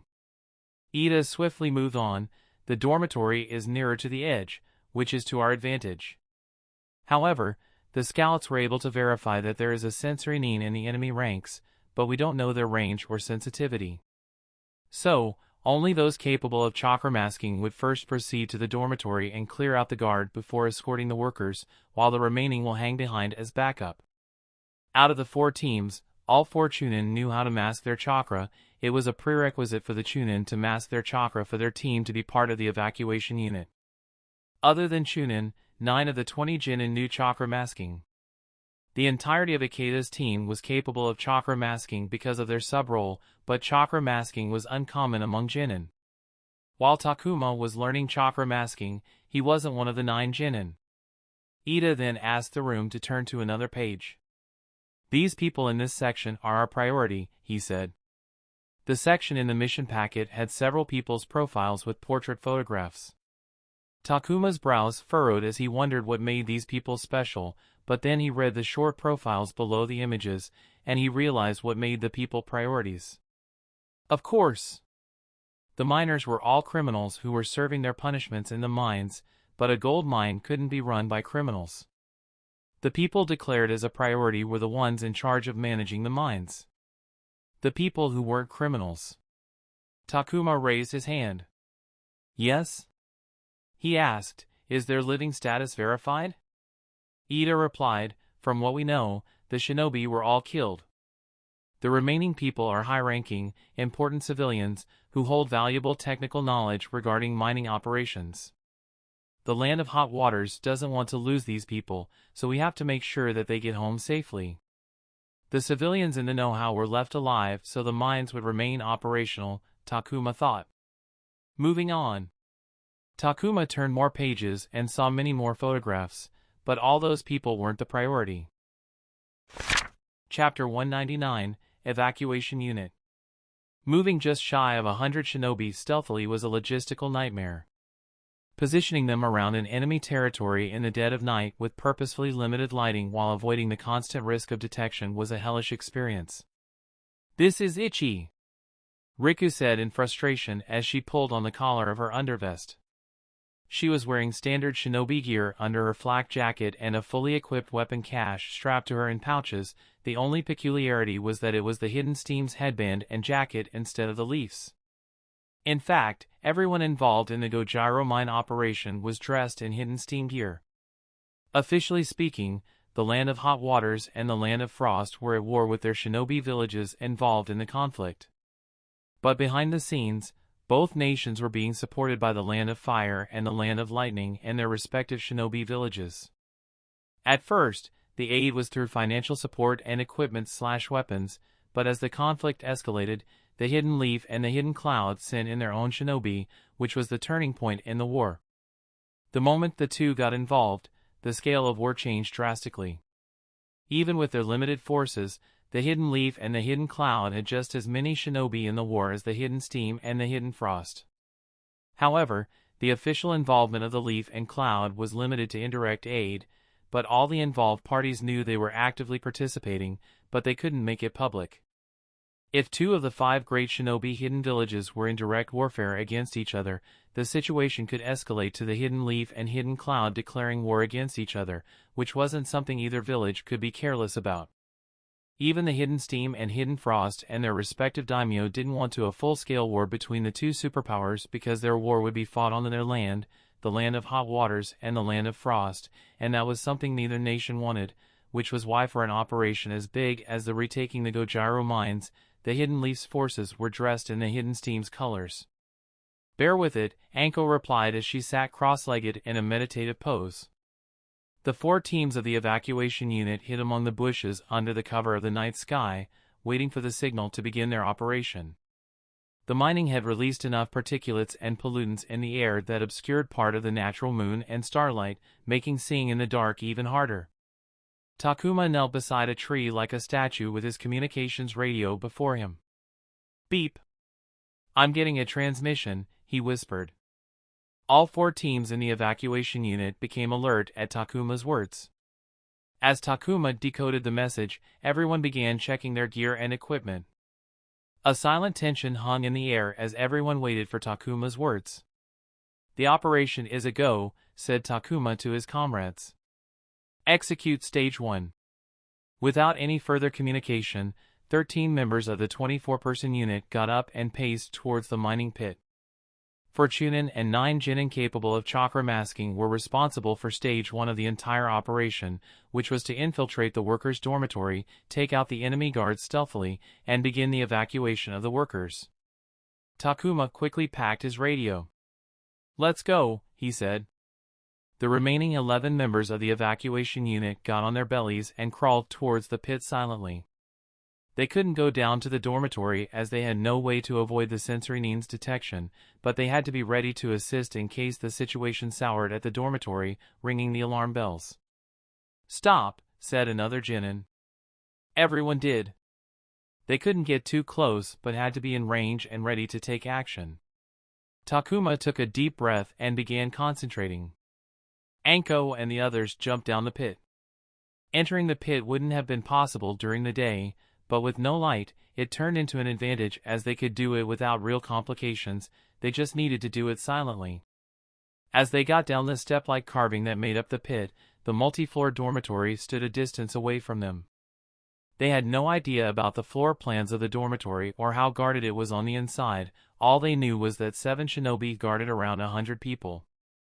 With their numbers and abilities, getting rid of 7 guards wouldn't have been difficult, but Anko and others were masking their chakra, which meant they couldn't use chakra, which was a huge handicap.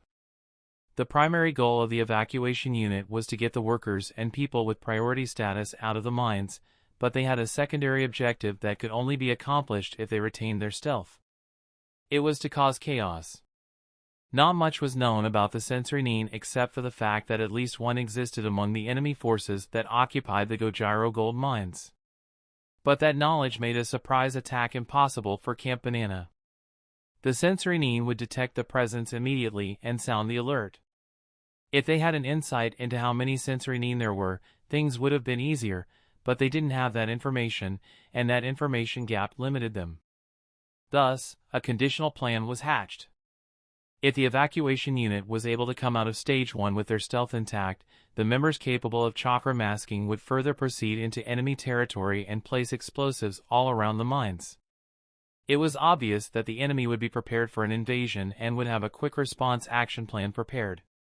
Camp Banana itself had a contingency plan in place to combat an assault. There was no reason to believe the enemy didn't have one. But what if something unexpected threw them off? The element of surprise was an extremely strong advantage, and the conditional plan was to gain that. By installing explosives around the mines and setting them off, Camp Banana wanted to gain the element of surprise and mount an assault using that advantage.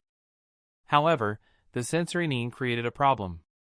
One mistake is all it would take for the plan to fail, which was why it was a conditional plan. Camp Banana was ready and prepared for a straight-on assault if the evacuation unit failed. Anko looked up at the other 3 Chunin. She knew all of them wanted the conditional plan to work, because it was good for them and added to their achievements. Of course, she was no different. She wanted the conditional plan to go well. She needed to work twice, thrice, as hard as everyone else to get the same result. The plan going well would be extremely positive for her. They silently approached the dormitory building from the backside. Ida, the leader, raised his hand and snapped his finger. Immediately, the group split into 2. The 2 groups hugged the walls of the building and proceeded towards the front side from opposite sides. On their way, they checked the windows to see if they could open them silently, but metal bars were blocking the way, making the infiltration through the windows unfeasible. The front side of the dormitory and the entrance were lit brightly by a single bulb. There was a single guard sitting on a chair, reading a book. The entrance to the dormitory was barred by a locked accordion metal gate. They needed to get the gate open. Doing it with the awake guard was not feasible. Ida raised his hand and signed to stop the group. He looked up. There was a gunta, hanging dome bell, hanging above the gate. He threw a kunai at the wooden block from which the bell hung. The kunai went through the block, cracking the wood. The bell fell down on the wet and muddy ground, immediately attracting the guard's attention. The guard shot up from his chair and warily walked to the gate as the 2 groups slowly backed off. "What the fuck?" the guard muttered from behind the gate as he looked down at the bell. He sighed and turned back to get the keys that jingled. He opened the lock on the gate and pulled the accordion gate open to step out. Did the wood rot? The moment he took a step outside, Anko, who was leading the second group, surged ahead and snapped the man's neck before he could even sense her presence. She didn't let him fall and dragged him to the side before dumping him outside sight. And the moment Anko broke the neck, she stopped masking her chakra. It was to deceive the sensory Nin in case they decided to do a head count, which was unlikely, but it was a safe precaution. The person who landed the killing blow would stop masking their chakra to replace the dead enemy. There was the matter of chakra signature, but that wasn't something they could replace. Ida nodded when Anko returned to her line and signed again. This time, Ikeda and his 5 genin separated from Ida's line and proceeded into the building. Unlike the other 3 teams, the entirety of Ikeda's team was involved in Stage 1, and with their background, they were the best team to do the initial scouting. Sometime later, one of Ikeda's genin returned and signaled them in. Using signs, the genin directed the teams into different parts of the dormitory. Anko patted Daiki on his shoulder, signaling him to follow her closely. Ikeda's genin, who had directed, joined Anko and Daiki as they were only 2 people. Anko nodded to him and let the genin lead. They reached a long corridor that had a dark room with workers sleeping on one side and a room with light leaking out on the other side. Silently, they moved beside the door. Anko took out a small mirror and looked at the reflection. There were 2 guards inside the room, sitting at a table, playing cards. She turned to the genin and signaled 2 people. After thinking about it a bit, she decided on a plan. The 2 guards inside suddenly heard the sound of footsteps in the corridor outside. Huh? Is one of the fuckers roaming outside? I guess I wouldn't mind another thrashing, one of the guards cackled. Go check. The other guard didn't remove his eyes from his cards. Don't cheat, said the guard as he stepped out of the room. The guard in the room stared at his cards for a moment before looking over the table to peek at the other guard's hand of cards, but found that he had taken his cards with him. The guard clicked his tongue. Why bother warning me, he grumbled. He picked up the cup with tea and downed it in one gulp. He made a face as the tea had gone cold long ago. He got up to make some more, only to find that they had ran out of water. He looked at the door. What's taking him so long? As he turned away from the door, the guard thought he saw something in the corner of his eye. He walked to the door and peered out in the dark corridor to see nothing. But as he pulled himself back, something wrapped itself around his neck and pulled him up. Ack! GCK. He looked up to see a woman standing on the ceiling, looking down at him. She pulled on the rope she was holding, and the loop around his neck tightened. He tried to claw at his neck. By the time he was able to peek through the panic and went for his weapons pouch, someone hugged him, trapping his hands, and pulled him down, putting more pressure on his neck. He looked down to see a burly man but could do nothing but hang to death. Chapter 200, Kaboom. As Anko and Daiki hung the guards, the lights in the corridor flickered on. They looked at each other and nodded. They dropped the dead guard at the guardroom's threshold so he would be visible and headed inside the workers' sleeping hall opposite to the guardroom. The lights coming on was a signal to wake up the guards. Stage 1 was planned to start half an hour before the workers' wake-up time. They could deceive the sensory Nin by replacing the guards, but it was impossible to replicate the chakra signature of 100 or so workers. They could hope that the sensory Nin's chakra sense wasn't sensitive enough to detect civilians' paltry chakra, but they couldn't take the risk, which was why they designed for the infiltration to be executed at a specific time. So, if the sensory Nin could detect the workers moving around, they would think they were heading out to start their workday as usual. Wake up! Anko shouted in the room. The workers lacked urgency as they shuffled under the thin covers before sauntering out of their beds. But a few noticed how the voice ordering them differed from their usual guard. They looked to the head of the room and found 2 people dressed in hidden steam shinobi gear. Hey, you, one of the workers uttered in shock. The entire room was surprised, shocked, and confused to see Anko and Daiki. They clambered out of their beds, their eager eyes shining in hope as they recognized their country's shinobi colors. Shut up! Anko ordered sternly, setting the tone. All of you are leaving, and we have no time. Drop your belongings. Form a line and stay silent. On it! They had time before anyone would get suspicious, but they aimed to be quick so that they could place the explosives around the pit before the darkness of the night lifted. Daiki stepped forth and listed some names, asking those people to step forth. The names were from the priority list. As Daiki did that, the Genin from Ikeda's team called for Anko. The Genin appeared in shock as he stared out the window in the guardroom. What? She asked. I just saw Chunin Hideki and his two Genin dashing away. He stuttered in shock. I am not mistaken, I truly saw them. Pardon? Anko stilled in confusion as she stared out of the barred window. The night darkness prevented her from seeing at a distance. Her mind raced to find a reason why a Chunin would abandon his post, and the answer hit her like crashing into a wall. Fucking, can't believe it. Hideki must have gotten a side mission he was asked to complete. Like Anko, Hideki was from Toradesu's ranks. She wasn't blind to the Jonin's dislike of her, but nothing could be done to improve that situation, so she stuck to her work and her Genin. But Hideki was one of Toradesu's favorites. Anko was sure the Jonin had given Hideki secret orders because abandoning the given mission without reason was a one-way ticket to a ruined career. Relay the information to the others. Anko ordered the Genin. They had to remain focused on Stage 1. As Anko turned back to walk into the workers' sleeping hall, she was struck with the realization that Hideki had proceeded to Stage 2 of the evacuation unit's mission. He was setting up the explosives.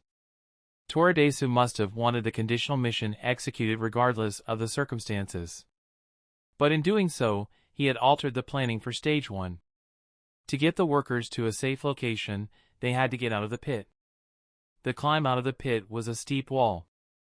A long turning road went out of the pit, but it was at a distance from the dormitory, and it would take at least 30 minutes to exit the pit through it. They didn't have that kind of time, and thus, the only remaining option was the steep climb. The plan was for each shinobi in the dormitory to take 2 workers on their back as they climbed. With a shinobi's strength, the weight of 2 people was nothing, and they could get the workers out quickly in a few trips without breaking much sweat. However, the original 13-member team had been cut down to 10 because of Hideki's deviation from the plan. The original 4 trips had increased to 5 trips. The risk and danger jumped significantly from the 1-trip increase. Anko shook her head and focused on the present as she entered the workers' sleeping hall. No belongings. Drop them, she yelled, her irritation leaking through her voice. When she informed Daiki, he immediately started pushing the workers to move quickly. Naoko was a hidden cloud shinobi posted at the Gojiro gold mines in the Land of Hot Waters, or was it Land of Frost, as the Hidden Frost had declared the gold mines as the property of the Land of Frost. Whichever it was, it didn't matter to Naoko. She was the sole sensory Nin responsible for keeping a watch on the pit through her senses. Due to her being the only one, she was assigned to the night shift. From dusk till dawn, she was to keep the gold mine safe from the enemy. However, working a 12-hour shift was incredibly difficult as using her sense expended chakra, a limited resource. Naoko's specialty was her sensitivity, range, though, was her shortcoming, she couldn't even cover the entirety of the pit.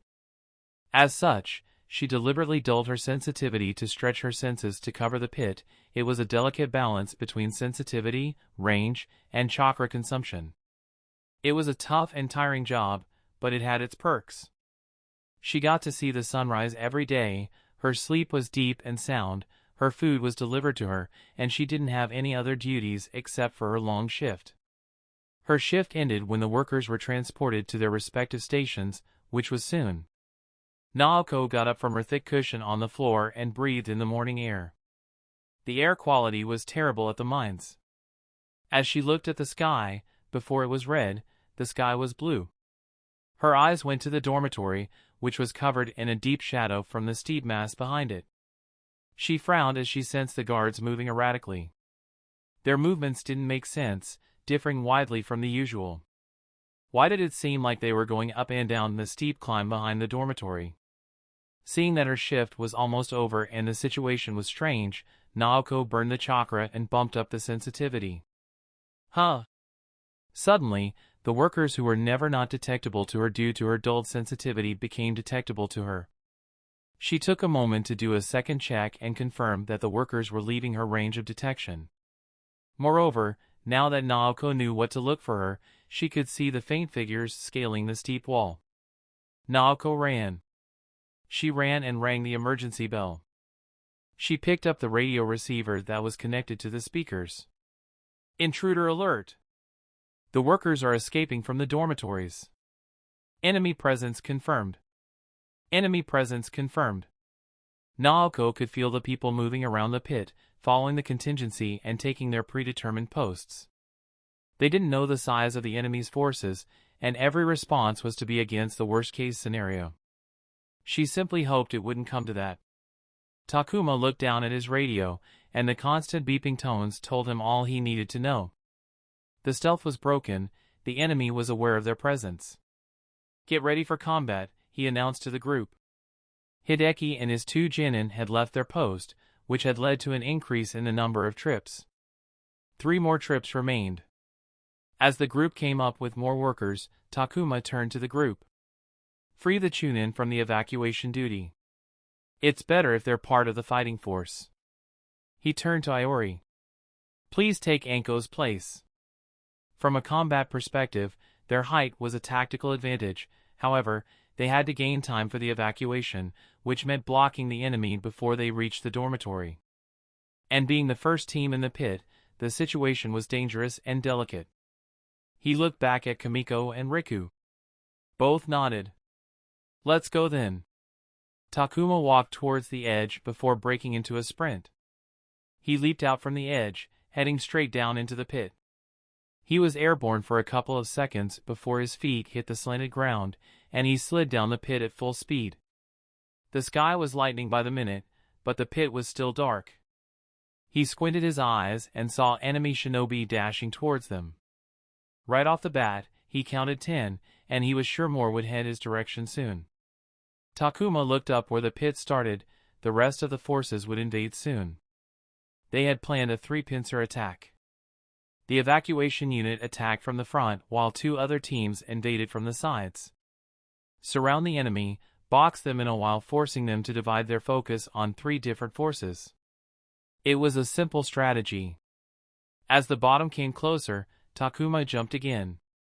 He broke into a run towards the dormitory where the workers were standing in a crowd, clamoring, pushing each other, trying to be the next person to be carried out of the pit. When the workers saw him and others coming their way, the workers thought they would take them out of the pit. Please take me. No, take me. I have money. Please take me first. They tried to appeal with money, and some simply begged while crying, but Takuma ignored them all and ran right past the dormitory without giving them a second look. His job was to buy time, draw the enemy out, and set up the situation for the pincer attack.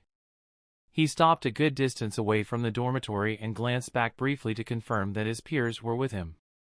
Kamiko and Riku were just behind. The reason he had run ahead was to get himself established in a good position instead of having to adjust around others by coming late. We should start with some tags, Kamiko said beside him. Agreed, he nodded.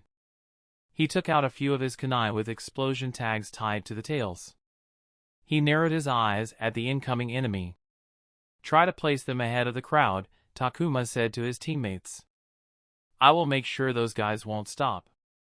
He cocked his arm and whipped out his handful of kunai into the air. As the kunai exited his hand, the tags began burning almost immediately. The kunai arced in a shallower trajectory and landed just behind the group. Throw now. He had taken Iori's advice and researched the catalog of explosive tags available with the quartermaster. All of his weapons were provided by the base, and he personally thought he had gotten the most of his allocated weapon allowance. The explosive tags he had just launched had a slight delay on their trigger. As such, even though it was triggered while throwing, and he put an arc on the throw, the tag wasn't going to explode during the flight. The kunai struck the ground behind the enemy group. Be-boom! 3 tags exploded within a gap of half a second. Takuma didn't need a lot of explosives.